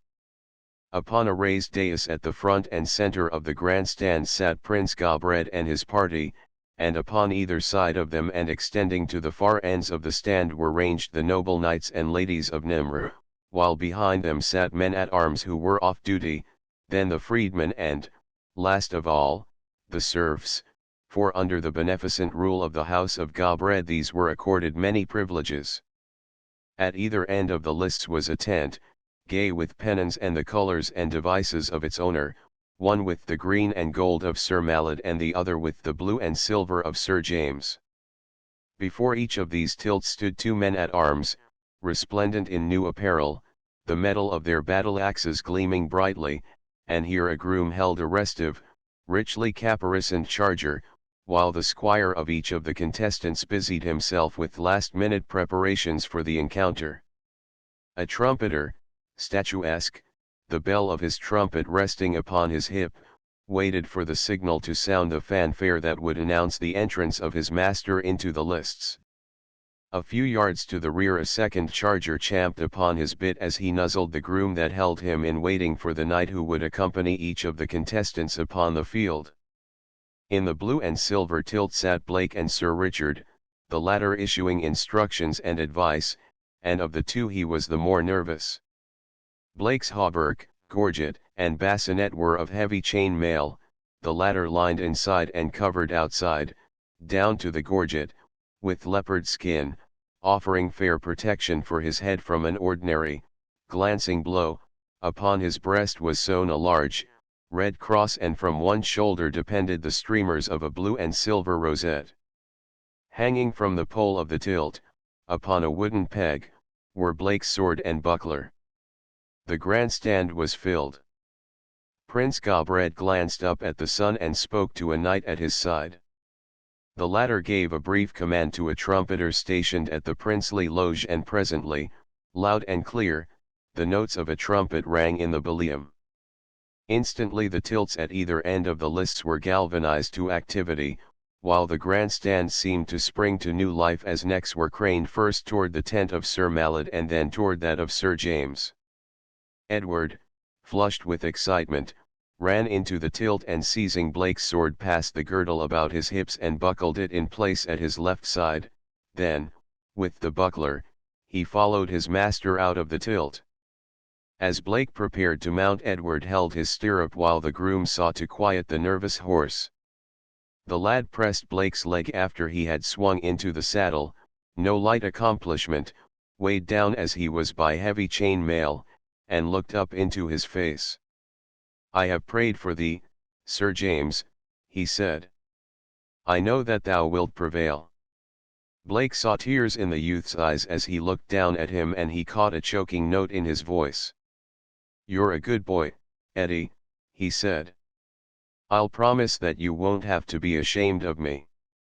"Ah, Sir James, how could I? Even in death thou wilt be a noble figure of a knight. And fairer one it hath never been given one to see, methinks," Edward assured him as he handed him his round buckler. Sir Richard had by now mounted, and at a signal from him that they were ready there was a fanfare from the trumpet at Sir Mallet's tilt, and that noble Sir Knight rode forward, followed by a single knight.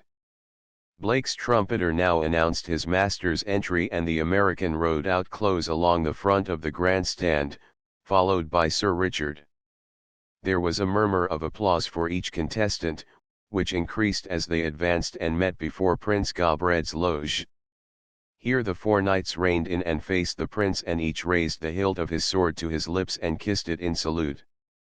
As Gobred cautioned them to fight honorably, as true knights, and reminded them of the rules governing the encounter, Blake's eyes wandered to the face of Guinalda. The little princess sat stiffly erect, looking straight before her. She seemed very white, Blake thought, and he wondered if she were ill. How beautiful, thought Blake, and though she did not once appear to look at him, he was not cast down, for neither did she look at Mallet. Again the trumpet sounded, and the four knights rode slowly back to opposite ends of the lists, and the principals waited for the final signal to engage. Blake disengaged his arm from the leather loop of his buckler and tossed the shield upon the ground. Edward looked at him aghast. "My lord knight," he cried. "Art ill? Art fainting? Didst drop thy buckler?" And he snatched it up and held it aloft to Blake, though he knew full well that his eyes had not deceived him and that his master had cast aside his only protection. To the horrified Edward there seemed but one explanation, and that his loyalty would not permit him to entertain for an instant that Blake was preparing to dismount and refuse to meet Sir Mallet, giving the latter the victory by default and assuring himself of the contempt and ridicule of all Nimr. He ran to Richard, who had not seen Blake's act. "Sir Richard! Sir Richard!" he cried in a hoarse whisper. "Some terrible affliction hath befallen Sir James." "Hey, what?" exclaimed Richard. "What meaneth thou, lad?" "He has cast aside his buckler," cried the youth. "He must be stricken sore ill, for it cannot be that otherwise he would refuse combat." Richard spurred to Blake's side. "Hast gone mad, man?" he demanded. "Thou canst not refuse the encounter now unless thou wouldst bring dishonor upon thy friends." "Where did you get that line?" demanded Blake. "Who said I was going to quit?" "But thy buckler," cried Sir Richard. The trumpet at the prince's loge rang out peremptorily. Sir Mallard spurred forward to a fanfare from his own trumpeter. "Let her go," cried Blake to his. "Thy buckler," screamed Sir Richard. "The damned thing was in my way," shouted Blake as he spurred forward to meet the doughty Mallard, Richard trailing behind him, as did Mallard's second behind that night. There was a confident smile upon the lips of Sir Mallard, and he glanced often at the knights and ladies in the grandstand, but Blake rode with his eyes always upon his antagonist. Both horses had broken immediately into a gallop, and as they neared one another Mallard spurred forward at a run, and Blake saw that the man's aim was doubtless to overthrow him at the first impact, or at least to so throw him out of balance as to make it easy for Mallard to strike a good blow before he could recover himself. Mallard rode with his sword half raised at his right side, while Blake's was at guard, a position unknown to the knights of Nimr, who guarded solely with their bucklers. The horsemen approached to engage upon each other's left, and as they were about to meet, Sir Mallard rose in his stirrups and swung his sword hand down, to gain momentum, described a circle with his blade and launched a terrific cut at Blake's head. It was at that instant that some few in the grandstand realized that Blake bore no buckler. His buckler! "Sir James hath no buckler. He hath lost his buckler," rose now from all parts of the stand, and from right beside him, where the two knights met before the loge of Gobred, Blake heard a woman scream, but he could not look to see if it were Guinalda. As they met, Blake reined his horse suddenly toward Mallard's, so that the two chargers' shoulders struck, and at the same time he cast all his weight in the same direction, whereas Mallard, who was standing in his stirrups to deliver his blow, was almost in a state of equilibrium, and having his buckler ready for defense was quite helpless insofar as maneuvering his mount was concerned. Mallard, overbalanced, lost the force and changed the direction of his blow, which fell, much to the knight's surprise, upon Blake's blade, along which it spent its force and was deflected from its target. Instantly, his horse well in hand by reason that his left arm was unencumbered by a buckler, Blake reined in and simultaneously cut to the left and rear, his point opening the mail on Mallard's left shoulder and biting into the flesh before the latter's horse had carried him out of reach. A loud shout of approbation arose from the stands, for the thing had been neatly done, and then Mallard's second spurred to the prince's loge and entered a protest. "Sir James hath no buckler," he cried. "'Tis no fair combat." "'Tis fairer for thy knight than for Sir James," said Gobred. "We would not take that advantage of him," parried Mallard's second, Sir Jared. "What sayest thou?" demanded Gobred of Sir Richard, who had quickly ridden to Jared's side. "Is Sir James without a buckler through some accident that befell before he entered the lists?" "Nay, he cast it aside," replied Richard, "and averred that the damned thing did annoy him, but if Sir Jared feeleth that, because of this, they be not fairly matched, we are willing that Sir Mallard, also, should cast aside his buckler." Gobred smiled. "That be fair," he said. The two men, concerned with their encounter and not with the argument of their seconds, had engaged once more. Blood was showing upon Mallard's shoulder and trickling down his back, staining his skirts and the housing of his charger. The stand was in an uproar, for many were still shouting aloud about the buckler, and others were screaming with delight over the neat manner in which Sir James had drawn his first blood. Wagers were being freely made, and though Sir Mallard still ruled favourite in the betting, the odds against Blake were not so great, and while men had no money to wager, they had jewels and arms and horses. One enthusiastic adherent of Sir Malad bet 3 chargers against 1 that his champion would be victorious, and the words were scarce out of his mouth ere he had a dozen takers, whereas before the opening passage at arms offers as high as 10 to 1 had found no takers. Now the smile was gone from Malad's lips and he glanced no more at the grandstand. There was rage in his eyes as he spurred again toward Blake, who he thought had profited by a lucky accident. Unhampered by a buckler, Blake took full advantage of the nimbleness of the wiry horse he rode and which he had ridden daily since his arrival in Nimr, so that man and beast were well accustomed to one another. Again Sir Malad saw his blade glance harmlessly from the sword of his antagonist, and then, to his vast surprise, the point of Sir James' blade leaped quickly beneath his buckler and entered his side. It was not a deep wound, but it was painful, and again it brought blood. Angrily Malad struck again, but Blake had reined his charger quickly to the rear, and before Malad could gather his reins Blake had struck him again, this time a heavy blow upon the helm. Half-stunned and wholly infuriated, Malad wheeled and charged at full tilt, once again determined to ride his adversary down. They met with a crash directly in front of Gobred's loge. There was a quick play of swords that baffled the eyesight of the onlookers, and then, to the astonishment of all, most particularly Malad, that noble Sir Knight's sword flew from his grasp and hurtled to the field, leaving him entirely to the mercy of his foe. Malad reined in and sat erect, waiting. He knew, and Blake knew, that under the rules that governed their encounter Blake was warranted in running him through unless Malad sued for mercy, and no one, Blake least of all, expected this of so proud and haughty a knight. Sir Malad sat proudly on his charger waiting for Blake to advance and kill him. Utter silence had fallen upon the stands, so that the champing of Malad's horse upon its bit was plainly audible. Blake turned to Sir Jared. "Summon a squire, Sir Knight," he said, to return Sir Malad's sword to him. Again the stands rocked to the applause, but Blake turned his back upon them and rode to Richard's side to wait until his adversary was again armed.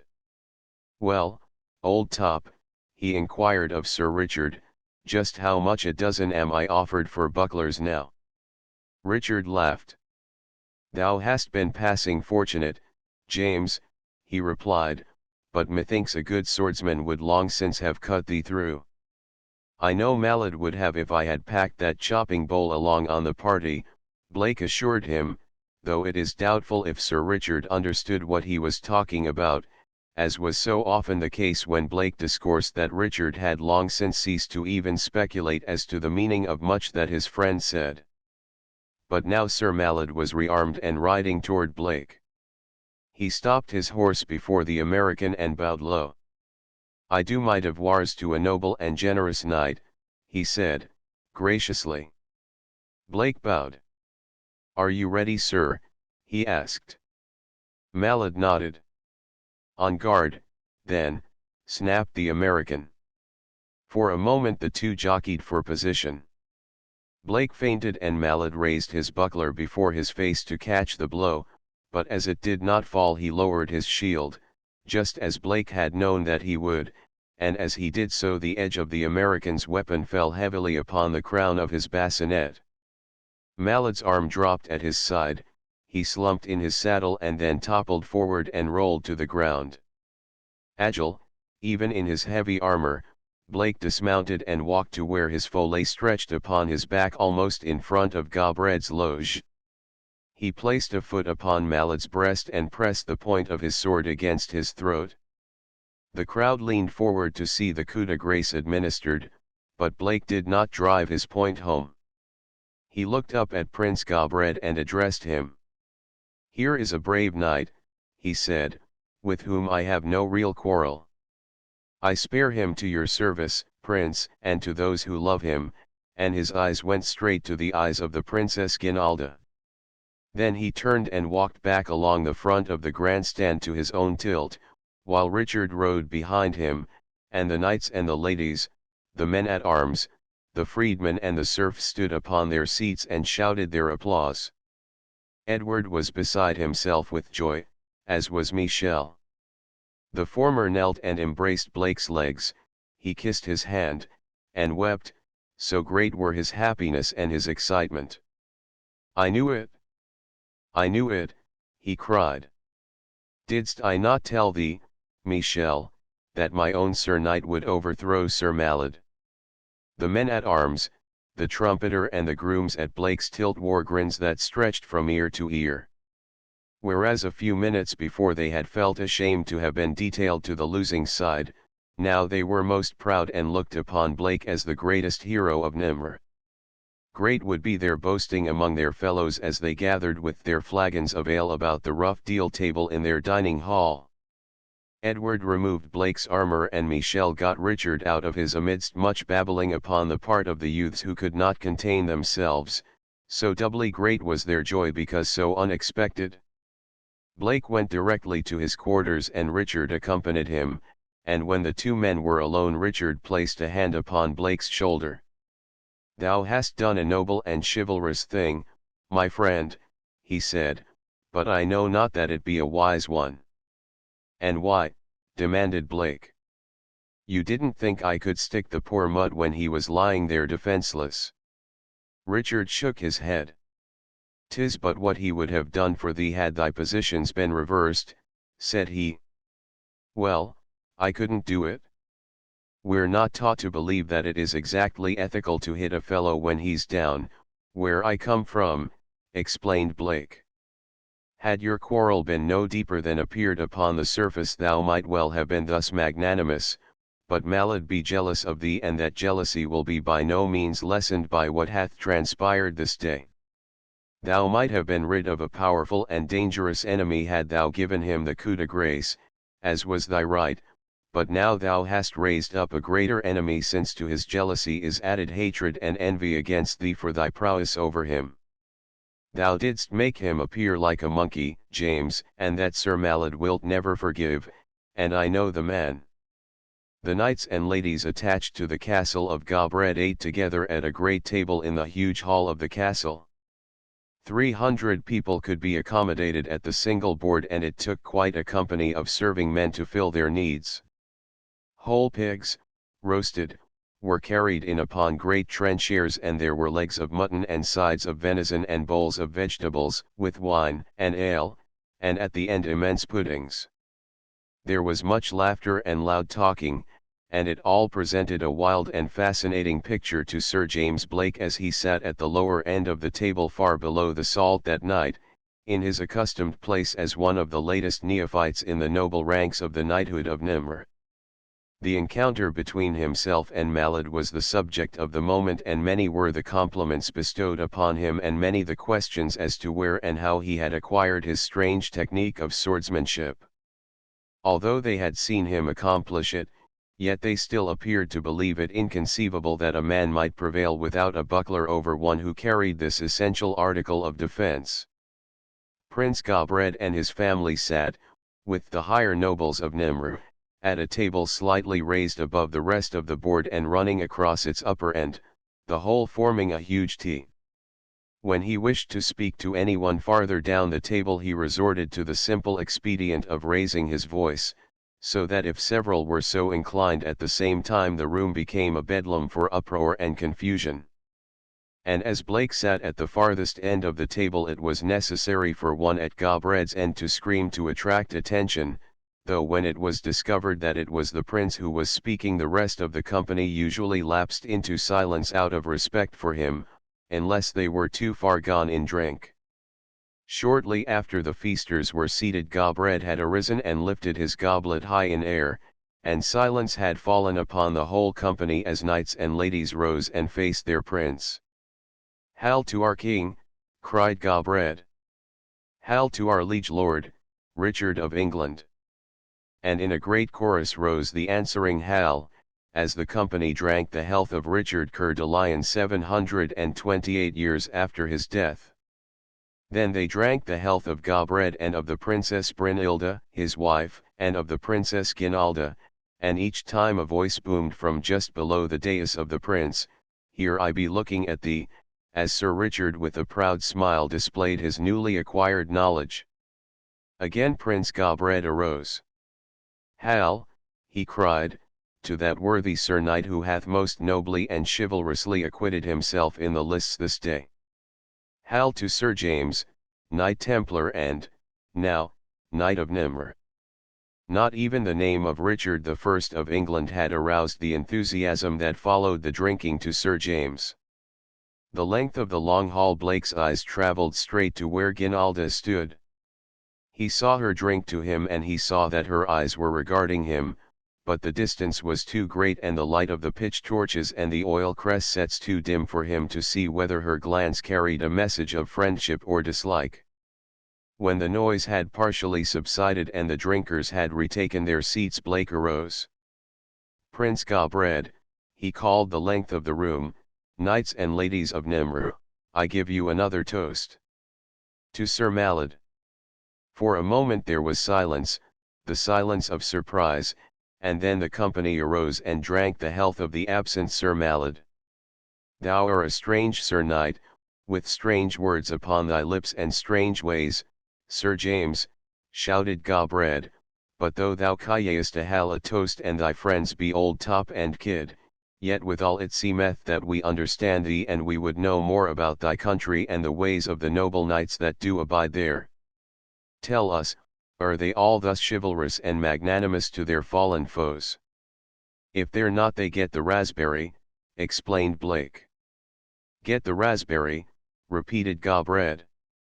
'Tis some form of punishment, methinks. You said it, Prince. Of a surety I said it, Sir James, snapped Gobred with asperity. I mean, Prince, that you hit the nail on the head, you guessed it the first time. You see, the raspberry is about the only form of punishment that the Knights of the Squared Circle, or the Knights of the Diamond can understand. Knights of the Squared Circle. Knights of the Diamond. Those be knightly orders of which I wot not. Be they doughty knights? Some of them are doughty, but a lot of them are regulars. Take Sir Dempsey, for instance, a knight of the Squared Circle.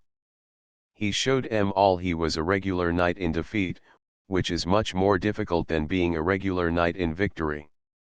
Be there other orders of knighthood these days? Demanded Gobred. We're lousy with them. What? Cried Gobred. We're all knights these days, explained Blake. All knights? Be there no serfs nor yeomen? 'Tis incredible. Well, there are some yeomen in the navy, I think, but all the rest of us, pretty much, are knights. You see, things have changed a lot since the days of Richard. The people have sort of overthrown the old order of things.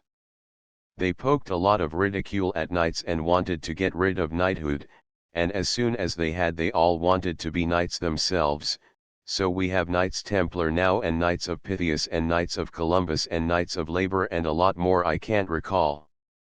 Methinks it must be a fine and noble world, cried Gobred, for what with so many noble Sir Knights it would seemeth that they must often contend, one against another. Is that not true? Well, they do scrap some, Blake admitted. Chapter 15. The lonely grave. Within the dark interior of the beat, Stimble could see nothing. Just before him he heard a man breathing heavily as might one in a troubled sleep. The would-be murderer paused to steady his nerves. Then, on hands and knees, he crept forward inch by inch.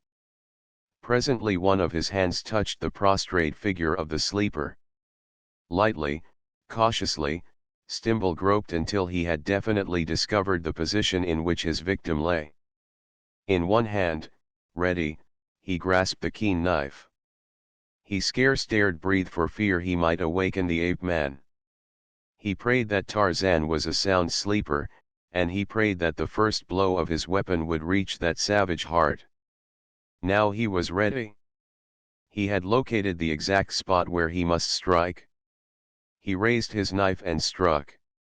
His victim shuddered spasmodically. Again and again, with savage maniacal force and speed, the knife was plunged into the soft flesh. Stimble felt the warm blood spurt out upon his hand and wrist.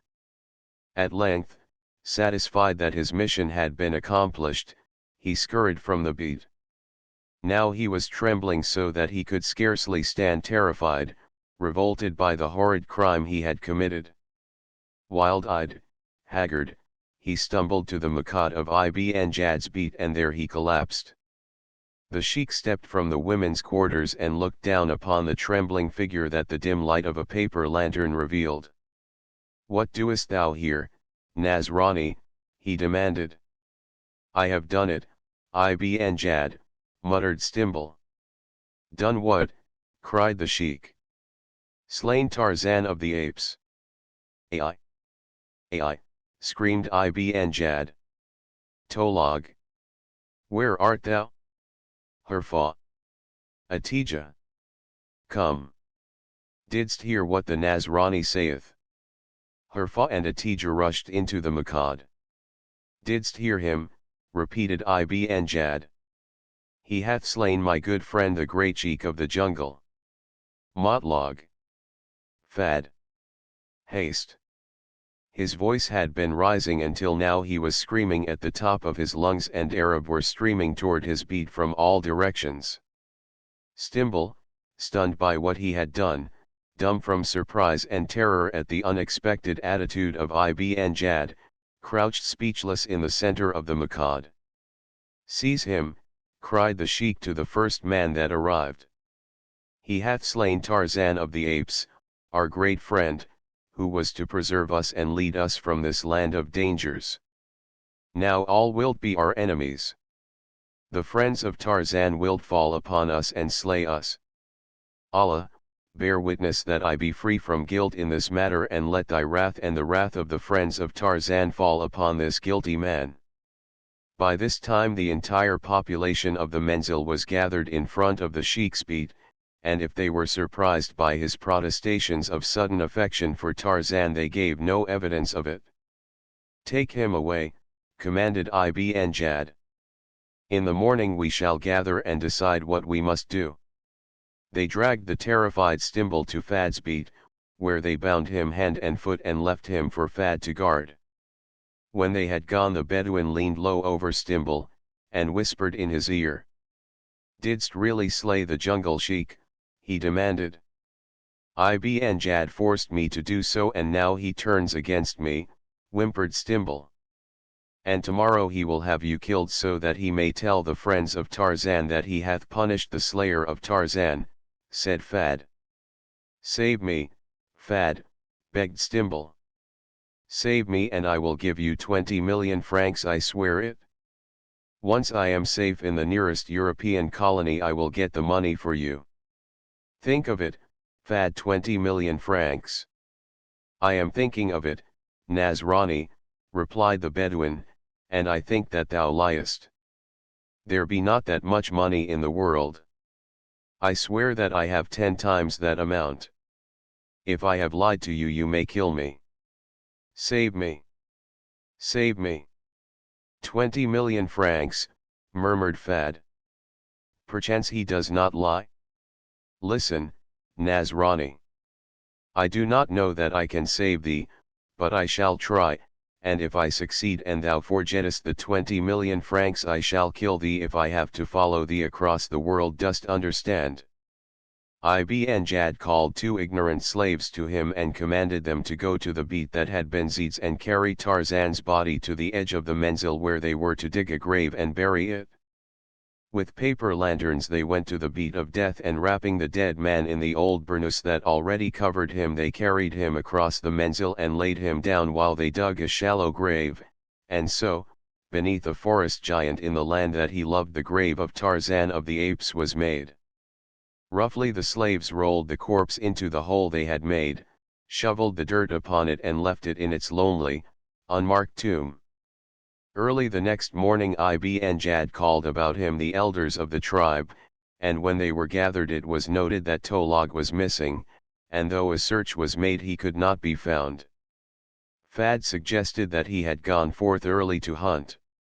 Ibn Jad explained to them that if they were to escape the wrath of the friends of Tarzan they must take immediate steps to disprove their responsibility for the slaying of the ape man, and that they might only do this and express their good faith by punishing the murderer.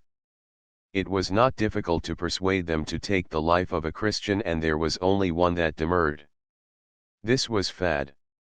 There are two reasons, Ibn Jad, why we should not take the life of this Nasrani, he said. By Allah, there never be any reason why a true believer should not take the life of a Nasrani, cried one of the old men. Listen, admonished Fad, to what I have in mind, and then I am sure that you will agree that I am right. Speak, Fad, said Ibn Jad. This Nasrani is a rich and powerful man in his own Belade. If it be possible to spare his life he will command a great ransom. Dead he is worth nothing to us. If by chance, the friends of Tarzan do not learn of his death before we are safely out of this accursed land, it will have profited us not to have killed Stimble, and, Billah, if we kill him now they may not believe us when we say that he slew Tarzan and we took his life in punishment. But if we keep him alive until we are met with the friends of Tarzan, should it so befall that they overtake us, then we may say that we did hold him prisoner, that Tarzan's own people might mete out their vengeance to him, which would suit them better. Thy words are not without wisdom, admitted Ibn Jad, but suppose the Nasrani spoke lies concerning us and said that it was we who slew Tarzan? Wouldst they not believe him above us? That be easily prevented, said the old man who had spoken before. Let us cut his tongue out forthwith, that he may not bear false witness against us. Wella, thou hast it, exclaimed Ibn Jad. Billah, nay, cried Fad. The better we treat him the larger will be the reward that he will pay us. We can wait until the last moment, said Ibn Jad, and we see that we are to lose him and our reward, then may we cut out his tongue. Thus the fate of Wilbur Stimble was left to the gods, and Ibn Jad, temporarily freed from the menace of Tarzan, turned his attention once more to his plans for entering the valley. With a strong party he went in person and sought a palaver with the Gala chief. As he approached the village of Batondo he passed through the camps of thousands of Gala warriors and realized fully what he had previously sensed but vaguely, that his position was most precarious and that with the best grace possible he must agree to whatever terms the old chief might propose. Batondo received him graciously enough, though with all the majesty of a powerful monarch, and assured him that on the following day he would escort him to the entrance to the valley, but that first he must deliver to Batondo all the Gala slaves that were with his party. But that will leave us without carriers or servants and will greatly weaken the strength of my party, cried Ibn Jad. Batondo but shrugged his black shoulders. Let them remain with us until we have returned from the valley, implored the sheik. No Gala man may accompany you, said Batondo with finality. Early the next morning the tent of Ibn Jad was struck in signal that all were to prepare for the Rala, and entirely surrounded by Gala warriors they started toward the rugged mountains where lay the entrance to the valley of Ibn Jad's dreams. Fejuan and the other Gala slaves that the Arab had brought with them from Belad el Guad marched with their own people, happy in their newfound freedom. Stimble, friendless, fearful, utterly cowed, trudged wearily along under guard of two young Bedouins, his mind constantly reverting to the horror of the murdered man lying in his lonely grave behind them. Winding steadily upward along what at times appeared to be an ancient trail and again no trail at all, the Arab and their escort climbed higher and higher into the rugged mountains that rim the valley of the Sepulchre upon the north. At the close of the second day, after they had made camp beside a rocky mountain brook, Batondo came to Ibn Jad and pointed to the entrance to a rocky side ravine that branched from the main canyon directly opposite the camp. There, he said, lies the trail into the valley. Here we leave you and return to our villages. Upon the morrow we go. When the sun rose the following morning, Ibn Jad discovered that the galleys had departed during the night, but he did not know it was because of the terror they felt for the mysterious inhabitants of the mysterious valley from which no gala ever had returned. That day Ibn Jad spent in making a secure camp in which to leave the women and children until the warriors had returned from their adventure in the valley or had discovered that they might safely fetch their women, and the next morning, leaving a few old men and boys to protect the camp, he set forth with those who were accounted the fighting men among them, and presently the watchers in the camp saw the last of them disappear in the rocky ravine that lay opposite the Menzil. Chapter 16 The great tourney. King Bohun with many knights and squires and serving men had ridden down from his castle above the city of the Sepulchre 2 days ago to make his way across the valley to the field before the city of Nimr for the great tourney that is held once each year, commencing upon the first Sunday in Lent. Gay pennons fluttered from 1,000 lance tips, and gay with colour were the housings of the richly caparisoned chargers that proudly bore the Knights of the Sepulchre, upon whose backs red crosses were emblazoned to denote that they had completed the pilgrimage to the Holy Land and were returning to home and England. Their bassinets, unlike those of the Knights of Nimr, were covered with bullock hide, and the devices upon their bucklers differed, and their colours. But for these and the crosses upon their backs they might have been Gobred's own good knights and true.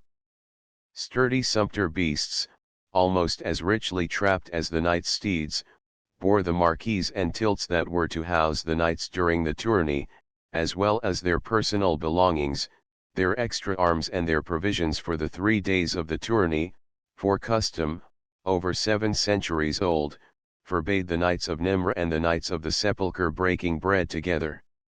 The great tourney was merely a truce during which they carried on their ancient warfare under special rules which transformed it into a gorgeous pageant and an exhibition of martial prowess which non-combatants might witness in comfort and with impunity. It did not permit friendly intercourse between the two factions, as this was not compatible with the seriousness of the event, in which knights of both sides often were killed, or the spirit in which the grand prize was awarded.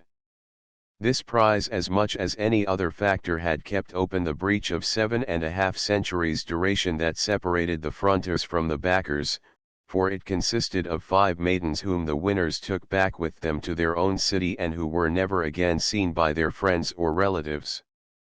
Though the sorrow was mitigated by the honorable treatment that custom and the laws of knighthood decreed should be accorded these unfortunate maidens, it was still bitter because attached to it was the sting of defeat.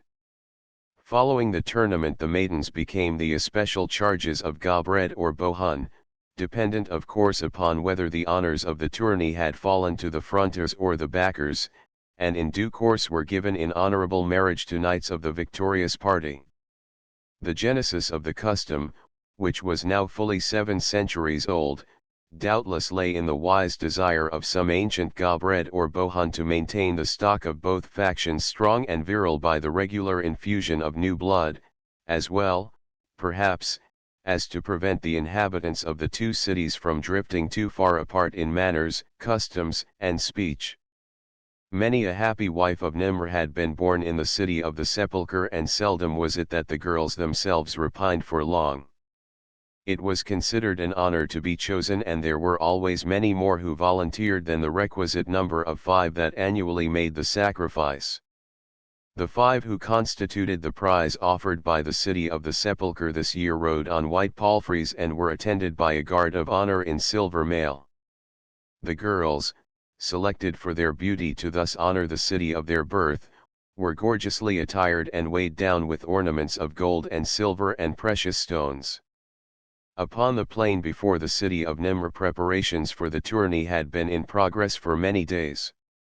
The lists were being dragged and rolled with heavy wooden rollers, the ancient stands of stone from which the spectators viewed the spectacle were undergoing their annual repairs and cleansing, a frame superstructure was being raised to support the canopies that would shade the choice seats reserved for the nobility, and staffs for 1,000 pennons had been set around the outer margin of the lists. These and 100 other things were occupying a company of workmen, and in the walled city and In the castle that stood above it the hammers of armorers and smiths rang far into the night, forging iron shoes and mail and lance tips. Blake had been assured that he was to have a part in the great tourney and was as keen for it as he had been for the big game of the season during his football days at college. He had been entered in 2 sword contests, one in which 5 knights of Nimr met 5 knights of the Sepulchre and another in which he was pitted against a single antagonist, but his only contest with the lance was to be in the grand finale when 100 fronters faced 100 backers, since, whereas, before his encounter with Mallet he had been considered hopeless with sword and buckler, now Prince Gobred looked to him to win many points with these, his lance work being held but mediocre. King Bohun and his followers were camped in a grove of oaks about a mile north of the lists, nor did the laws governing the great tourney permit them to come nearer until the hour appointed for their entrance upon the first day of the spectacle. Blake, in preparing for the tourney, had followed the custom adopted by many of the knights of wearing distinctive armor and trapping his charger similarly. His chain mail was all of solid black, relieved only by the leopard skin of his bassinet and the blue and silver pennon upon his lance. The housings of his mount were of black, edged with silver and blue, and there were, of course, the prescribed red crosses upon his breast and upon his horse housings. As he came from his quarters upon the opening morning of the tourney, followed by Edward bearing his lance and buckler, he appeared a somber figure among the resplendently caparisoned knights and the gorgeously dressed women that were gathered in the great court awaiting the word to mount their horses, which were being held in the north ballium by the grooms. That his black mail was distinctive was evidenced by the attention he immediately attracted, and that he had quickly become popular among the knights and ladies of Nimr was equally apparent by the manner in which they clustered about him, but opinion was divided in the matter of his costume, some holding that it was too dismal and depressing. Guinalda was there, but she remained seated upon a bench where she was conversing with one of the maidens that had been chosen as Nimr's prize. Blake quickly disengaged himself from those who had crowded about him and crossed the court to where Guinalda sat. At his approach the princess looked up and inclined her head slightly in recognition of his bow, and then she resumed her conversation with the maiden. The rebuff was too obvious to permit of misunderstanding, but Blake was not satisfied to accept it and go his way without an explanation. He could scarce believe, however, that the princess was still vexed merely because he had intimated that he had believed that she took a greater interest in him than she had admitted. There must be some other reason. He did not turn and walk away, then, although she continued to ignore him, but stood quietly before her, waiting patiently until she should again notice him. Presently he noted that she was becoming nervous, as was also the maiden with whom she spoke. There were lapses in their conversation. One of Guinalda's feet was tapping the flagging irritably, a slow flush was creeping upward into her cheeks. The maiden fidgeted, she plucked at the ends of the wimple that lay about her shoulders, she smoothed the rich cyclaws of her mantle, and finally she arose and, bowing before the princess, asked if she might go and bid farewell to her mother. Guinalda bade her begone, and then, alone with Blake and no longer able to ignore him, nor caring to, she turned angrily upon him. "I was right," she snapped. "Thou beest a forward boor. Why standeth thou thus staring at me when I have made it plain that I wouldst not be annoyed by thee? Go." "Because," Blake hesitated, "because I love you."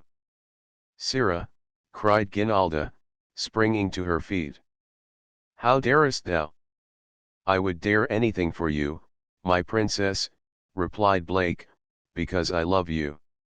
Guinalda looked straight at him for a moment in silence, then her short upper lip curved in a contemptuous sneer. "Thou liest," she said. "I have heard what thou hast said concerning me," and without waiting for a reply she brushed past him and walked away. Blake hurried after her. "What have I said about you?" he demanded.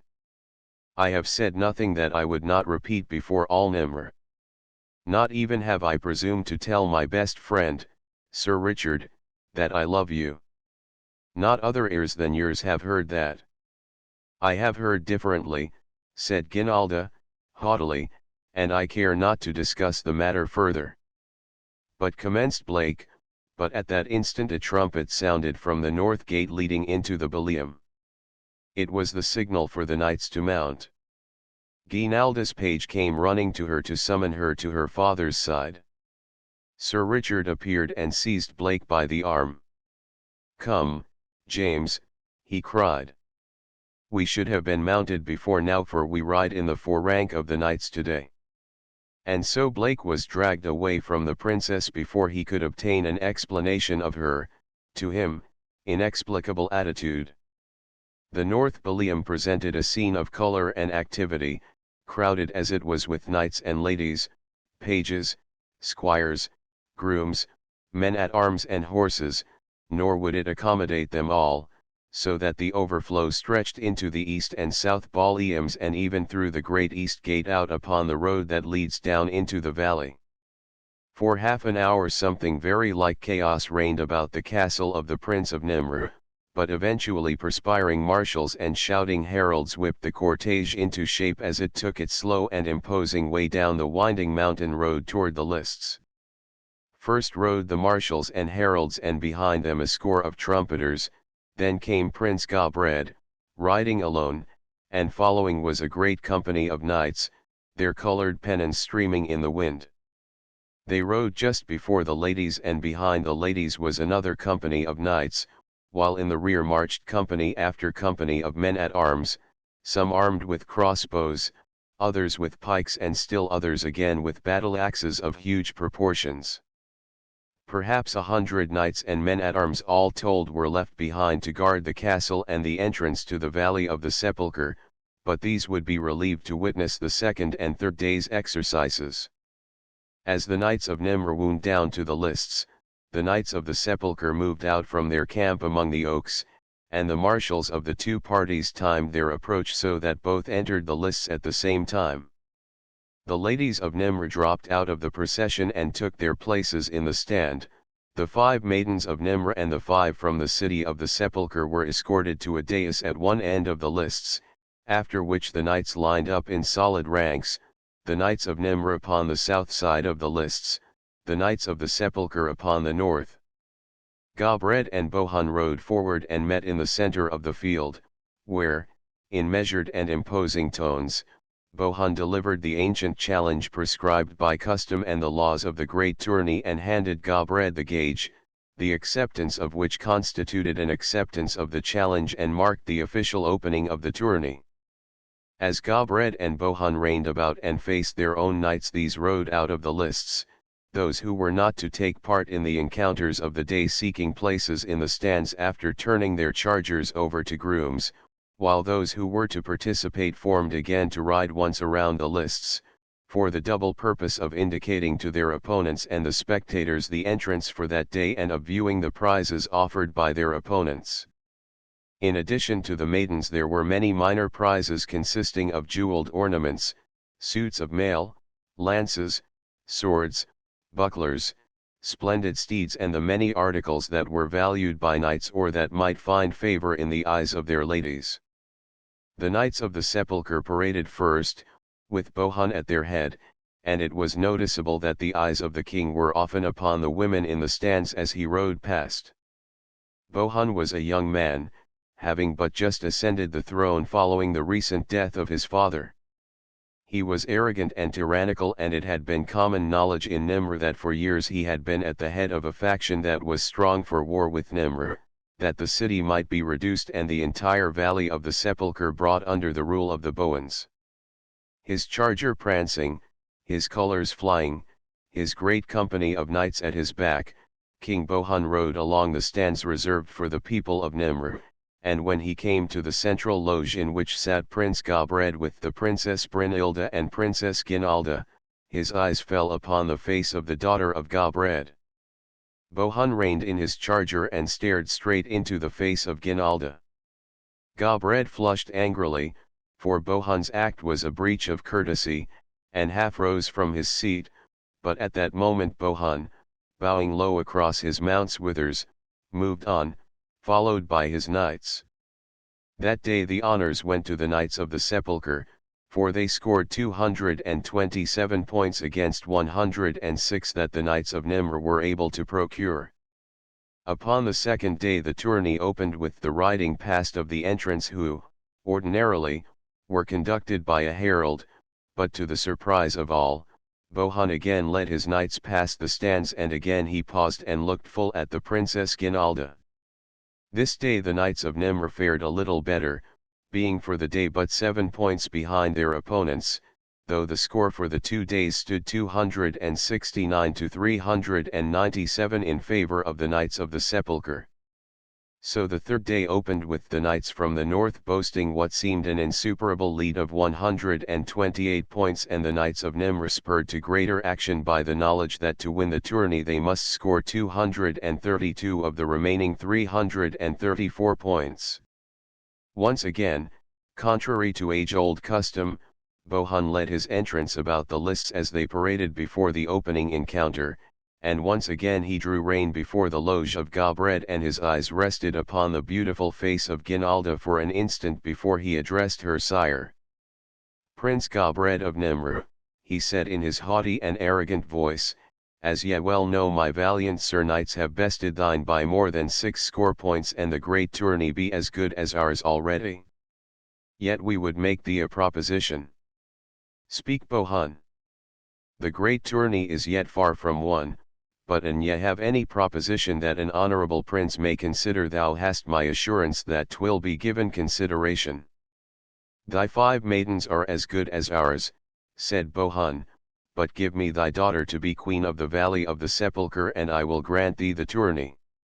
Gobred went white with anger, but when he replied his voice was low and even, for he was master of his own emotions, as befitted a princely man. "Sir Bohun," he said, refusing to accord to his enemy the title of king, "thy words are an offense in the ears of honorable men, implying as they do that the daughter of a Gobred be for sale and that the honor of the knighthood of Nimr may be bartered for. Get thee hence to thine own side of the lists before I set serfs upon ye to drive ye there with staves." "So that be thine answer, shouted Bohun. "Then know ye that I shall take the 5 maidens by the rules of the great tourney and thy daughter by force of arms." With this threat delivered he wheeled his steed and spurred away.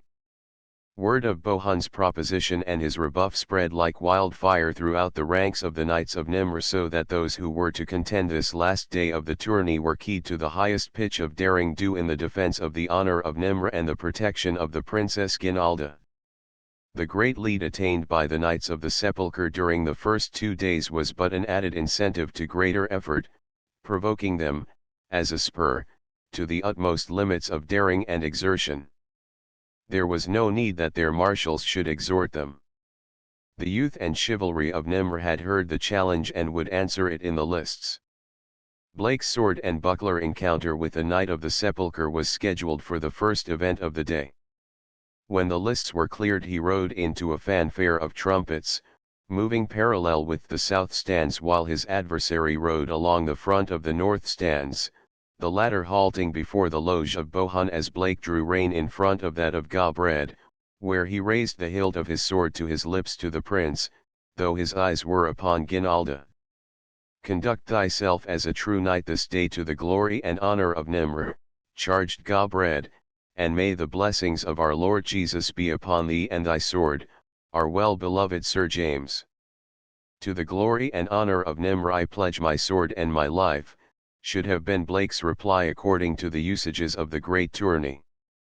"To the glory and honor of Nimr and to the protection of my princess I pledge my sword and my life," is what he said, and it was evident from the expression on Gobred's face that he was not displeased, while the look of haughty disdain which had been upon Guinalda's face softened. Slowly she arose and tearing a ribbon from her gown stepped to the front of the loge. "Receive this favor from thy lady, Sir Knight," she said, "bearing it with honor and to victory in thy encounter." Blake reined close to the rail of the loge and bent low while Guinalda pinned the ribbon upon his shoulder. His face was close to hers, he sensed the intoxicating perfume of her hair, he felt her warm breath upon his cheek. "I love you," he whispered, so low that no other ears than hers could hear. "Thou art a boor," she replied in a voice as low as his. "It be for the sake of the 5 maidens that I encourage ye with this favor." Blake looked straight into her eyes. "I love you, Ginalda," he said, "and you love me." Before she could reply he had wheeled away, the trumpets had sounded, and he was cantering slowly toward the end of the field where the tilts of the Knights of Nimr stood. Edward, very much excited, was there, and Sir Richard and Michel, with the marshal, heralds, trumpeters, men-at-arms, a martial company to urge him on with encouragement and advice.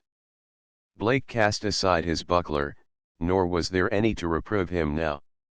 Instead they smiled proudly and knowingly, for had they not seen him best Sir Malad without other defence than his horsemanship and his sword?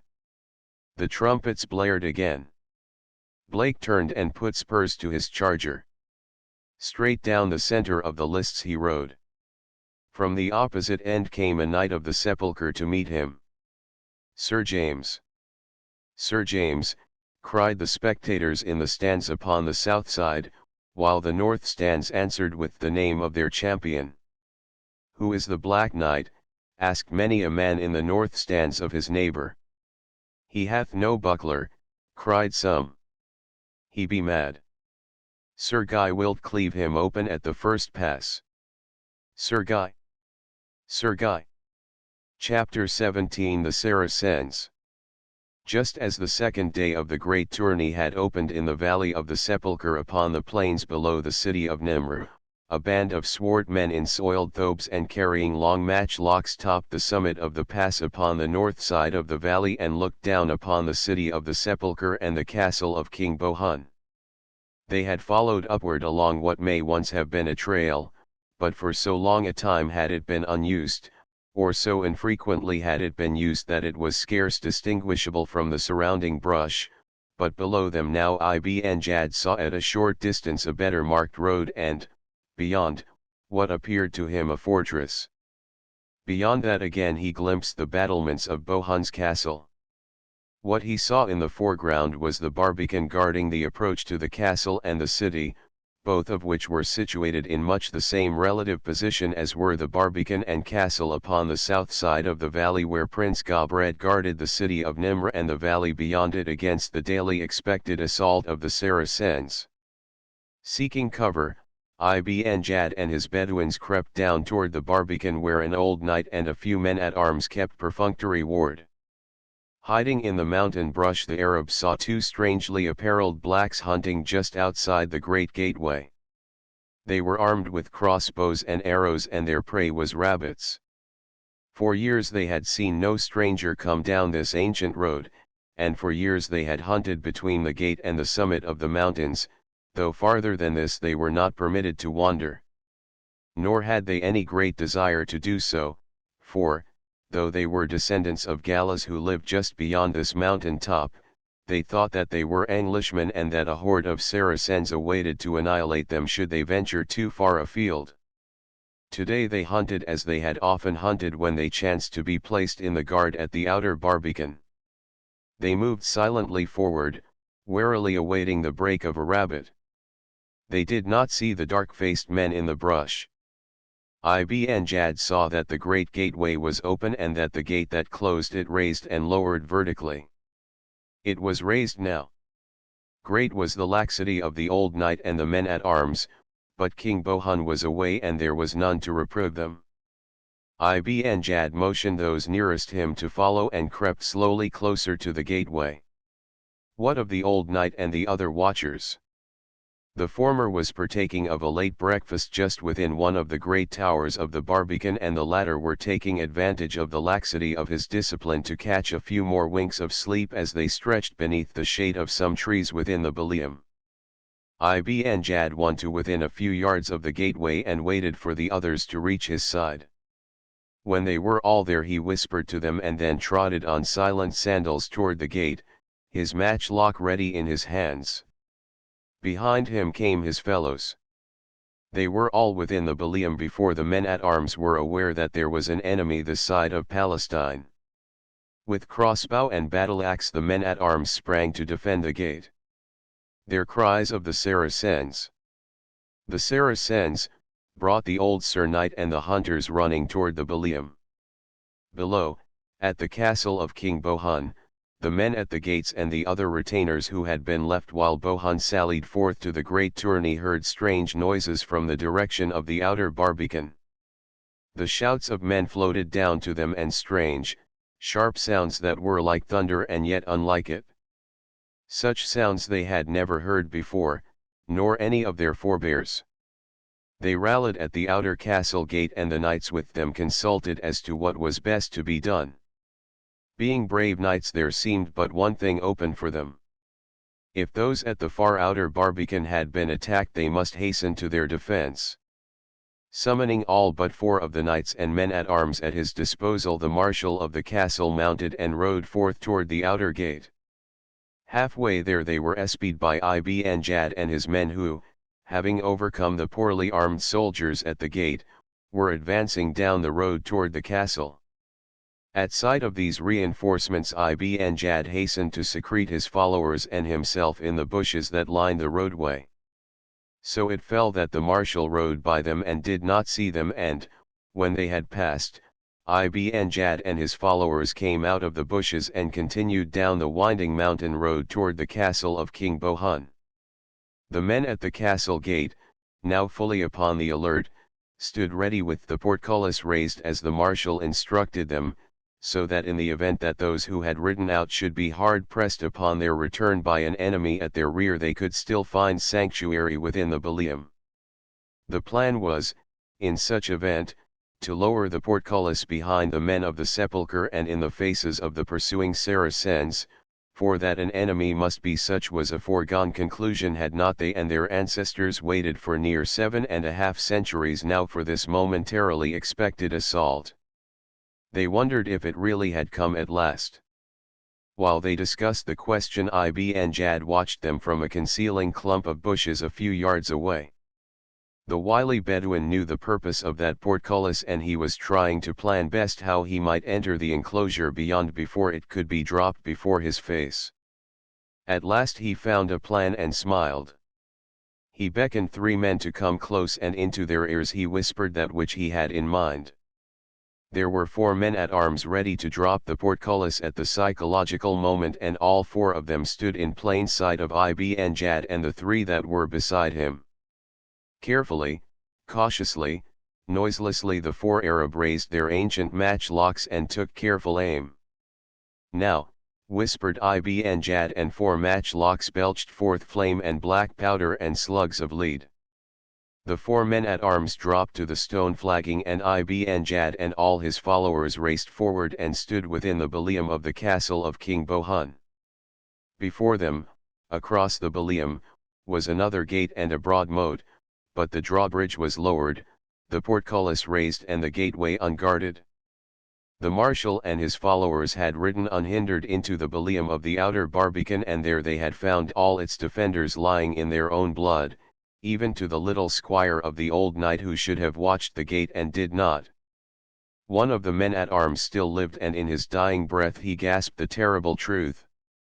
The Saracens had come at last. "Where are they?" demanded the marshal. "Didst thou not see them, sir?" asked the dying man. "They marched down the road toward the castle." "Impossible," cried the marshal. "We didst but ride along that very road and saw no one." "They marched down toward the castle," gasped the man. The marshal knit his brows. "Were there many?" he demanded. "There are few," replied the men-at-arms. It was but the advance guard of the armies of the Sultan. Just then the volley that laid low the 4 warders at the castle gate crashed upon the ears of the marshal and his men. "Odie's blood!" he cried. "They must have hid themselves in the bush as we passed," exclaimed a knight at the marshal's side, "for of a surety they be there and we be here and there be but one road between." "There be but 4 men at the castle gate," said the marshal, and I did bid them keep the cullis up till we returned. God pity me. I have given over the sepulchre to the Saracens. Slay me, Sir Morley. Nay, man. We need every lance and sword and crossbow that we may command. This be no time to think of taking thy life when thou canst give it to our Lord Jesus in defence of his sepulchre against the infidels. Thou art right, Morley, cried the marshal. Remain you here, then, with 6 men and hold this gate. I shall return with the others and give battle at the castle. But when the marshal came again to the castle gate he found the portcullis down and a dark-faced, bearded Saracen glaring at him through the iron bars. The marshal at once ordered the crossbowmen to shoot the fellow down, but as they raised their weapons to their shoulder there was a loud explosion that almost deafened them, and flame leaped from a strange thing that the Saracen held against his shoulder and pointed at them. One of the crossbowmen screamed and lunged forward upon his face, and the others turned and fled.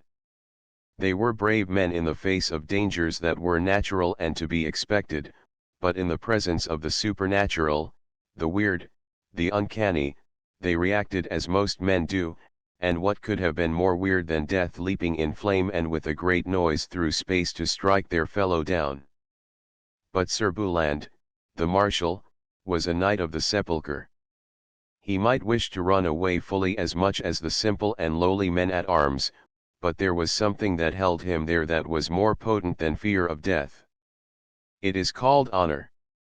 Sir Bouland could not run away, and so he sat there on his great horse and challenged the Saracens to mortal combat, challenged them to send their doughtiest Sir Knight to meet him and thus decide who should hold the gate. But the Arab already held it. Furthermore, they did not understand him. In addition to all this, they were without honor as Sir Bouland knew it, and perhaps as any one other than a Bedouin knows it, and would but have laughed at his silly suggestion.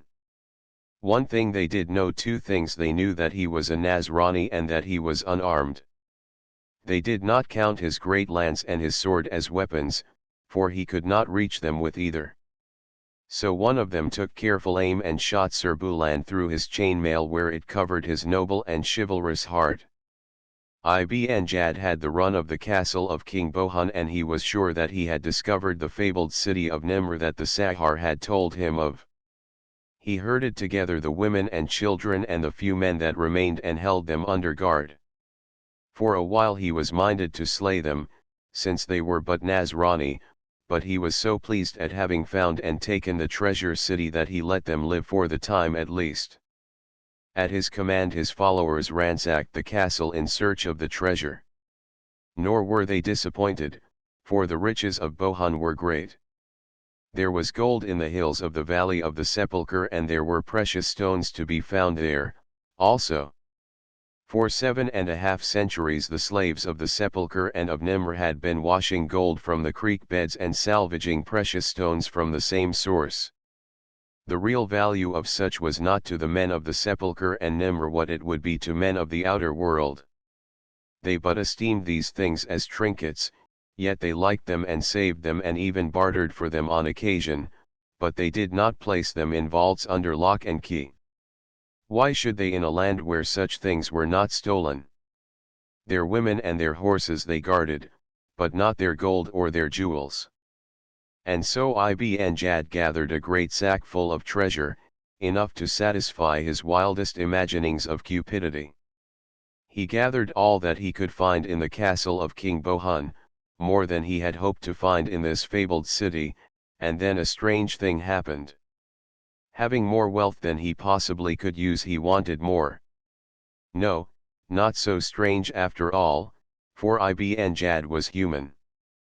He spent the night with his followers in the castle of King Bohun, and during the night he planned, for he had seen a wide valley stretching far away to other mountains, and at the base of those mountains he had seen that which appeared to be a city.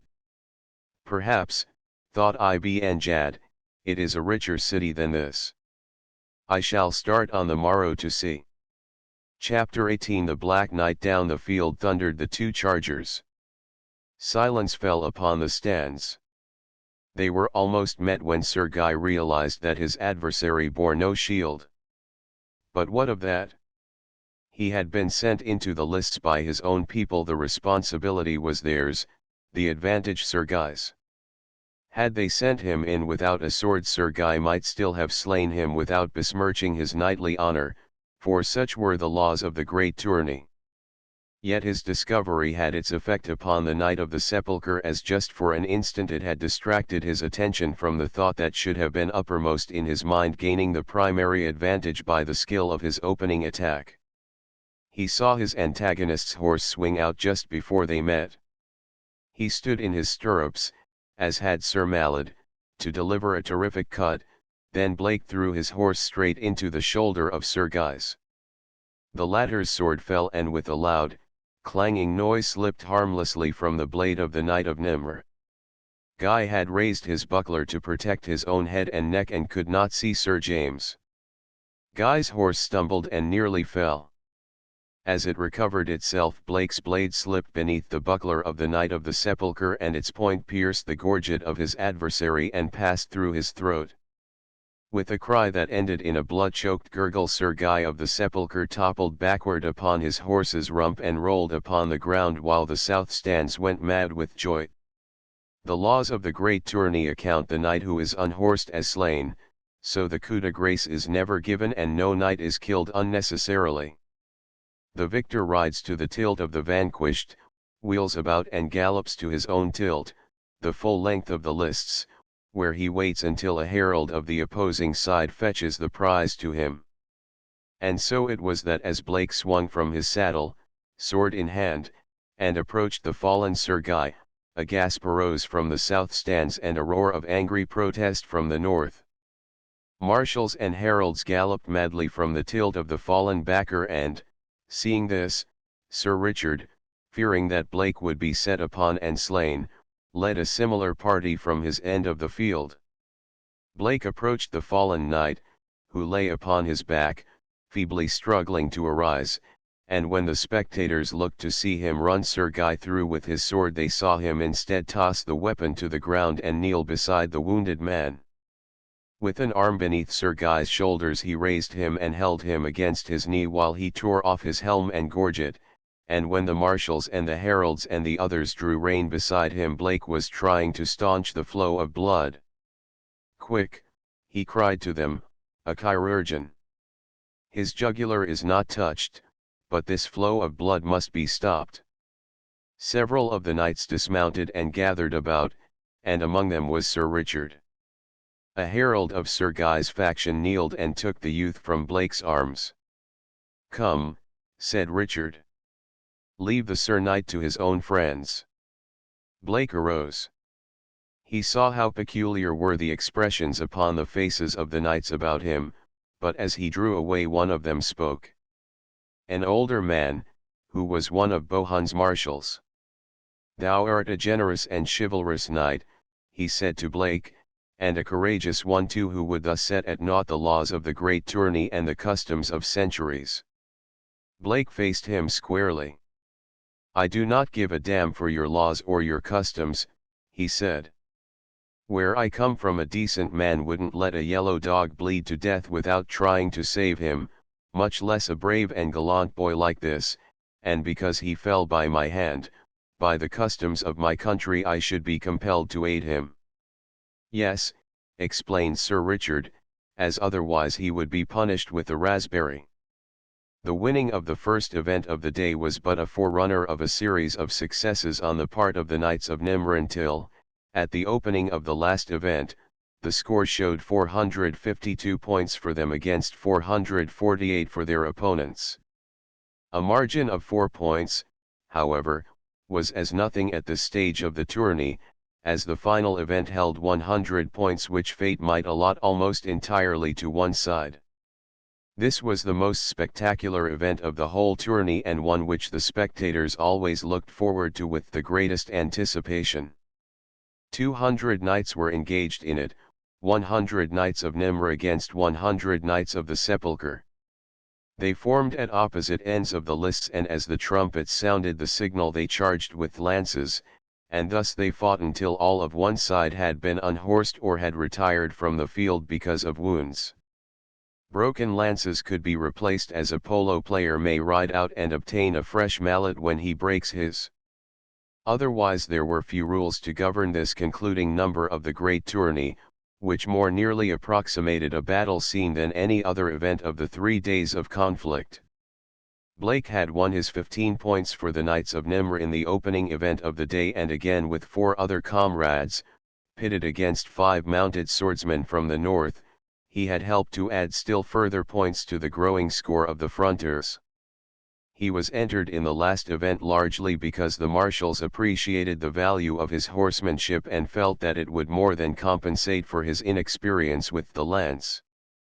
The 200 mailed knights had paraded for the final event and were forming line at opposite ends of the lists, 100 knights of the Sepulchre at one end and 100 knights of Nimr at the other.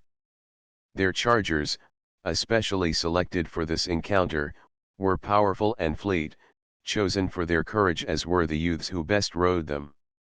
The knights, with few exceptions, were youths in their 20s, for to youth went the laurels of this great sport of the Middle Ages, as they still do in the sports of today.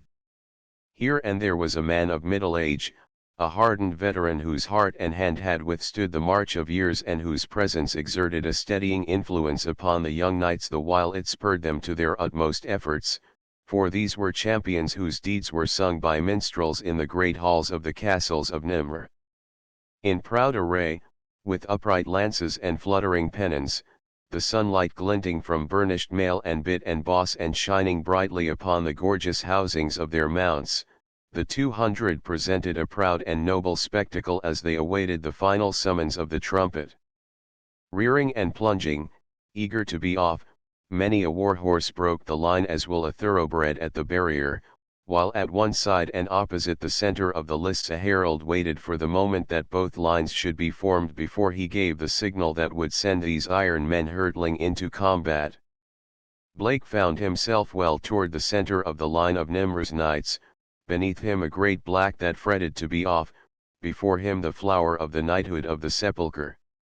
In his right hand he grasped a heavy, iron-shod lance, the butt of which rested in a boot at his stirrup, and upon his left arm he bore a great shield, nor had he any wish to discard it in the face of all those sturdy, iron-tipped lances. As he looked down the long length of the lists upon the 100 knights that would presently be racing toward him in solid array with lance points projecting far ahead of their horses, Blake felt that his shield was entirely inadequate, and he experienced a certain nervousness that reminded him of similar moments of tense waiting for the referee's whistle during his football days, those seemingly long gone days of another life that he sensed now as a remote and different incarnation. At last came the signal.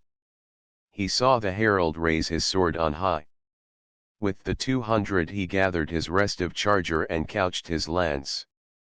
The sword fell.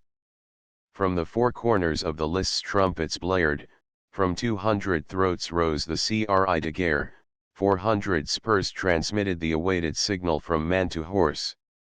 The thundering lines bore down the field while a score of heralds raced along the flanks and rear to catch any infraction of the sole regulation that bore upon the final tumultuous collision.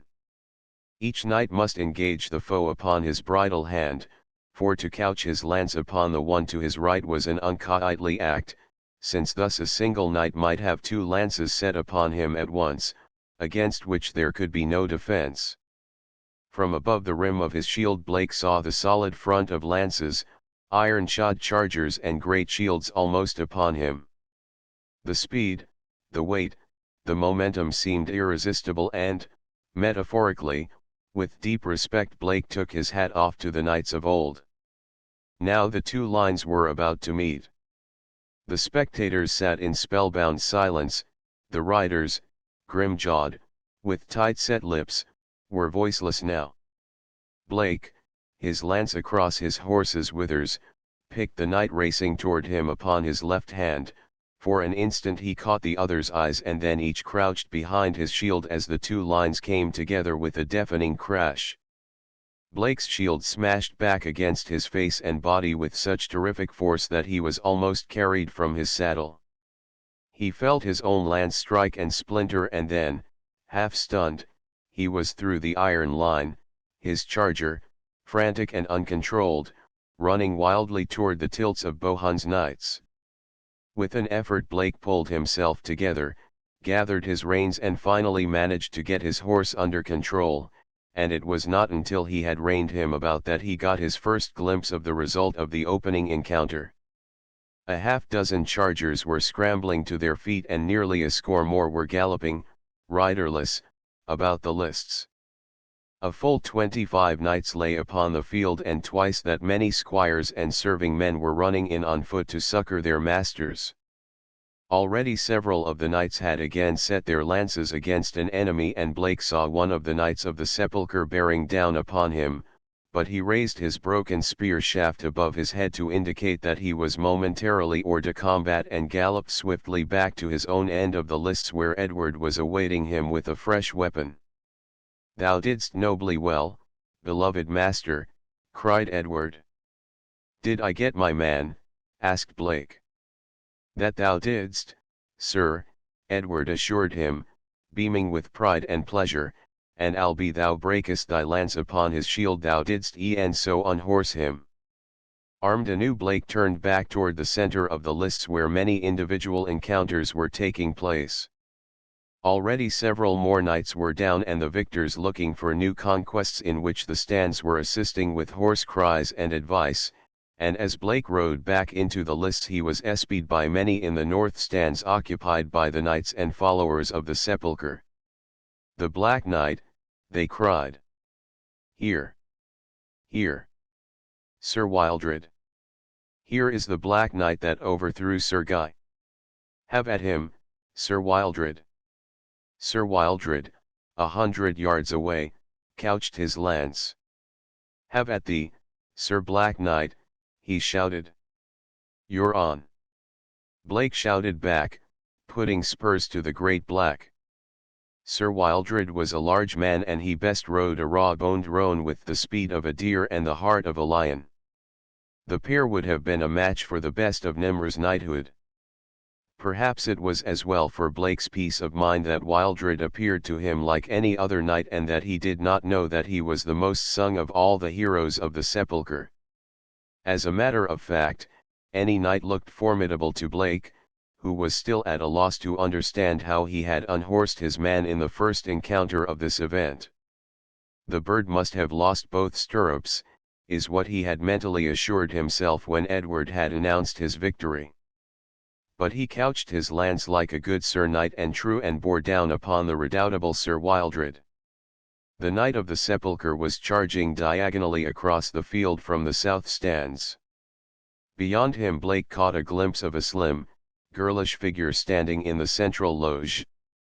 He could not see her eyes, but he knew that they were upon him. "For my princess," he whispered as Sir Wildred loomed large before him. Lance smote on shield as the two knights crashed together with terrific force, and Blake felt himself lifted clear of his saddle and hurled heavily to the ground. He was neither stunned nor badly hurt, and as he sat up a sudden grin wreathed his face, for there, scarce a lance length from him, sat Sir Wildred. But Sir Wildred did not smile. "'Sdeath," he cried. "Thou laughest at me, sirrah." "If I look as funny as you do," Blake assured him, "you've got a laugh coming too." Sir Wildred knit his brows. "Odie's blood," he exclaimed. "And thou beest a knight of Nimr, I be a Saracen. Who beest thou? Thy speech savoureth not of the valley." Blake had arisen. "Hurt much?" he asked, stepping forward. "Here, I'll give you a hand up." "Thou art, of a certainty, a strange Sir Knight," said Wildred. "I recall now that thou didst offer succour to Sir Guy when thou hadst fairly vanquished him." "Well, what's wrong with that?" asked Blake. "I haven't anything against you. We've had a bully good scrap and are out of it. Why should we sit here and make faces at one another?" Sir Wildred shook his head. "Thou are beyond my comprehension," he admitted. By this time their squires and a couple of serving men had arrived, but neither of the fallen knights was so badly injured that he could not walk without assistance. As they started for their respective tilts, Blake turned and smiled at Wildred. "So long, old man," he cried cheerily. "Hope we meet again some day." Still shaking his head, Sir Wildred limped away, followed by the two who had come to assist him. At his tilt Blake learned that the outcome of the great tourney still hung in the balance, and it was another half-hour before the last of the Knights of Nimr went down in defeat, leaving 2 Knights of the Sepulchre victorious upon the field. But this was not enough to overcome the lead of 4 points that the Frontiers had held at the opening of the last event, and a moment later the heralds announced that the Knights of Nimr had won the great tourney by the close margin of 2 points.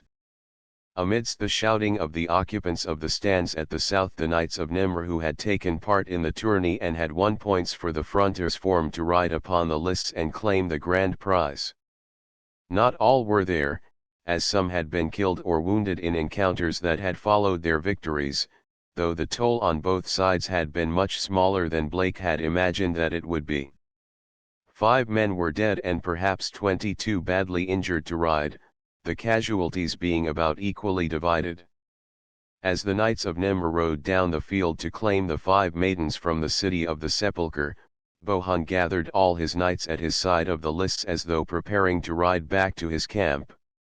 At the same time a knight of the Sepulchre, wearing the leopard skin bassinet of Nimr, entered the stands upon the south side of the field and made his way toward the loge of Prince Gobred. Bohun watched. The Knights of Nimr were at the far end of the field, engrossed in the ritualistic rites that the laws of the great tourney prescribed for the reception of the 5 maidens. Close beside Bohun 2 young knights sat their chargers, their eyes upon their king, and one of them held the bridle of a riderless horse. Suddenly Bohun raised his hand and spurred across the field, followed by his knights. They moved a little toward the end of the field where the Knights of Nimr were congregated, so that the bulk of them were between this end of the field and Gobred's loge. The young knight who had sat close beside Bohun, and his companion leading the riderless horse, spurred at a run straight for the stands of Nimr and the loge of the prince. As they drew in abreast of it, a knight leaped into the loge from the rear, swept Guinalda into his arms, tossed her quickly to the young knight waiting to receive her, sprang to the edge of the rail and leaped into the saddle of the spare horse being held in readiness for him. Then they both wheeled and spurred away before the surprised Gobred or those about him could raise a hand to stay them. Behind them swept Bohun and the Knights of the Sepulchre, out toward the camp among the oaks. Instantly all was pandemonium. A trumpeter in Gobred's loge sounded the alarm. The prince ran from the stands to the spot where his horse was being held by a groom. The Knights of Nimr, ignorant of what had occurred, not knowing where to rally or against whom, milled about the lists for a few moments. Then Gobred came, spurring swiftly before them. "Bohun has stolen the Princess Guinalda," he cried. Knights of Nimr, but before he could say more, or issue orders to his followers, a black knight on a black charger spurred roughly through the ranks of surrounding men and was away after the retreating Knights of the Sepulchre. Chapter 19 Lord Tarzan. There was a nasty smile upon Tolog's lips as he thought how neatly he had foiled Atija, who would have warned the Nazrani of the plot to slay him, and he thanked Allah that chance had placed him in a position to intercept her before she had been able to ruin them all. Even as Tolog, the brother of the sheik, smiled in his beard, a hand reached out of the darkness behind him and seized him by the throat. Fingers grasped him and he was dragged away. Into the beat that had been Zed's and which had been set up for the Nazrani, Tolog was dragged. He struggled and tried to scream for help, but he was powerless in the grip of steel that held him and choked him. Inside the beat a voice whispered in his ear. "Cry out, Tolog," it said, "and I shall have to kill you." Then the grasp upon his throat relaxed, but Tolog did not call for help, for he had recognized the voice that spoke and he knew that it had made no idle threat. He lay still while the bonds were drawn tight about his wrists and ankles and a gag fastened securely in his mouth. He felt the folds of his burnous drawn across his face and then silence. He heard Stimble creep into the beat, but he thought that it was still he who had bound him. And thus died Tolog, the brother of Ibn Jad, died as he had planned that Tarzan of the Apes should die. And, knowing that he would die thus, there was a smile upon the lips of the ape-man as he swung through the forest toward the southeast. Tarzan's quest was not for Bedouins but for Blake. Having assured himself that the white man in the menzil of Ibn Jad was Stimble and that none knew the whereabouts of the other American, he was hastening back to the locality where Blake's boys had told him their Bwana had disappeared, in the hope of picking up his trail and, if unable to assist him, at least to learn what fate had overtaken him. Tarzan moved swiftly and his uncanny senses of sight and smell aided him greatly in wresting its secrets from the jungle, yet it was 3 days before he found the spot where the lightning had struck down Blake's gun-bearer. Here he discovered Blake's faint spoor leading toward the north. Tarzan shook his head, for he knew that there was a stretch of uninhabited forest laying between this place and the first Gala villages. Also he knew that if Blake survived hunger and the menace of wild beasts he might only live to fall victim to a Gala spear. For 2 days Tarzan followed a spoor that no other human eye might have discerned. On the afternoon of the second day he came upon a great stone cross built directly in the center of an ancient trail. Tarzan saw the cross from the concealment of bushes, for he moved as beasts of prey moved, taking advantage of every cover, suspicious of every strange object, always ready for flight or battle as occasion might demand. So it was that he did not walk blindly into the clutches of the 2 men-at-arms that guarded the outer way to the city of Nimr. To his keen ears was borne the sound of their voices long before he saw them. Even as Sheeta or Numa approached their prey, so Tarzan of the Apes crept through the brush until he lay within a few yards of the men-at-arms. To his vast astonishment he heard them conversing in a quaint form of English that, while understandable to him, seemed yet a foreign tongue. He marveled at their antiquated costumes and obsolete weapons, and in them he saw an explanation of Blake's disappearance and a suggestion of his fate. For a time Tarzan lay watching the two with steady, unblinking eyes. It might have been Numa, himself, weighing the chances of a sudden charge. He saw that each was armed with a sturdy pike and a sword. They could speak English, after a fashion, therefore, he argued, they might be able to give him word of Blake. But would they receive him in a friendly spirit, or would they attempt to set upon and slay him? He determined that he could never ascertain what their attitude would be by lying hidden among the brush, and so he gathered himself, as Numa does when he is about to spring. The two blacks were idly gossiping, their minds as far from thoughts of danger as it were possible they could be, when suddenly without warning Tarzan launched himself full upon the back of the nearer, hurling him to the ground. Before the other could gather his wits, the ape-man had dragged his victim into the concealment of the bush from which he had sprung, while the fellow's companion turned and fled in the direction of the tunnel. The man in Tarzan's grasp fought and struggled to be free, but the ape-man held him as easily as he might have held a child. "Lie still," he advised, "I shall not harm you." "Odie's blood," cried the black. "What manner of creature be thou?" "One who will not harm you if you will tell him the truth," replied Tarzan. "What wouldst thou know?" demanded the black. "A white man came this way many weeks ago." "Where is he?" "Thou speakest of Sir James," asked the soldier. "Sir James," mused Tarzan, and then he recollected that Blake's first name was James. "His name was James," he replied, "James Blake." "Verily, 'tis the same," said the soldier. "You have seen him? Where is he now?" "He be defending the honor of our Lord Jesus and the Knights of Nimr in the great tourney in the lists upon the plain below the city, and have ye come to wreak despite upon our good Sir James? Thou wilt find many doughty knights and men at arms who will take up the gage in his behalf." "I am his friend," said Tarzan. "Then why didst thou leap upon me thus, if thou beest a friend to Sir James?" demanded the man. "I did not know how you had received him or how you would receive me." "A friend of Sir James will be received well in Nimr," said the man. Tarzan took the man's sword from him and permitted him to rise his pike he had dropped before being dragged among the bushes. "Go before me and lead me to your master," commanded the ape-man, "and remember that your life will be the forfeit that you must pay for treachery. Do not make me leave the road unguarded against the Saracens," begged the man. "Soon my companion will return with others and then I shall beg them to take thee where thou wilt." "Very well," agreed the ape-man. They had not waited long before he heard the sound of hastening footsteps and a strange jingling and clanking that might have been caused by the shaking of many chains and the striking against them of objects of metal. Shortly afterward he was surprised to see a white man clothed in chainmail and carrying a sword and buckler descending the trail at a trot, a dozen pikemen at his back. "Tell them to halt," commanded Tarzan, placing the point of the man's sword in the small of his back. "Tell them I would talk with them before they approach too closely."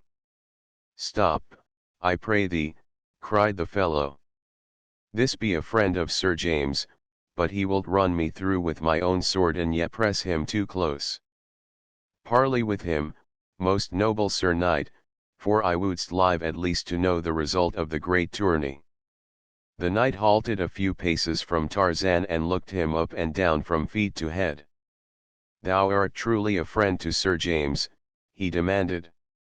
Tarzan nodded. "I have been seeking him for days." "And some mishap befell thee and thou lost thy apparel?" The ape-man smiled.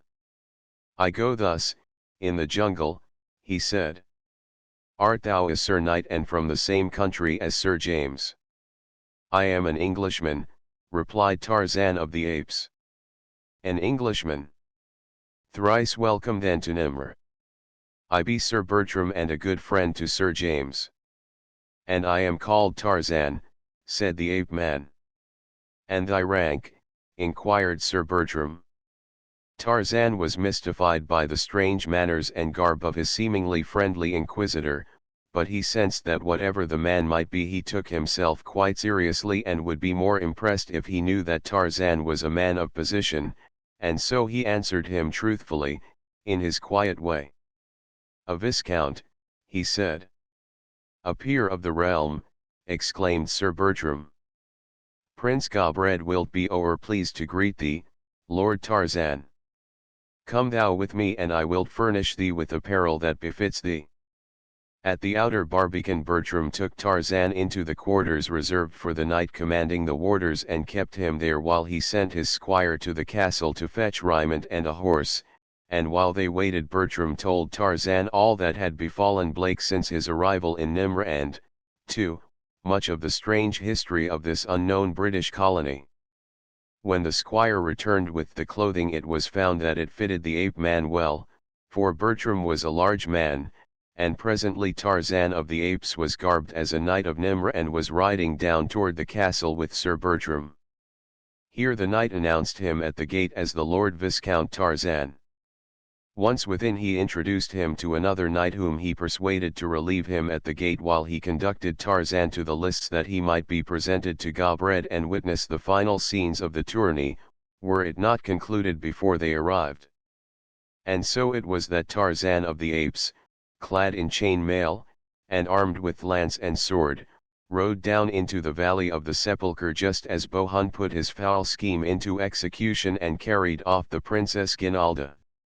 Long before they reached the lists Bertram was aware that something was amiss, for they could see the dust clouds racing rapidly north away from the lists as though one body of knights pursued another. He put spur to his mount and Tarzan followed suit, and so they came at a stiff run to the lists and there they found all pandemonium. The women were mounting preparatory to riding back to Nimr under escort of a few knights that Gobred had sent back to guard them.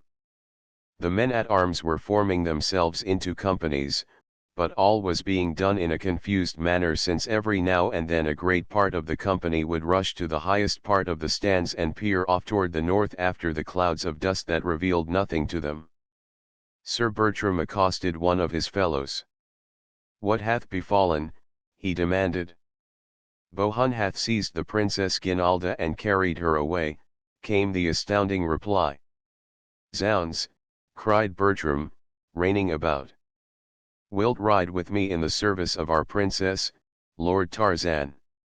For answer Tarzan spurred his horse alongside of Bertram's, and stirrup to stirrup the two set out across the plain, while far ahead of them Blake drew gradually closer and closer to the fleeing knights of the sepulchre.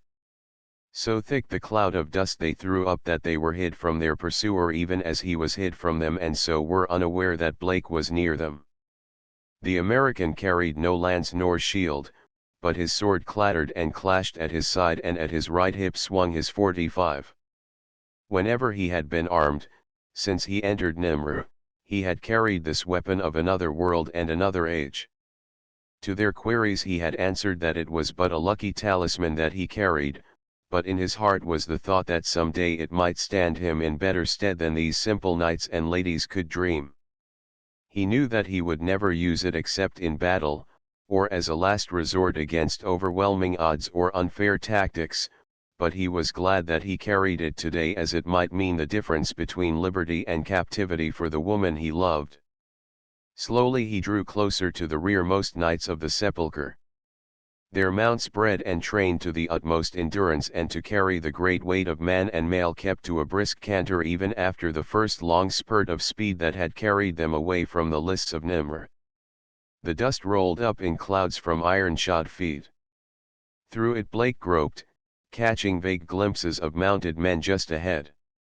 The black, powerful, fleet, courageous, showed no sign of fatigue. The rider carried his sword in his hand, ready. He was no longer a black knight, but a grey. Bassinet, hauberk, all the rich caparisons of his horse, the horse itself, were grey with dust. Blake glimpsed a knight toward whom he was slowly drawing closer. This knight was grey. Like a flash Blake realized the value of the camouflage that chance had laid upon him. He might ride among them and they would not suspect that he was not of them. Instantly he sheathed his sword and pressed forward, but he edged off a little from the knight before he passed him. Urging the black ever a little faster, Blake crept up through the ranks of Bohun's knights. Somewhere a knight was carrying double, and this knight he sought.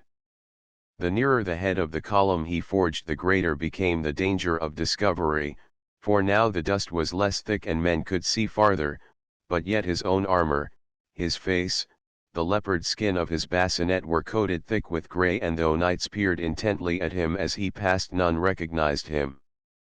Once one hailed him. "Is-t thou, Percival?" he demanded. "Nay," replied Blake, and spurred on a trifle faster.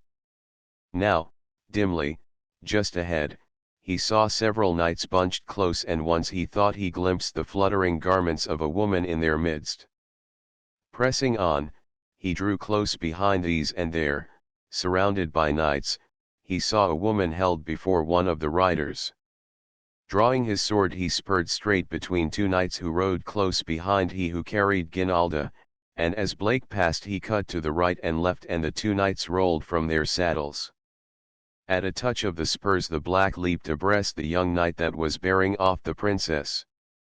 So quickly was the thing accomplished that the knights who rode scarce an arm's length from him had not the time to realize what was occurring and prevent it.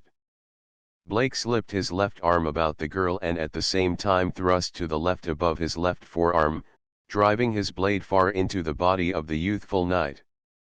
Then he spurred forward, carrying Guinalda from the dead arms as the knight pitched headlong from his saddle. Blake's sword was wrenched from his grasp, so far had he driven it into the body of the man who dared commit this wrong against the woman Blake loved.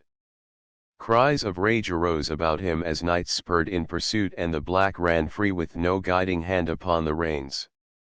A huge fellow loomed just at Blake's rear and another was closing in from the other side. The first man swung his sword as he stood in his stirrups and the second was already reaching for Blake with his point.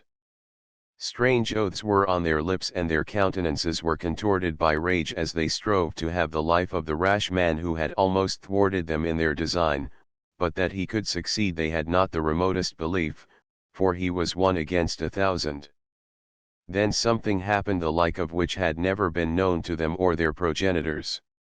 A blue-barreled .45 flashed from the holster at Blake's hip, there was a loud report and the knight upon Blake's right rear lunged head foremost to the ground.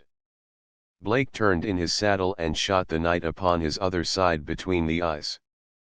Terrified, the horses of other knights close by, who might have menaced him, bolted, as did the great black that Blake best rode, but while the American was trying to replace his weapon in its holster and gather the reins in his right hand he leaned to the left and thus forced the horse slowly around toward the direction he wished him to go, Blake's plan being to cut across the front of the Knights of the Sepulchre and then turn southward toward Nimr. He was sure that Gobred and his followers must be close in pursuit, and that it would be but a matter of minutes before he would have Guinalda safe behind 1,000 or more knights, any one of whom would lay down his life for her. But the Knights of the Sepulchre had spread out over a greater front than Blake had anticipated, and now he saw them coming rapidly upon his left and was forced to swerve in a more northerly direction. Closer and closer they came and once more the American found it necessary to drop his reins and draw his .45. One shot sent the horses of the menacing knights rearing and plunging away from the terrifying sound, and it sent the black into a new paroxysm of terror that almost resulted in Blake and the girl being unhorsed.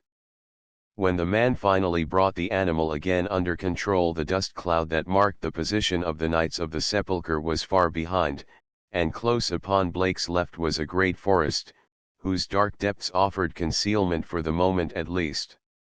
Reining quickly within, Sir James drew up and gently lowered Guinalda to the ground. Then he dismounted and tied the black to a tree, for Blake was spent after what he had been through this day since his first entry upon the lists, and the black was spent as well. He slipped the housing and the heavy saddle from the horse's back and took the great bit from his mouth, replacing a portion of the housing to serve as a cooler until the horse should be less heated, nor once did he glance at the princess until he had finished caring for his horse. Then he turned and faced her. She was standing leaning against a tree, looking at him. "Thou art a brave, Sir Knight," she said softly, and then added, arrogantly, "but still a boor." Blake smiled, wanly. He was very tired and had no wish to argue. "I'm sorry to ask you to do it," he said, ignoring what she had said to him, "but Sir Galahad here will have to be kept moving about a bit until he cools off and I'm too fagged to do it." The Princess Guinalda looked at him in wide-eyed amazement. Yeah, she stammered, "You mean that I should lead the beast? I, a princess?" "I can't do it, Guinalda," replied Blake. "I tell you I'm just about all in, lugging all these skit chains about since sunrise. I guess you'll have to do it." "Have to? Durst thou command, knave?" "Snap out of it, girl," advised Blake curtly. "I'm responsible for your safety and it may all depend on this horse. Get busy, and do as I tell you. Lead him back and forth slowly." There were tears of rage in the eyes of the Princess Guinalda as she prepared to make an angry retort, but there was something in Blake's eyes that silenced her. She looked at him for a long moment and then turned and walked to the black. Untying the rope that tethered him to the tree, she led him slowly to and fro, while Blake sat with his back against a great tree and watched out across the plain for the first sign of pursuit. But there was no pursuit, for the Knights of Nimr had overtaken the Knights of the Sepulchre and the two forces were engaging in a running fight that was leading them farther and farther away toward the city of the Sepulchre upon the north side of the valley. Guinalda led the black for half an hour. She led him in silence, and in silence Blake sat gazing out across the valley. Presently he turned toward the girl and rose to his feet. "That'll be good," he said, approaching her. "Thank you. I'll rub him a bit now. I was too exhausted to do it before." Without a word she turned the black over to him, and with dry leaves he rubbed the animal from muzzle to dock. When he had finished he threw the housing over him again and came and sat down beside the girl. He let his eyes wander to her profile, to her straight nose, her short upper lip, her haughty chin. She is beautiful, thought Blake, but selfish, arrogant, and cruel. But when she turned her eyes toward him, even though they passed over him as though he had not been there, they seemed to belie all the other evidence against her. He noticed that her eyes were never quiet. Her glances roved from place to place, but most often into the depths of the wood and upward among the branches of the trees. Once she started and turned suddenly to gaze intently into the forest. "What is it?" asked Blake. "Methought something moved within the wood," she said. "Let us be gone." "It is almost dusk," he replied. "When it is dark we can ride to Nimr in safety. Some of Bohun's knights may still be searching for you." "What?" she exclaimed. "Remain here until dark? Knowest thou not where we be?" "Why, what's wrong with this place?" demanded the man. She leaned toward him, her eyes wide with terror. "It be the wood of the leopards," she whispered. "Yes," he queried casually. "Here lair the great leopards of Nimr," she continued, "and after night falls only a camp with many guards and beast fires be safe from them. And even so not always then, for they have been known to leap upon a warder and, dragging him into the wood, devour him within hearing of the camp. But," suddenly her eyes responded to a new thought, "I hadst forgot the strange, roaring weapon with which thou slew the knights of Bohun. Of a surety with that thou couldst slay all the leopards of the wood." Blake hesitated to undeceive her and add to her alarm. "Perhaps," he said, "it will be as well to start now, for we have a long ride and it will soon be dark." As he spoke he started towards Sir Galahad. He had almost reached the horse when the animal suddenly raised its head and with up-pricked ears and dilated nostrils looked into the gathering shadows of the wood. For an instant Sir Galahad trembled like a leaf, and then, with a wild snort, he lay back with all his weight upon the tether, and as it parted with a snap he wheeled and raced out upon the plain. Blake drew his gun and peered into the wood, but he saw nothing, nor could his atrophied sense of smell catch the scent that had come so clearly to the nostrils of Sir Galahad. Eyes that he could not see were watching him, but they were not the eyes of Sheeta the leopard. Chapter XX I Love You. Lord Tarzan rode with Sir Bertram in the wake of the Knights of Nimr, nor did they overtake them until after Blake had borne Ginalda out of the battle which had followed immediately the hosts of Gobred had overhauled the Knights of the Sepulchre. As the two approached, Tarzan saw opposing knights paired off in mortal combat. He saw a knight of Nimr go down before an adversary's lance, and then the victor espied Tarzan. "Have at you, Sir Knight," cried he of the Sepulchre, and couched his lance and put spurs to his charger. This was a new experience for the ape-man, a new adventure, a new thrill. He knew as much about jesting as he did about ping-pong, but from childhood he had wielded a spear, and so he smiled as the knight charged upon him. Lord Tarzan waited, and the Knight of the Sepulchre was disconcerted to see his adversary awaiting him, motionless, his spear not even couched to receive him. Lord Bertram had reined in his horse to watch the combat and observe how this English peer accounted for himself in battle, and he too was perplexed. Was the man mad, or was he fearful of the issue? As his antagonist approached him, Tarzan rose in his stirrups and carried his lance hand above and behind his head, and when the tip of the other's lance was yet 5 paces from him, the ape-man launched the heavy weapon as he had so often launched his hunting spear and his war spear in the chase and in battle. It was not Viscount Greystoke who faced the Knight of the Sepulchre, it was not the king of the great apes. It was the chief of the Waziri, and no other arm in the world could cast a war spear as could his. Forward his spear hand shot, straight as an arrow sped the great lance. It struck the shield of the Knight of the Sepulchre just above the boss and, splitting the heavy wood, drove into the heart of Tarzan's foe, and at the same instant the ape-man reined his horse aside as that of his fallen antagonist thundered past. Sir Bertram shook his head and spurred to meet an antagonist that had just challenged him. He was not sure that the act of Lord Tarzan had been entirely ethical, but he had to admit that it had been magnificent. The fortunes of the battle carried Tarzan toward the west. His lance gone, he fought with his sword. Luck and his great strength and wondrous agility carried him through 2 encounters. By this time the battle had drawn off toward the northeast. Tarzan had accounted for his second man since he had lost his lance, and a Knight of the Sepulchre had slain a Knight of Nimr. Now these 2 remained alone upon the field, nor did the other lose a moment in shouting his challenge to the ape-man. Never in his life had Tarzan seen such fierce, bold men, such gluttons for battle. That they glorified in conflict and in death with a fierce lust that surpassed the maddest fanaticism he had ever witnessed filled Tarzan's breast with admiration. What men! What warriors! Now the last night was upon him. Their swords clashed on ready buckler. They wheeled and turned and struck again. They passed and spurred once more to close quarters.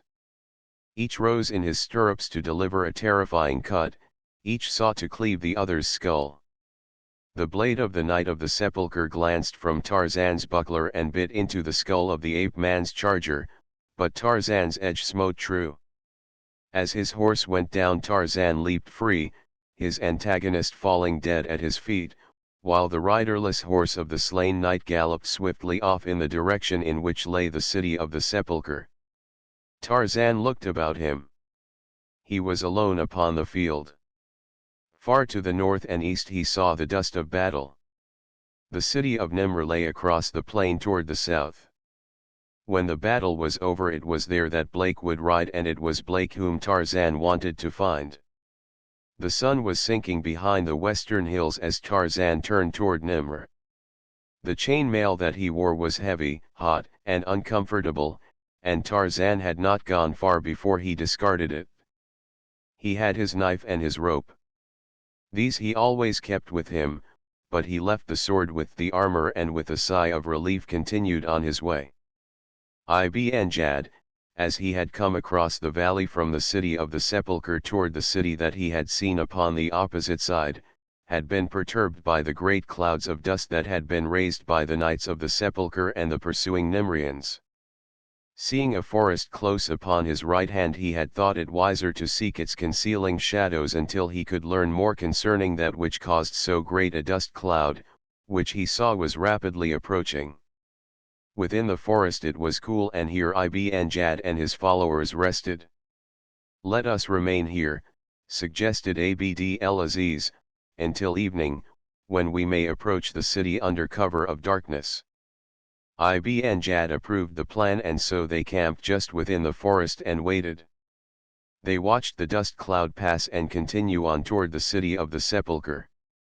"Billah, it is well we did escape that village before yon host returned," said Ibn Jad. They saw a horseman enter the forest, or pass to the south of it, they could not know which, but they were not interested in single horsemen, or in any horseman, so they did not investigate. He seemed to be either carrying another person upon his horse with him, or some great bundle. At a distance they could not see which. "Perhaps," said Abd el-Aziz, "we shall find greater treasure in the city to the south." "And perhaps the beautiful woman of whom the Sahar spoke," added Ibn Jad, "for she was not within the city we left this morning." "There were some there that were beautiful," said Fad. The one I seek is more beautiful than an houri, said Ibn Jad. When they took up their march again just before dark, they moved cautiously just within the edge of the forest. They had covered a mile, perhaps, when those in the lead heard voices ahead. Ibn Jad sent one to investigate. The man was soon back. His eyes were bright with excitement. Ibn Jad, he whispered, thou needst seek no farther, the houri is just ahead. Following the suggestion of the scout, Ibn Jad, followed by his companions, went deeper into the woods and approached Blake and Ginalda from the west. When Sir Galahad broke loose and Blake drew his 45, Ibn Jad knew that they could remain in concealment no longer. He called Fad to him. Many of the Nasrni speak the language thou didst learn among the soldiers of the north, he said. Speak thou therefore to this one in the same tongue, telling him we are friends and that we are lost. When Fad saw the Princess Ginalda, his eyes narrowed and he trembled almost as might a man with ague. Never in his life had Fad seen so beautiful a woman, never had he dreamed that an houri might be so lovely. Do not fire upon us, he called to Blake from the concealment of some bushes. We are friends. We are lost. Who are you? Demanded Blake, surprised to hear French spoken in the Valley of the Sepulchre. We be poor men from the desert country, replied Fad. We are lost. Help us to find our way and the blessings of Allah shall be upon thee. Come out and let me see you, said Blake. If you are friendly you need not fear me. I've had all the trouble I'm looking for. Fad and Ibn Jad stepped out into view and at sight of them Ginalda voiced a little scream and seized Blake's arm. The Saracens, she gasped. I guess they're Saracens all right, said Blake, but you needn't worry, they won't hurt you. Not harm a crusader, she demanded incredulously. These fellows never heard of a crusader. Me likes not the way they look at me, whispered Ginalda. Well, neither do I, but perhaps they mean no harm. With many smiles the Arabs gathered around the two and through Fad Ibn Jad repeated his protestations of friendship and his delight at meeting one who could direct him from the valley. He asked many questions about the city of Nimr, and all the while his followers pressed closer to Blake. Of a sudden the smiles vanished from their faces as, at a signal from their sheik, 4 stalwart Bedouins leaped upon the American and bore him to the ground, snatching his gun from him, while simultaneously 2 others seized the Princess Ginalda. In a moment Blake was securely bound and the Arab were debating what disposition to make of him. Several wanted to slit his throat, but Ibn Jad counseled against it since they were in a valley filled with the man's friends, and should the fortunes of war decide to throw some of the Bedouins into the hands of the enemy, such would fare better if they spared this one's life. Blake threatened, promised, begged that they give Ginalda her liberty, but Fad only laughed at him and spit upon him. For a time it seemed almost certain that they were going to kill Blake, as one of the Bedouins stood over him with a keen kusa in his hand, awaiting the word from Ibn Jad. It was then that Ginalda tore free from those who held her and threw herself upon Blake to shield his body from the blade with her own. Thou shalt not slay him, she cried.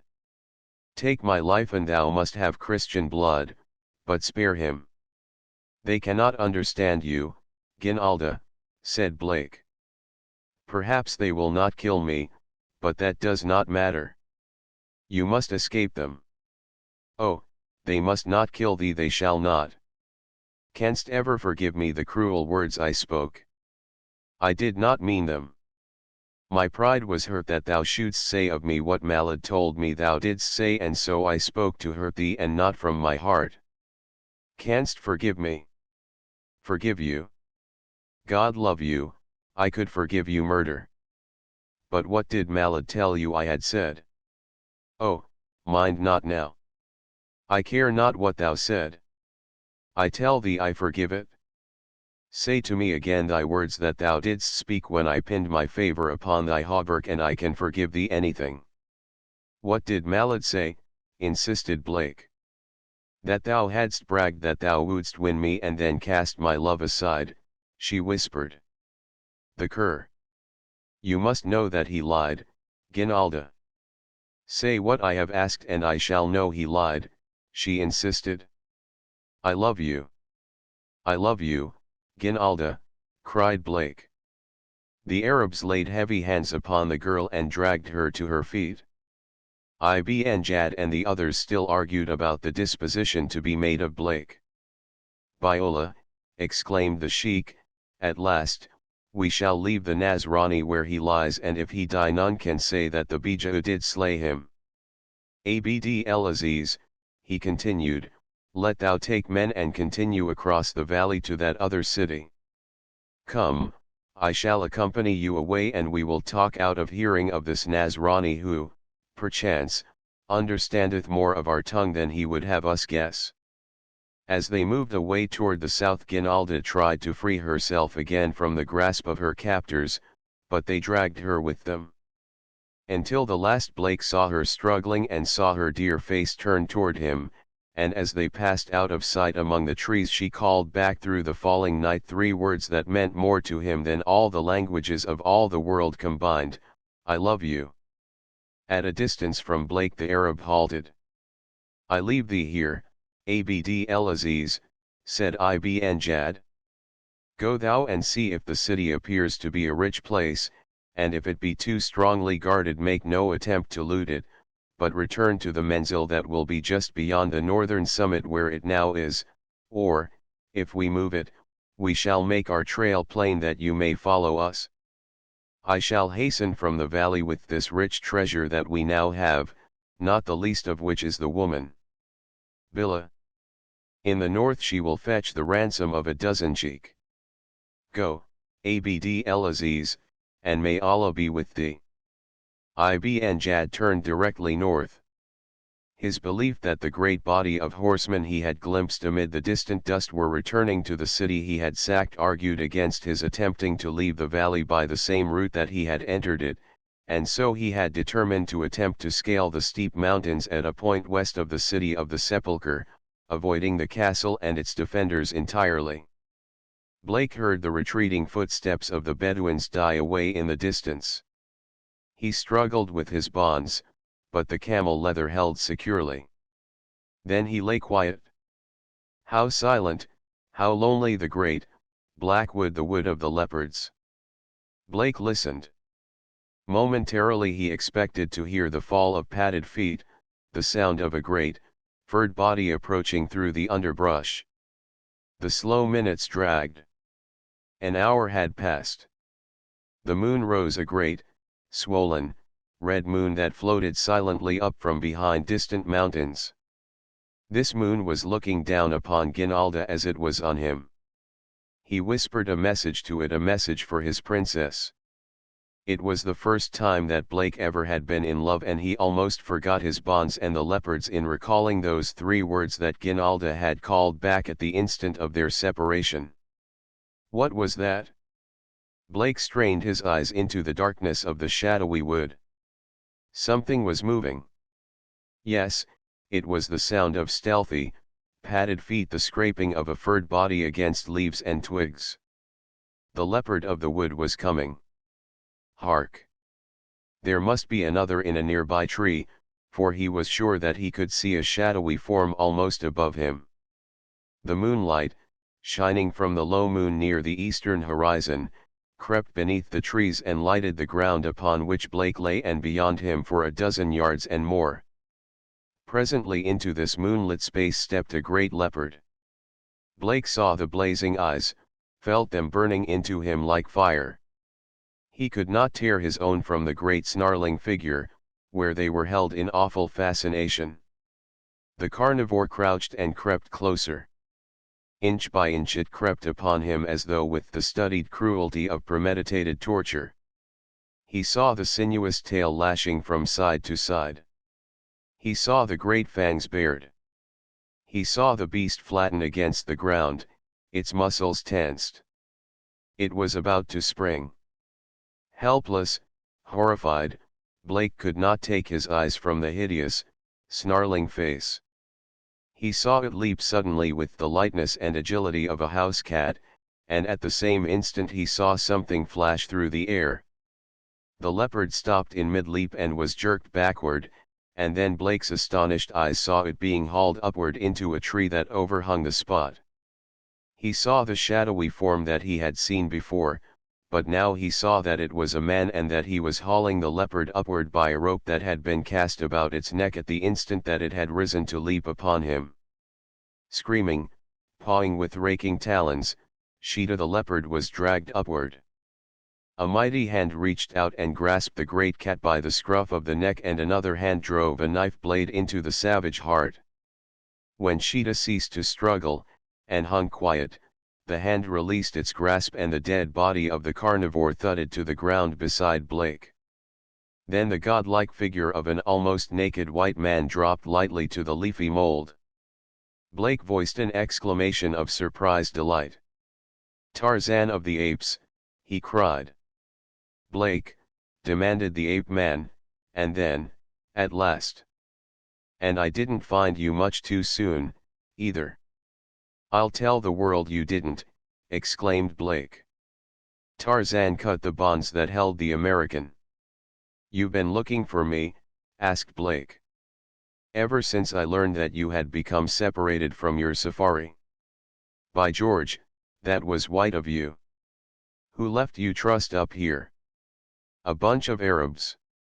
Something like a growl escaped the lips of the ape-man. "That villainous old Ibn Jad here?" he demanded incredulously. "They took a girl who was with me," said Blake. "I do not need to ask you to help me rescue her, I know." "Which way did they go?" asked Tarzan. "There." Blake pointed toward the south. "When?" "About an hour ago." "You'd better shed that armor," advised Tarzan, "it makes walking a punishment. I just tried it." With the ape-man's help Blake got out of his coat of mail, and then the two set out upon the plain trail of the Arabs. At the point where Ibn Jad had turned back toward the north they were at a loss to know which of the two spoors to follow, for here the footprints of Ginalda, that the ape-man had been able to pick up from time to time since they left the spot where the girl had been seized, disappeared entirely. They wondered what had become of them. They could not know that here, when she found that Ibn Jad was going to turn back with her away from Nimr, she had refused to walk farther. It had been all right as long as they were approaching Nimr, but she refused absolutely to be a party to her own abduction when it led away from home. What breeze there was blowing from the east, nullifying the value of Tarzan's sense of smell so that even the great ape-man could not know in what direction or with which party Ginalda had been carried off. "The most reasonable assumption," said Tarzan, "is that your princess is with the party that has gone north, for I know that Ibn Jad's menzil must lay in that direction. He did not enter the valley from the south. That I know because I just came in that way myself, and Sir Bertram assured me that there are only two entrances, the one through which I came and a pass above the city of the sepulchre. Ibn Jad would want to get the girl out of the valley and into his camp as soon as possible, whether he is going to hold her for ransom or take her north to sell her. The party that went south toward Nimr may have been sent to treat with her people for a ransom, but the chances are that she is not with that party. However, it is at best but a matter of conjecture. We must ascertain definitely, and I suggest that you follow the northern spoor, which is, I am certain, the one that will lead to the girl, while I overtake the party to the south. I can travel faster than you, and if I am right and the girl is with the northern party, I'll turn back and overtake you without much loss of time. If you catch up with the other band and find the girl is not with them, you can turn back and join me, but if she is with them you'd better not risk trying to recover her until you have help, for you are unarmed and those Bedouins would think no more of cutting your throat than they would of drinking a cup of coffee. Now, goodbye and good luck." and Tarzan of the Apes was off at a trot upon the trail of the party that had gone in the direction of Nimr, while Blake turned northward to face a dismal journey through the black depths of the Wood of the Leopards. Chapter XXI. For every jewel a drop of blood. All night Ibn Jad and his party marched northward. Though they were hampered by the refusal of Ginalda to walk, yet they made rapid progress, for they were spurred on by their great desire to escape from the valley with their booty before they should be discovered and set upon by the great host of fighting men they were now convinced were quartered in the castle and city they had been fortunate enough to find almost deserted.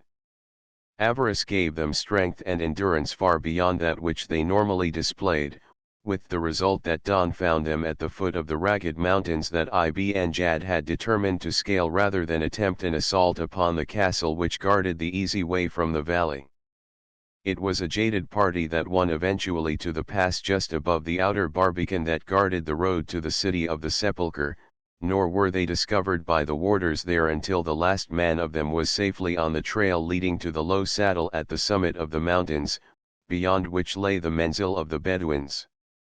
The defenders of the barbican made a sortie against them and approached their rear so closely that the Sir Knight who commanded saw Ginalda and recognized her, but a volley from the matchlocks of the desert people sent the crudely armed soldiers of Bohun back in retreat, though the brave knight couched his lance and charged again until his horse was brought down by a bullet and he lay pinned beneath it. It was afternoon before Ibn Jad with his fagged company staggered into the menzil. Though they dropped in their tracks from sheer exhaustion, he allowed them but an hour of sleep before he gave the signal for the Rala, for the Sheikh of the Fendi El Gouad was filled with an ever-increasing fear that the treasure and the woman would be taken away from him before he could reach the sandy wastes of his own barren Belade. The heavy weight of the treasure had been divided into several bundles and these were distributed among his least mistrusted followers, while the custody of the girl captive was placed in the hands of Fad, whose evil eyes filled the princess with fear and loathing. Stimbul, who had secretly scoffed at the stories of treasure and the mad tales of a beautiful woman that the Arab expected to find in some fabulous, hidden city, was dumbfounded when he viewed the spoils of the Bedouin raid, and at first was inclined to attribute them to the hallucinations of his fever-racked brain. Weak, Stimbul staggered feebly along the trail, keeping as close to Fad as he could, for he knew that of all the company this unscrupulous scoundrel would be most likely to assist him, for to Fad a live Stimbul meant great wealth, nor was Fad unmindful of the fact. And now there was another purpose in the evil mind of the Bedouin who had conceived for the white girl an infatuation that was driving him to the verge of madness. With the wealth that Stimbul had promised him, Fad realized that he could afford to possess this lovely houri whom otherwise a poor Bejoui must sell for the great price that she would bring, and so there revolved in the mind of Fad many schemes whereby he might hope to gain sole possession of both Ginalda and Stimbul, but always there loomed in the path of every plan that he considered the dour figure of his greedy sheik. At the foot of the mountains of the sepulchre Ibn Jad turned toward the east, thus to avoid passing again through the country of Batondo.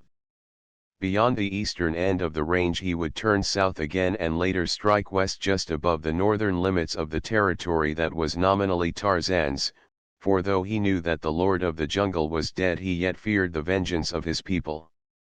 It was late before Ibn Jad made camp. The preparations for the evening meal were hurried.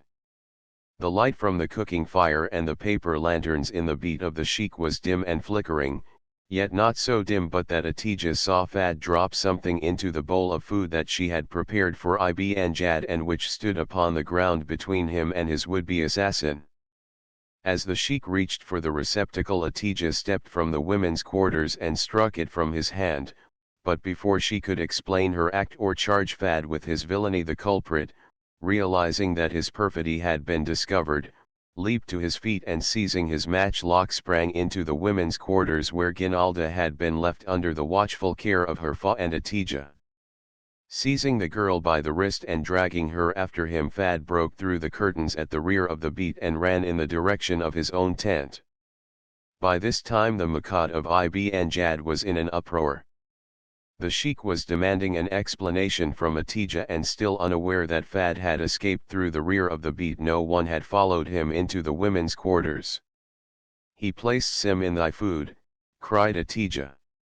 "I saw him, and the proof of it be that he fled when he knew that I had seen." "Billah," exclaimed Ibn Jad. "The son of a jackal would poison me? Seize him and fetch him to me."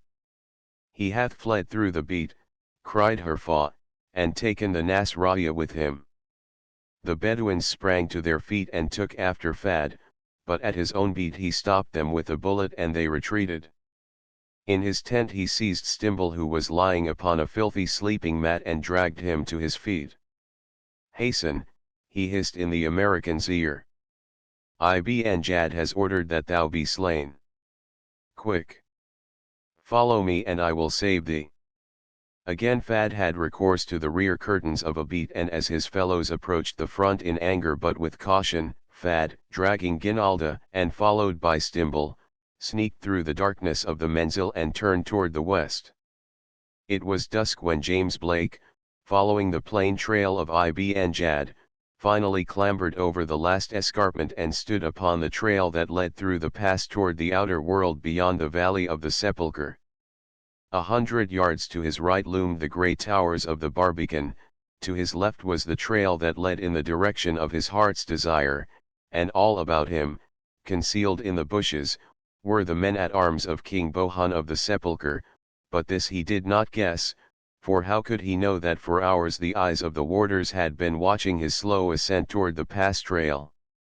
Spent by the long climb following hours of grueling exertion without food or rest, unarmed, Blake was helpless to resist or to attempt escape when a dozen armed men stepped from the surrounding bushes and encircled him in a band of steel. And so Sir James of Nimr was seized and hauled before King Bohun, and when he was questioned and Bohun found that he was the same Black Knight that had thwarted his plan to abduct the Princess Ginalda, he could scarce contain himself. Assuring Blake only of the fact that he would be put to death as soon as Bohun could determine upon a fate commensurate with the heinousness of the crime, the king ordered him to be placed in chains, and the American was led away by guards to a black hole beneath the castle, where by the light of flares a smith forged a heavy iron band about one ankle and he was chained to a damp stone wall. In the light of the flare Blake saw two emaciated, naked creatures similarly chained, and in a far corner glimpsed a skeleton among the bones of which rusted a length of chain and a great anklet. Then silently the guards and the smith departed, taking the flares with them, and James Blake was left in darkness and despair. Upon the plain, below the city of Nimr, Tarzan had overtaken the party of Bedouins led by Abd el-Aziz, and after assuring himself that the girl was not with them he had turned without revealing himself to them and hurried northward to take up the trail of the other party. Requiring food and rest he lay up in the wood of the leopards during the heat of the day after stalking Horda the boar and making a quick kill. His belly filled, the ape-man found a high-flung tree crotch where there was little likelihood of the heavy leopards of Nimr disturbing his slumbers, and here he slept until the sun was sinking behind the western mountains. Early the following morning he reached the deserted menzil where Ibn Jad's people had camped during his incursion of the Valley of the Sepulchre. Some time since, he had lost the spoor of Blake, but that of the girl frequently recurred, and as her rescue now took precedence over other considerations he followed doggedly along the trail of Ibn Jad. For a time he was mystified by the fact that Ginalda's spoor, well marked by the imprints of the tiny sandals of medieval design, did not appear among the footprints of those who left the Bedouin menzil. He lost some time searching about in an effort to discover a clue to the riddle, and presently he hit upon the truth, which lay in the fact that Ginalda's light sandals having been badly worn by her journey and far too tight for comfortable walking, she had been given a pair belonging to Atija, and thus it became difficult to differentiate between the spoor of the two girls, who were of equal weight and of a similarity of carriage that rendered their footprints practically identical. Tarzan therefore contented himself with following the spoor of the party, and so it was that he passed their first night's camp, where Fad had stolen Ginalda from the sheik, without discovering that 3 of its members had their turn to the west, while the main body of the Arab marched toward the east. And as Tarzan followed the spoor of Ibn Jad, 100 stalwart Waziri moved northward from the water hole of the smooth, round rocks upon the old trail of the Bedouins. With them was Zaid, who had begged so hard to accompany them when they passed the village where he had been waiting that at last the sub-chief had consented. When Tarzan overtook the Arab, they had already turned south around the eastern end of the mountains of the Sepulchre. He saw the bags they carried and the evident concern with which Ibn Jad watched and guarded them, and he shrewdly guessed that the wily old thief had indeed found the treasure he had sought, but he saw no evidence of the presence of the princess, and Stimbul, too, was missing. Tarzan was furious. He was furious at the thieving Bedouins for daring to invade his country, and he was furious at himself because he felt that in some way he had been tricked. Tarzan had his own methods of inflicting punishment upon his enemies, and he had, as well, his own grim and grisly sense of humor. When men were doing wrong, it pleased him to take advantage of whatever might cause them the greatest suffering, and in this he was utterly ruthless with his enemies. He was confident that the Arab thought him dead, and it did not suit his whim to reveal their error to them at this time, but it did accord with his fancy to let them commence to feel the weight of his displeasure and taste the first fruits of their villainy. Moving silently through the trees, Tarzan paralleled the course of the Arab. They were often plainly visible to him, but none saw Tarzan, nor dreamed that savage eyes were watching their every move. 5 men carried the treasure, though its weight was not so great but that one powerful man might have borne it for a short distance. Tarzan watched these men most often, these and the Sheikh Ibn Jad. The trail was wide and the Sheikh walked beside one of those who bore the treasure. It was very quiet in the jungle. Even the Arab, garrulous among themselves, were quiet, for they were very tired and the day was hot and they were unused to the burdens they were forced to carry since Batondo had robbed them of their slaves. Of a sudden, without warning and with only the swish of its flight through the air to announce it, an arrow passed through the neck of the Bedouin who walked beside Ibn Jad.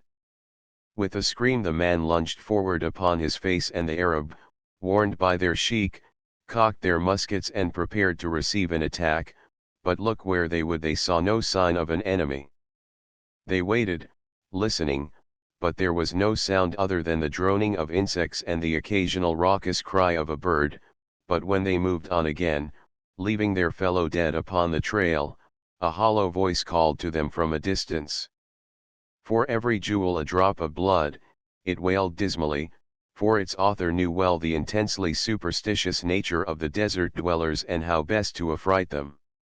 It was a shaken column that continued on its way, nor was there any mention of making camp until almost sunset, so anxious were they all to leave behind this gloomy wood and the horrid Afrit that inhabited it, but the forest persisted and at length it became necessary to make camp. Here the campfires and food relieved the tension upon their overwrought nerves, and their spirits had revived to such an extent that there were again singing and laughter in the menzil of Ibn Jad. The old sheik himself sat in his makad surrounded by the 5 bags of treasure, one of which he had opened and beneath the light of a lantern was fondling the contents. About him were his cronies, sipping their coffee. Suddenly something fell heavily upon the ground before the beat and rolled into the makad among them. It was the severed head of a man. Glaring up at them were the dead eyes of their fellow, whose corpse they had left lying in the trail earlier in the day. Horror-struck, spellbound, they sat staring at the gruesome thing when, from out of the dark forest, came the hollow voice again, for every jewel a drop of blood. Ibn Jad shook as a man with ague. The men of the camp gathered close together in front of the beat of the sheik. Each grasped a musket in one hand and searched for his hijab with the other, for each carried several of these amulets, and that in demand this night was the one written against the Jann, for certainly none but a jinn could have done this thing. Her fa stood half within the macade staring at the dead face of her fellow while Atija crouched upon a sleeping mat in the quarters of the women. She did not see the back curtain rise, nor the figure that crept within. It was dark in the quarters of the harem since little light filtered in from the lanterns in the macade. Atija felt a hand clapped across her mouth at the same instant that another grasped her by the shoulder. A voice whispered in her ear. "Make no sound. I shall not hurt thee. I am a friend to Zid. Tell me the truth and no harm will befall you or him. Where is the woman Ibn Jad brought from the valley?"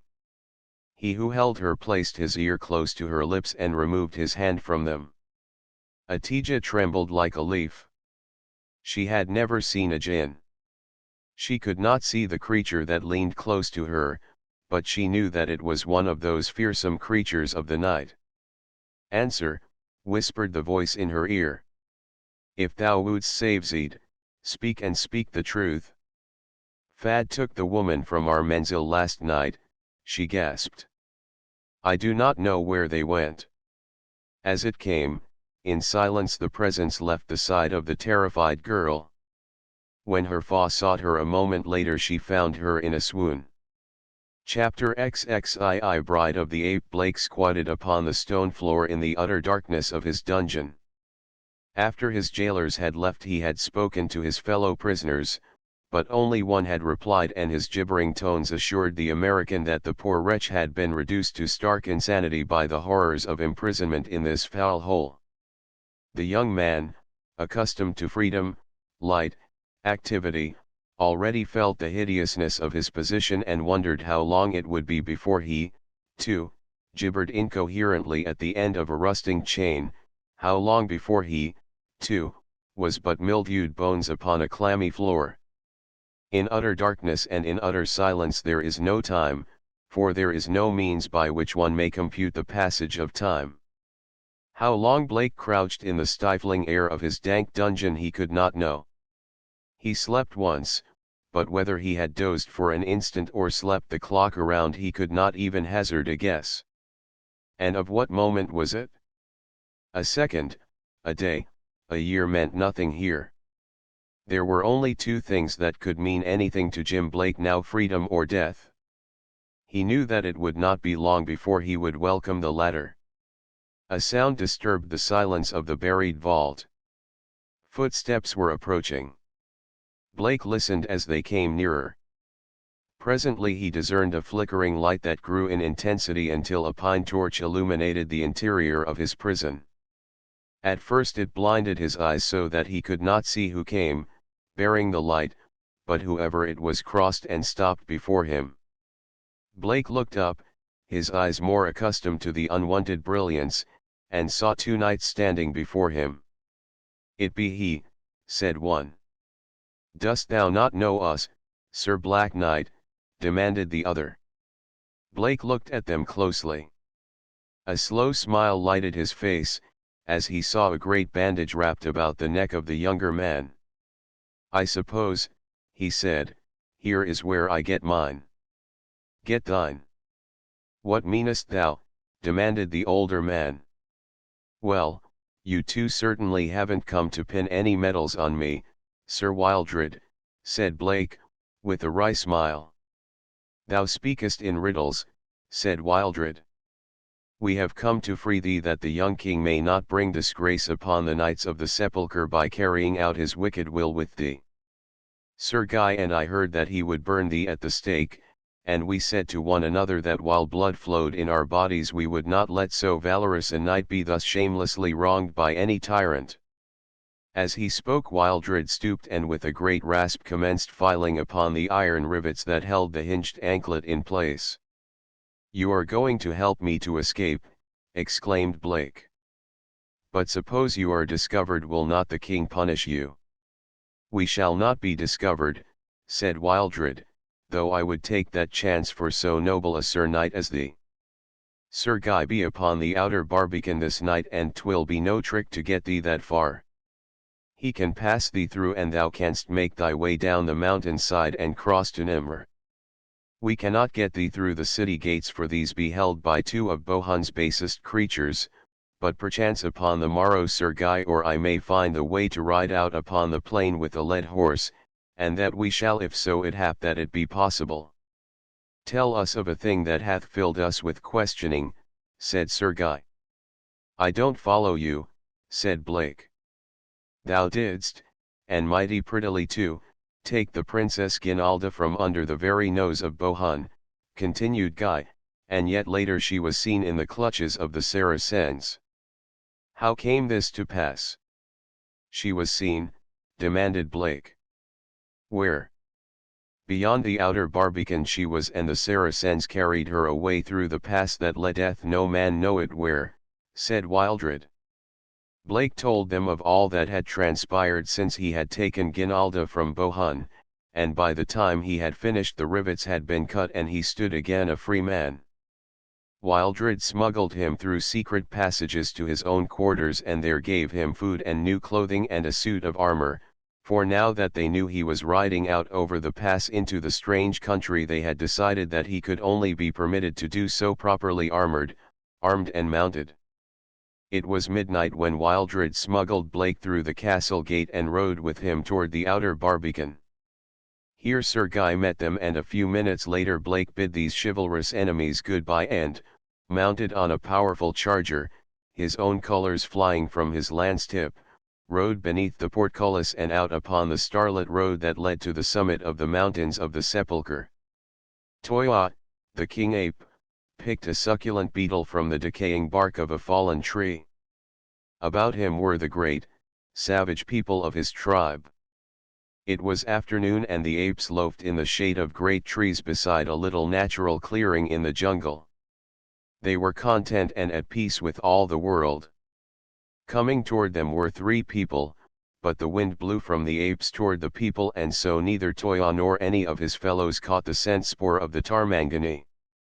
The jungle trail was soft with damp mold, for it had rained the night before, and the feet of the three gave forth no sound that the apes heard. Then, too, the three were moving cautiously, for they had not eaten for 2 days and they were hunting for food.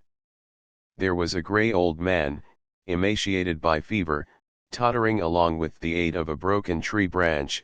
There was a wicked-eyed Bedouin carrying a long musket, and the third was a girl whose strange garments of splendid stuffs were torn and soiled. Her face was streaked with dirt and was drawn and thin, yet still it was a face of almost heavenly beauty. She walked with an effort, and though she sometimes stumbled from weariness, never did she lose a certain regalness of carriage, nor lower the haughty elevation of her well-molded chin. The Bedouin was in the lead. It was he who first sighted a young ape playing at the edge of the clearing, farthest from the great bulls of the tribe of Toya. Here was food. The Bedouin raised his ancient weapon and took aim. He pressed the trigger, and the ensuing roar mingled with the scream of pain and terror that burst from the wounded Balu. Instantly the great bulls leaped to action. Would they flee the feared and hated thunder stick of the Tarmangani, or would they avenge the hurting of the Balu? Who might know? Today they might do the one, tomorrow, under identical circumstances, the other. Today they chose vengeance. Led by Toya, growling hideously, the bulls lumbered forward to investigate.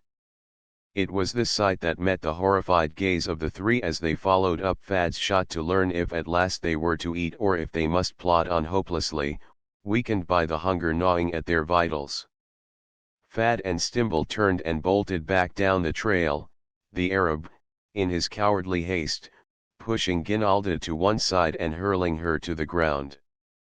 The leading bull, seeing the girl, leaped upon her and was about to sink his teeth into her neck when Toya seized him and dragged him from her, for Toya had recognized her for what she was. The king ape had once seen another Tarmanganishi and had decided that he would like to have one as a wife. The other ape, a huge bull, seeing that Toya wanted the prey and angered by the bullying manner of the king, immediately decided to contest Toya's right to what he had first claimed. Baring his fangs he advanced menacingly toward Toya, who had dragged the girl back into the clearing. Toya snarled back at him. "Go away," said Toya. "This is Toya's she." "It is Goyad's," replied the other, advancing. Toya turned back. "I kill," he screamed. Goyad came on, and suddenly Toya seized Ginalda in his hairy arms and fled into the jungle. Behind him, bellowing and screaming, pursued Goyad. The Princess Ginalda, wide-eyed with horror, fought to free herself from the hideous, hairy creature that was bearing her off. She had never seen nor even heard of such a thing as a great ape, and she thought them now some hideous, low inhabitant of that outer world that she had always been taught consisted of encircling armies of Saracens, and beyond and at a great distance a wonderful country known as England. What else was there she had not even tried to guess, but evidently it was a horrid place peopled by hideous creatures, including dragons. Toya had run no great distance when he realized that he could not escape while burdened with the she, and as he had no mind to give her up, he turned suddenly and faced the roaring Goyad. Goyad did not stop. He came on frothing at the mouth, bristling, snarling, a picture of bestial savagery, power, and frenzied rage. Toya, relinquishing his hold upon the girl, advanced to meet the charge of his rebellious subject, while Ginalda, weakened by unaccustomed exertion and lack of nourishment, appalled by the hideous circumstances of her plight, sank panting to the ground. Toya and Goyad, immersed in the prospect of battle, were oblivious to all else. Could Ginalda have taken advantage of this temporary forgetfulness of her, she might have escaped, but she was too stunned, too exhausted to take advantage of her opportunity. Spellbound, fascinated by the horror of it, she watched these terrifying, primordial man-beasts preparing to do battle for possession of her. Nor was Ginalda the sole witness of these savage preliminaries. From the concealment of a low bush behind which he lay, another watched the scene with steady, interested eyes. Absorbed by their own passion, neither Toya nor Goyad noted the occasional movement of the outer leaves of the bush behind which this other watcher lay, a movement imparted by the body of the watcher with each breath and with each slightest change of position. Perhaps the watcher discovered no sporting interest in the impending duel, for just as the two apes were about to engage, he arose and stepped into the open, a great black-maned lion, whose yellow coat gleamed golden in the sunlight. Toya saw him first, and with a growl of rage turned and fled, leaving his adversary and their prize to whatever fate Providence might hold in store for them. Goyad, thinking his rival had abandoned the field through fear of him, beat loudly upon his breast and roared forth the victory cry of the bull ape.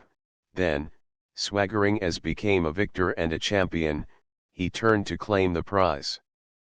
Between himself and the girl he saw the lion standing, gazing with serious mien straight into his eyes. Goyad halted. Who would not have? The lion was within springing distance, but he was not crouched. Goyad backed away, snarling, and when the lion made no move to follow, the great ape suddenly turned and lumbered off into the jungle, casting many a backward glance in the direction of the great cat until intervening foliage shut him from his view. Then the lion turned toward the girl. Poor little princess! Hopeless, resigned, she lay upon the ground staring, wide-eyed, at this new engine of torture and destruction.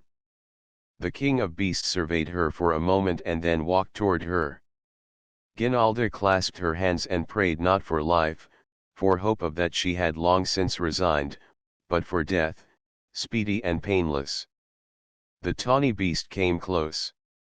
Ginalda closed her eyes to shut out the fearsome sight. She felt hot breath upon her cheek, its fetid odor assailed her nostrils. The lion sniffed about her. God! Why did he not end it? Tortured nerves could endure no more, and Ginalda swooned. Merciful surcease of her suffering. Chapter XXIII Jad Balja, nerve shaken, the remnants of Ibn Jad's company turned toward the west and hastened by forced marches to escape the hideous forest of the Jinn.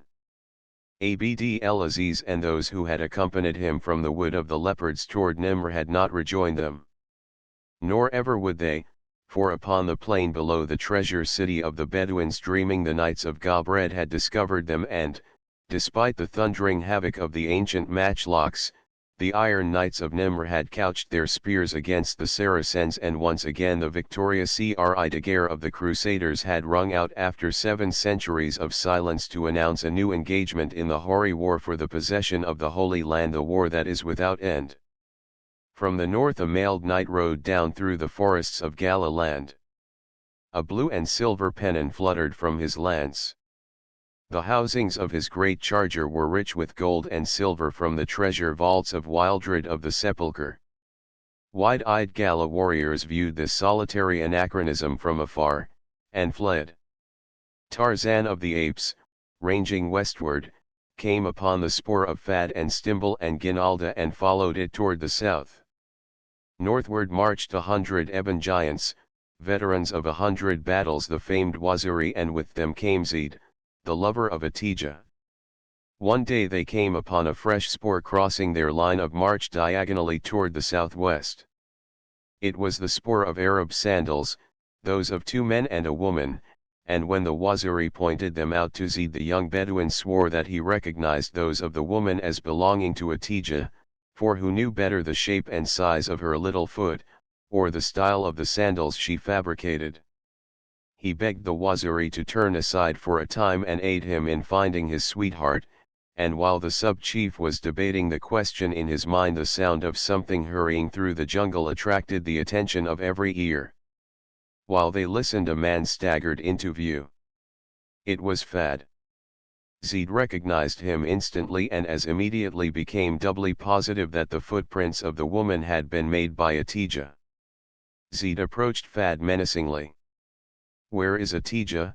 he demanded. "How should I know?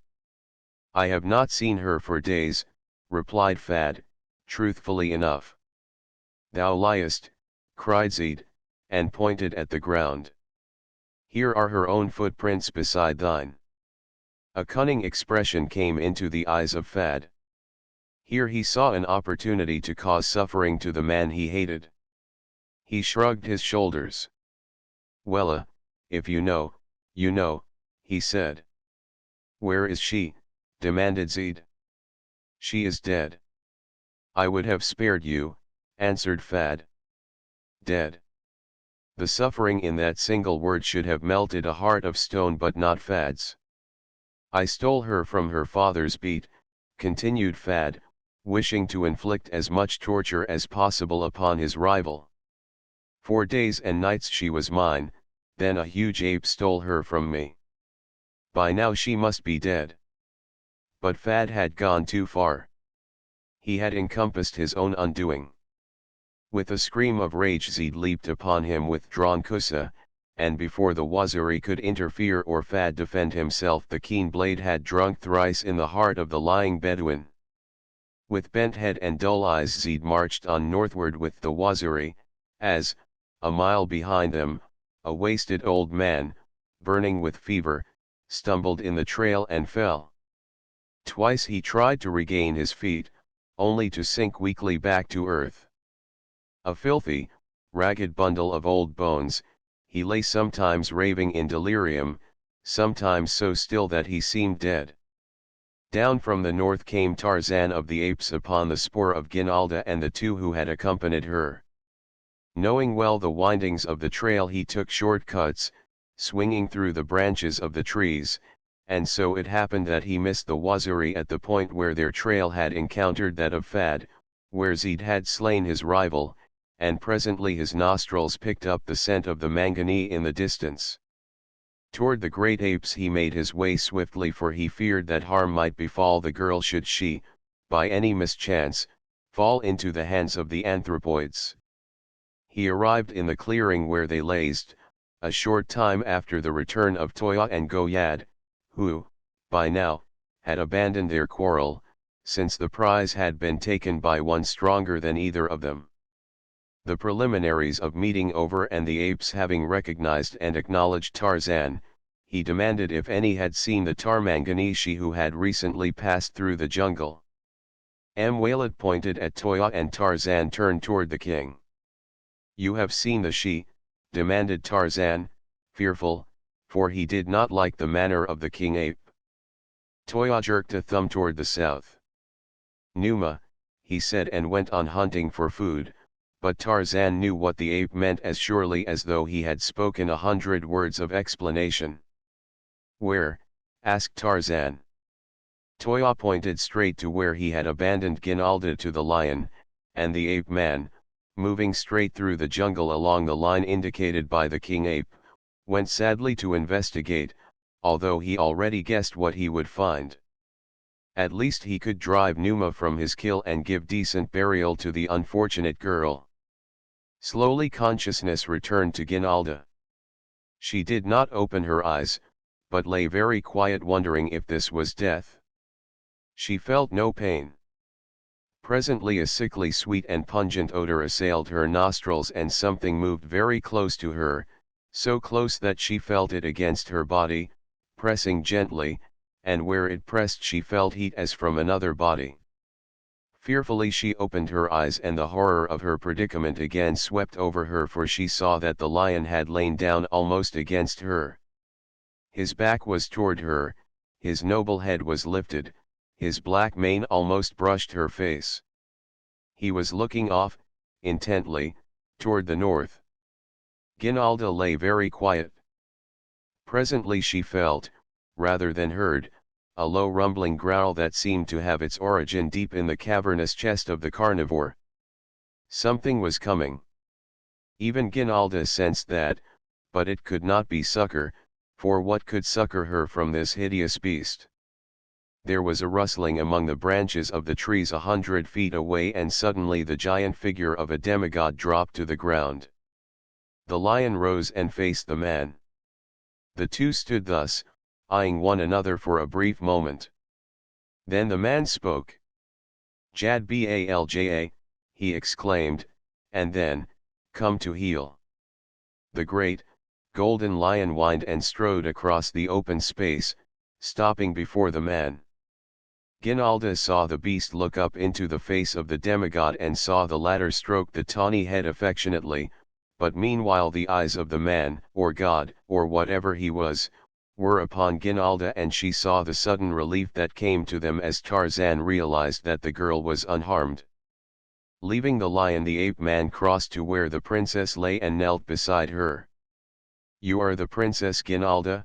he asked. The girl nodded, wondering how he knew her. As yet she was too stunned to command her own voice. "Are you hurt?" he asked. She shook her head. "Do not be afraid," he assured her in a gentle voice. "I am your friend. You are safe now." There was something in the way he said it that filled Ginalda with such a sense of safety as all the mailed knights of her father's realm had scarce imparted. "I am not afraid any more," she said simply. "Where are your companions?" he asked. She told him all that had happened. "You are well rid of them," said the ape man, "and we shall not attempt to find them. The jungle will account for them in its own way and in its own good time." "Who art thou?" asked the girl. "I am Tarzan." "How didst thou know my name?" she queried. "I am a friend of one whom you know as Sir James," he explained. "He and I were searching for you." "Thou art his friend," she cried. "Oh, sweet sir, then thou art mine as well." The ape man smiled. "Always," he said. "Why did the lion not kill thee, Sir Tarzan?" she demanded, thinking him a simple knight, for in her land there were only these beside the members of her princely house and the pseudo-king of the city of the sepulchre. For in the original company that had been wrecked upon the coast of Africa at the time of the Third Crusade there were only knights, except one bastard son of Henry II, who had been the original Prince Gobred. Never having been in contact with an English king since they parted from Richard at Cyprus, no Gobred had assumed the right to issue patents of nobility to his followers, solely the prerogative of the king. "Why did the lion not kill me?" repeated Tarzan. "Because he is Jad Balja, the golden lion, which I raised from cubhood. All his life he has known me only as friend and master. He would not harm me, and it was because of his lifelong association with human beings that he did not harm you, though I was fearful when I saw him beside you that he had, for a lion is always a lion." "Thou dwellest nearby?" asked the girl. "Far away," said Tarzan, "but there must be some of my people nearby, else Jad Balja would not be here. I sent for my warriors and doubtless he has accompanied them." Finding that the girl was hungry, Tarzan bade the golden lion remain and guard her while he went in search of food. "Do not fear him," he told her, "and remember that you could not have a protector more competent than he to discourage the approach of enemies." "And well mayst I believe it," admitted Ginalda. Tarzan returned with food, and then, as the day was not done, he started back toward Nimr with the rescued girl, carrying her, as she was now too weak to walk, and beside them strode the great, black-maned lion of gold. During that journey Tarzan learned much of Nimr and also discovered that Blake's love for his princess was apparently fully reciprocated by the girl, for she seemed never so content as when talking about her Sir James and asking questions concerning his far country and his past life, of which, unfortunately, Tarzan could tell her nothing.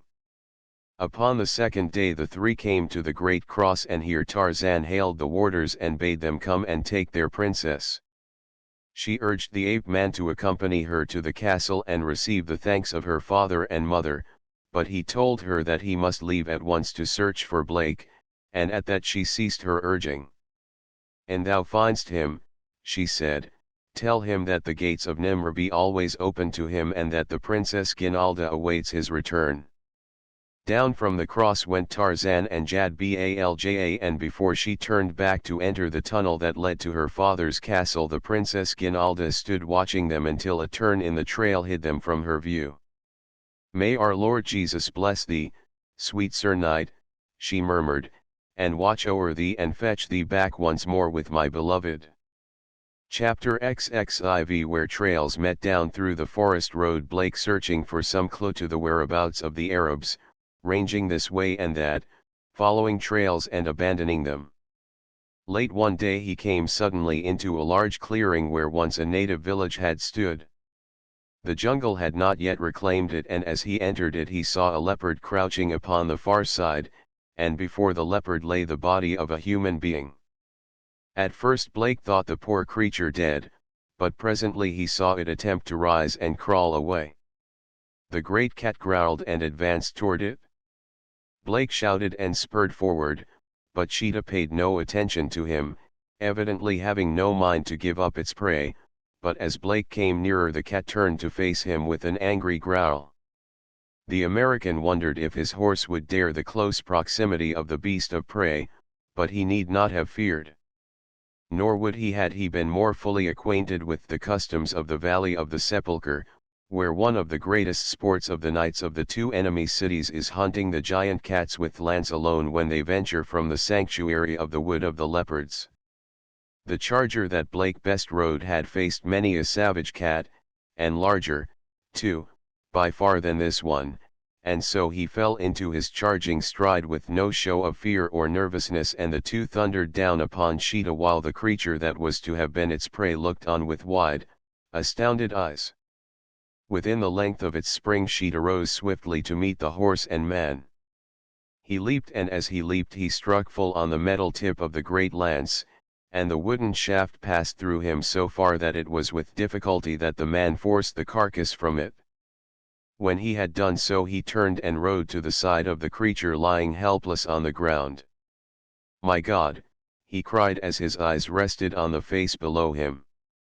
"Stimble! Blake!" The younger man dismounted. "I'm dying, Blake," whispered Stimble. Before I go, I want to tell you that I'm sorry. I acted like a cad. I guess I've got what was coming to me." "Never mind that, Stimble," said Blake. "You're not dead yet. The first thing is to get you where there are food and water." He stooped and lifted the emaciated form and placed the man in his saddle. "I passed a small native village a few miles back. They all ran when they saw me, but we'll try there for food." "What are you doing here?" asked Stimble. "And, in the name of King Arthur, where did you get the outfit?" "I'll tell you about it when we get to the village," said Blake. "It's a long story. I'm looking for a girl that was stolen by the Arabs a few days ago." "God," ejaculated Stimble. "You know something about her?" demanded Blake. "I was with the man that stole her," said Stimble, "or at least who stole her from the other Arabs." "Where is she?" "She's dead, Blake." "Dead? A bunch of those big anthropoid apes got her. The poor child must have been killed immediately." Blake was silent for a long time, walking with bowed head as, weighted down by heavy armor, he led the horse along the trail. "Did the Arabs harm her?" he asked presently. "No," said Stimble. "The sheik stole her either for ransom or to sell her in the north, but Fad stole her for himself. He took me along because I had promised him a lot of money if he'd save me, and I kept him from harming the girl by telling him that he'd never get a cent from me if he did. I felt sorry for the poor child and I made up my mind that I was going to save her if I could." When Blake and Stimble approached the village, the blacks fled, leaving the white men in full possession of the place. It did not take Blake long to find food for them both. Making Stimble as comfortable as possible, Blake found fodder for his horse and presently returned to the old man. He was engaged in narrating his experiences when he was suddenly aware of the approach of many people. He could hear voices and the pad of naked feet. Evidently the villagers were returning. Blake prepared to meet them with friendly overtures, but the first glimpse he had of the approaching party gave him a distinct shock, for these were not the frightened villagers he had seen scurrying into the jungle a short time before. With white plumes waving above their heads, a company of stalwart warriors came swinging down the trail. Great oval shields were upon their backs, long war spears in their hands. "Well," said Blake, "I guess we're in for it. The villagers must have sent for their big brothers." The warriors entered the village, and when they saw Blake they halted in evident wonder.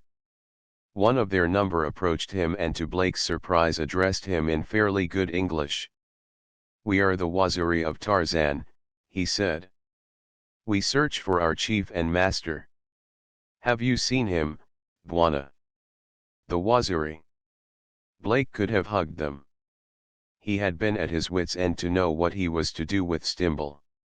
Alone he never could have brought the man to civilization, but now he knew that his worries were over.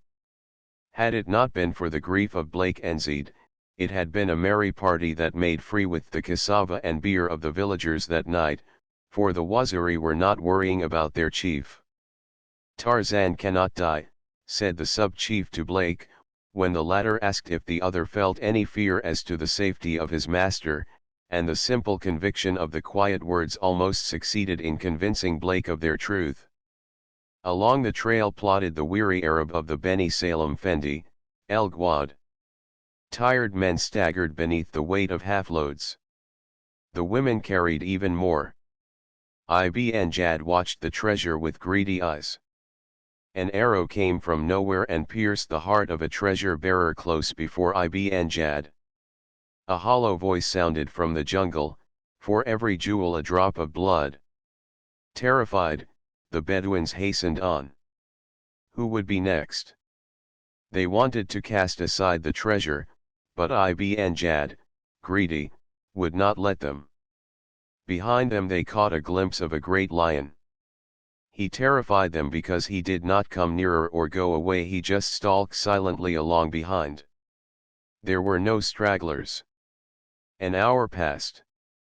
The lion paced just within sight of the tail end of the column. Never had the head of one of Ibn Jad's columns been so much in demand. Everyone wished to go in the lead. A scream burst from another treasure carrier. An arrow had passed through his lungs. For every jewel a drop of blood. The men threw down the treasure.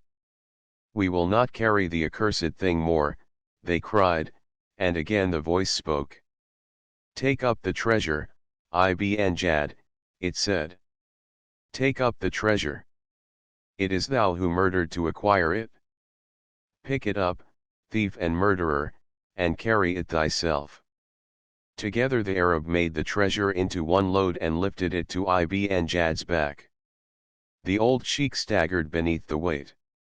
"I cannot carry it," he cried aloud. "I am old and I am not strong." "Thou canst carry it, or die," boomed the hollow voice, while the lion stood in the trail behind them, his eyes glaring fixedly at them. Ibn Jad staggered on beneath the great load.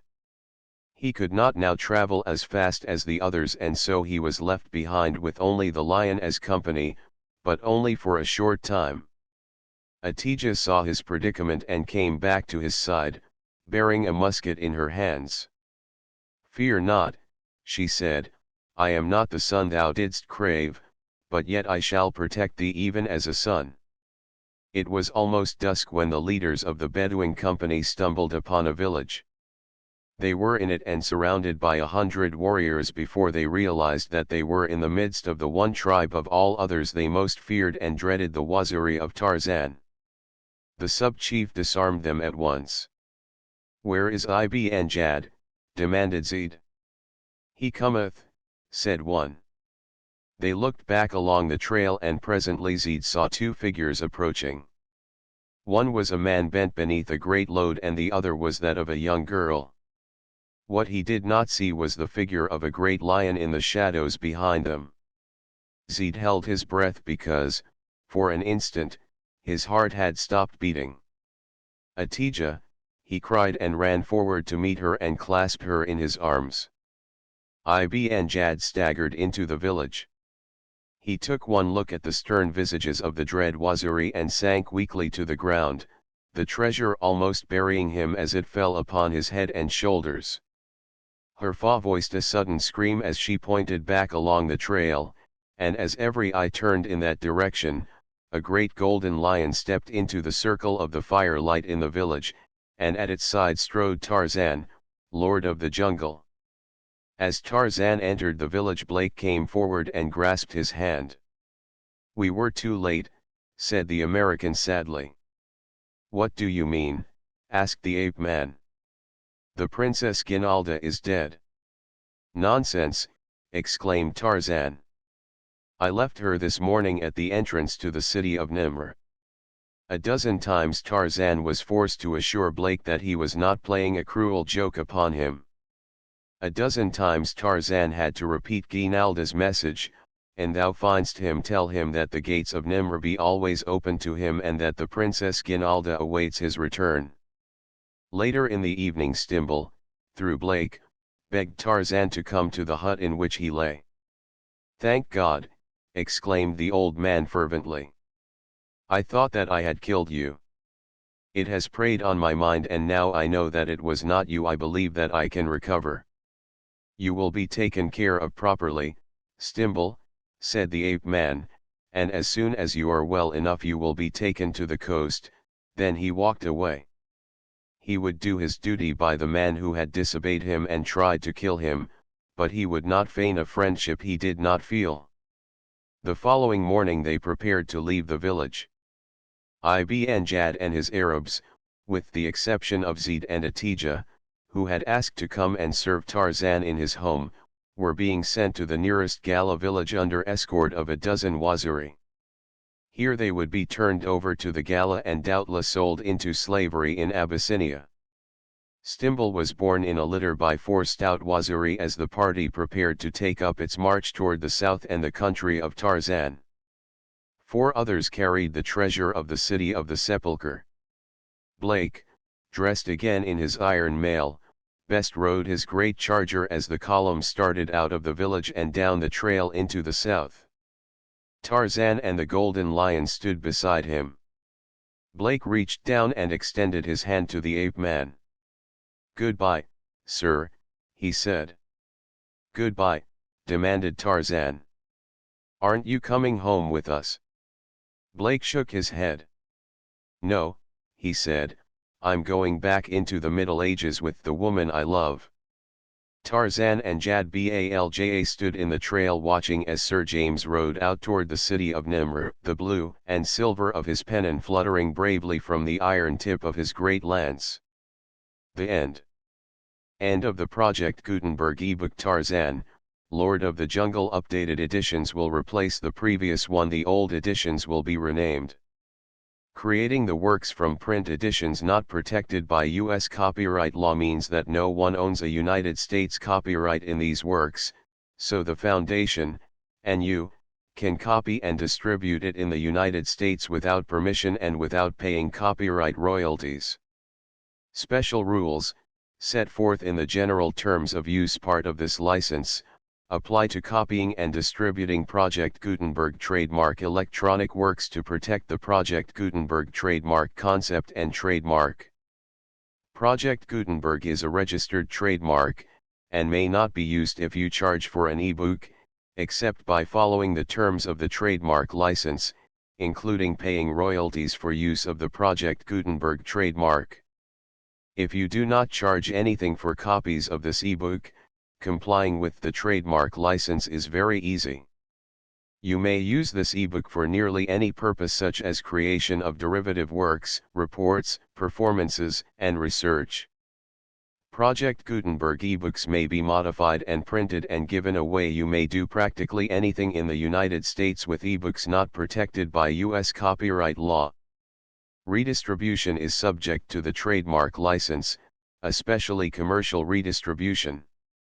Start, full license. The full Project Gutenberg license. Please read this before you distribute or use this work to protect the Project Gutenberg trademark mission of promoting the free distribution of electronic works, by using or distributing this work, or any other work associated in any way with the phrase Project Gutenberg.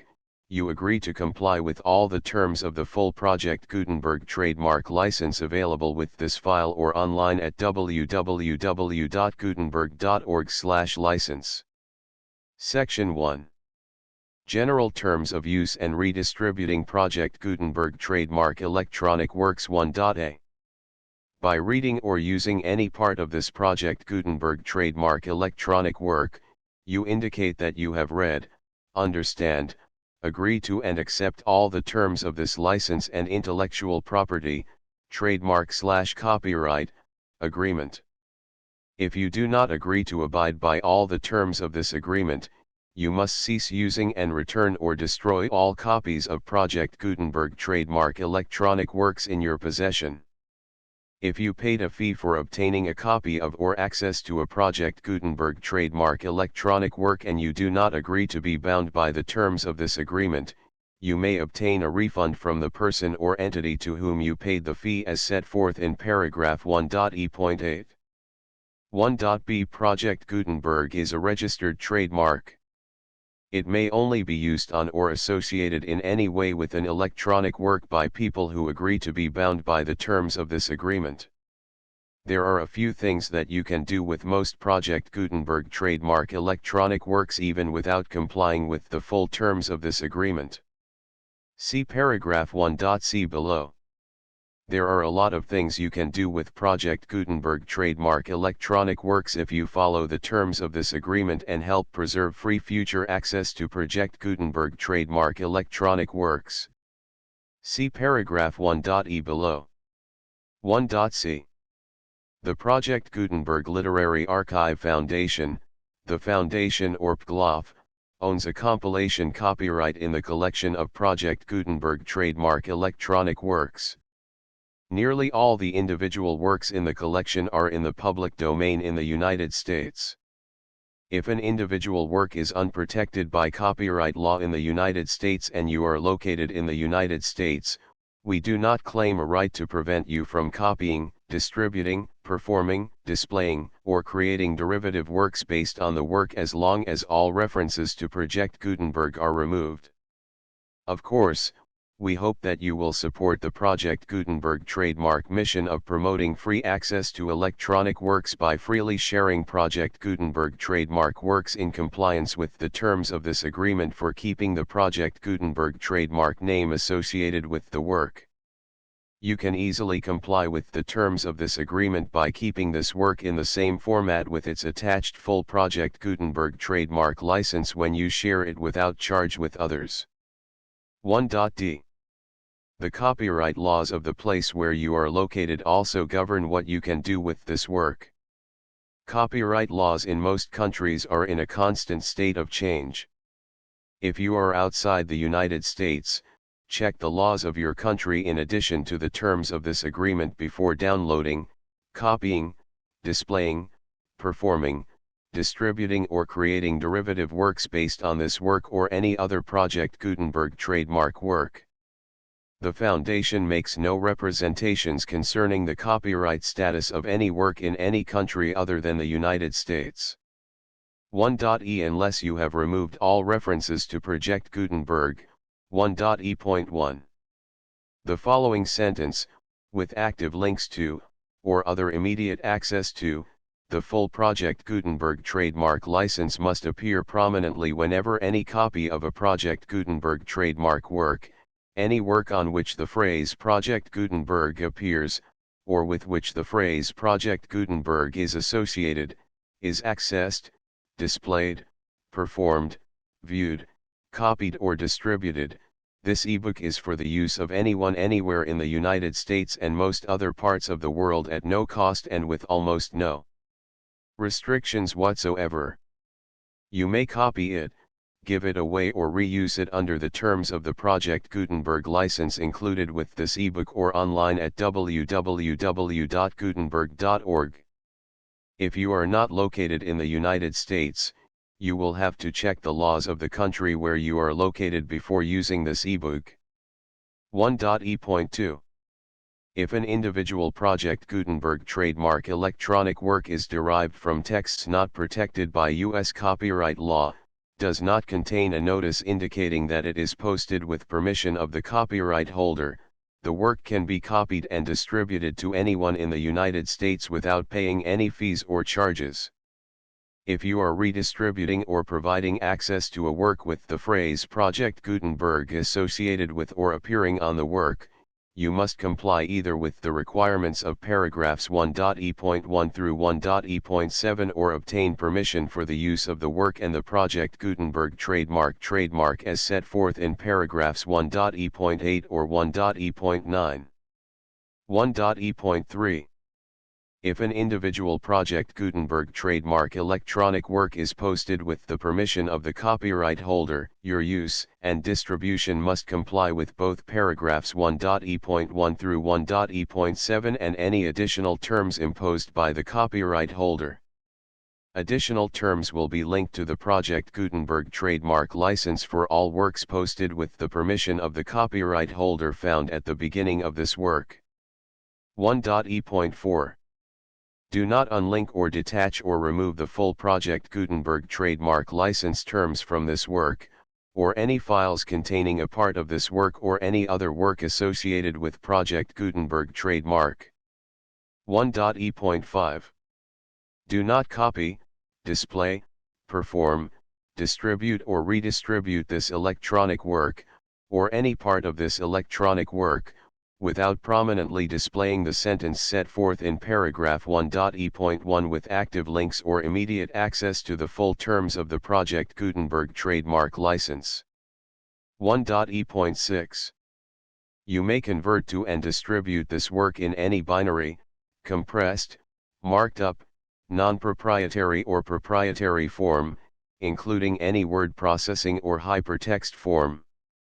However, if you provide access to or distribute copies of a Project Gutenberg trademark work in a format other than plain vanilla ASCII or other format used in the official version posted on the official Project Gutenberg trademark website, www.gutenberg.org, you must, at no additional cost, fee, or expense to the user, provide a copy, a means of exporting a copy, or a means of obtaining a copy upon request, of the work in its original plain vanilla ASCII or other form.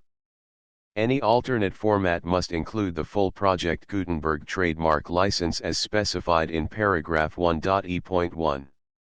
1.e.7. Do not charge a fee for access to, viewing, displaying, performing, copying or distributing any Project Gutenberg trademark works unless you comply with paragraph 1.e.8 or 1.e.9. 1.e.8.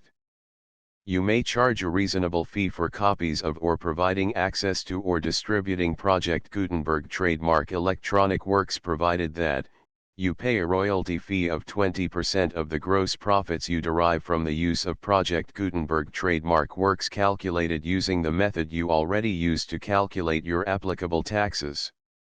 The fee is owed to the owner of the Project Gutenberg trademark, but he has agreed to donate royalties under this paragraph to the Project Gutenberg Literary Archive Foundation.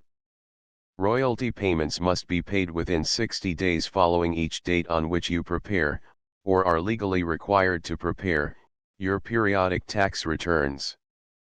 Royalty payments should be clearly marked as such and sent to the Project Gutenberg Literary Archive Foundation at the address specified in Section 4.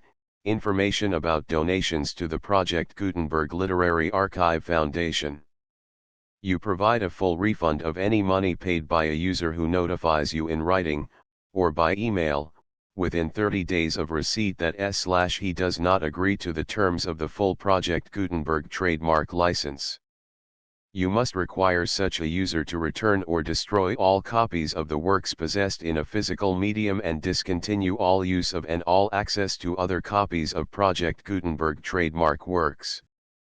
You provide, in accordance with paragraph 1.f.3, a full refund of any money paid for a work or a replacement copy, if a defect in the electronic work is discovered and reported to you within 90 days of receipt of the work. You comply with all other terms of this agreement for free distribution of Project Gutenberg trademark works. 1.e.9. If you wish to charge a fee or distribute a Project Gutenberg trademark electronic work or group of works on different terms than are set forth in this agreement, you must obtain permission in writing from the Project Gutenberg Literary Archive Foundation, the manager of the Project Gutenberg trademark. Contact the Foundation as set forth in Section 3 below. 1.f.1.f.1. Project Gutenberg volunteers and employees expend considerable effort to identify, do copyright research on, transcribe and proofread works not protected by U.S. copyright law in creating the Project Gutenberg trademark collection. Despite these efforts, Project Gutenberg trademark electronic works, and the medium on which they may be stored, may contain defects, such as, but not limited to, incomplete, inaccurate or corrupt data, transcription errors, a copyright or other intellectual property infringement, a defective or damaged disk or other medium, a computer virus, or computer codes that damage or cannot be read by your equipment. 1.f.2. Limited warranty, disclaimer of damages, except for the right of replacement or refund described in paragraph 1.f.3, the Project Gutenberg Literary Archive Foundation, the owner of the Project Gutenberg trademark, and any other party distributing a Project Gutenberg trademark electronic work under this agreement, disclaim all liability to you for damages, costs, and expenses, including legal fees. You agree that you have no remedies for negligence, strict liability, breach of warranty or breach of contract except those provided in paragraph 1.f.3. You agree that the Foundation, the trademark owner, and any distributor under this agreement will not be liable to you for actual, direct, indirect, consequential, punitive, or incidental damages even if you give notice of the possibility of such damage. 1.f.3 Limited right of replacement or refund. If you discover a defect in this electronic work within 90 days of receiving it, you can receive a refund of the money, if any, you paid for it by sending a written explanation to the person you received the work from. If you received the work on a physical medium, you must return the medium with your written explanation. The person or entity that provided you with the defective work may elect to provide a replacement copy in lieu of a refund. If you received the work electronically, the person or entity providing it to you may choose to give you a second opportunity to receive the work electronically in lieu of a refund. If the second copy is also defective, you may demand a refund in writing without further opportunities to fix the problem. 1.f.4 Except for the limited right of replacement or refund set forth in paragraph 1.f.3, this work is provided to you as is, with no other warranties of any kind, express or implied, including but not limited to warranties of merchantability or fitness for any purpose. 1.f.5 Some states do not allow disclaimers of certain implied warranties or the exclusion or limitation of certain types of damages. If any disclaimer or limitation set forth in this agreement violates the law of the state applicable to this agreement, the agreement shall be interpreted to make the maximum disclaimer or limitation permitted by the applicable state law. The invalidity or unenforceability of any provision of this agreement shall not void the remaining provisions. 1.f.6 Indemnity. You agree to indemnify and hold the foundation, the trademark owner, any agent or employee of the foundation, anyone providing copies of Project Gutenberg trademark electronic works in accordance with this agreement, and any volunteers associated with the production, promotion, and distribution of Project Gutenberg trademark electronic works, harmless from all liability, costs, and expenses, including legal fees, that arise directly or indirectly from any of the following which you do or cause to occur. A. Distribution of this or any Project Gutenberg trademark work. B. Alteration, modification, or additions or deletions to any Project Gutenberg trademark work, and C. Any defect you cause. Section 2. Information about the mission of Project Gutenberg trademark. Project Gutenberg trademark is synonymous with the free distribution of electronic works in formats readable by the widest variety of computers, including obsolete, old, middle-aged, and new computers. It exists because of the efforts of hundreds of volunteers and donations from people in all walks of life. Volunteers and financial support to provide volunteers with the assistance they need are critical to reaching Project Gutenberg trademark's goals and ensuring that the Project Gutenberg trademark collection will remain freely available for generations to come. In 2001, the Project Gutenberg Literary Archive Foundation was created to provide a secure and permanent future for Project Gutenberg trademark and future generations. To learn more about the Project Gutenberg Literary Archive Foundation and how your efforts and donations can help, see sections 3 and 4 and the Foundation information page at www.gutenberg.org. Section 3. Information about the Project Gutenberg Literary Archive Foundation. The Project Gutenberg Literary Archive Foundation is a non-profit 501(c)(3) educational corporation organized under the laws of the state of Mississippi and granted tax-exempt status by the Internal Revenue Service. The Foundation's IN or Federal Tax Identification Number is 64-6221541. Contributions to the Project Gutenberg Literary Archive Foundation are tax-deductible to the full extent permitted by U.S. federal laws and your state's laws. The Foundation's business office is located at 809 North 1500 West, Salt Lake City, Utah 841-16801-596-1887. Email contact links and up-to-date contact information can be found at the Foundation's website and official page at www.gutenberg.org/contact section 4.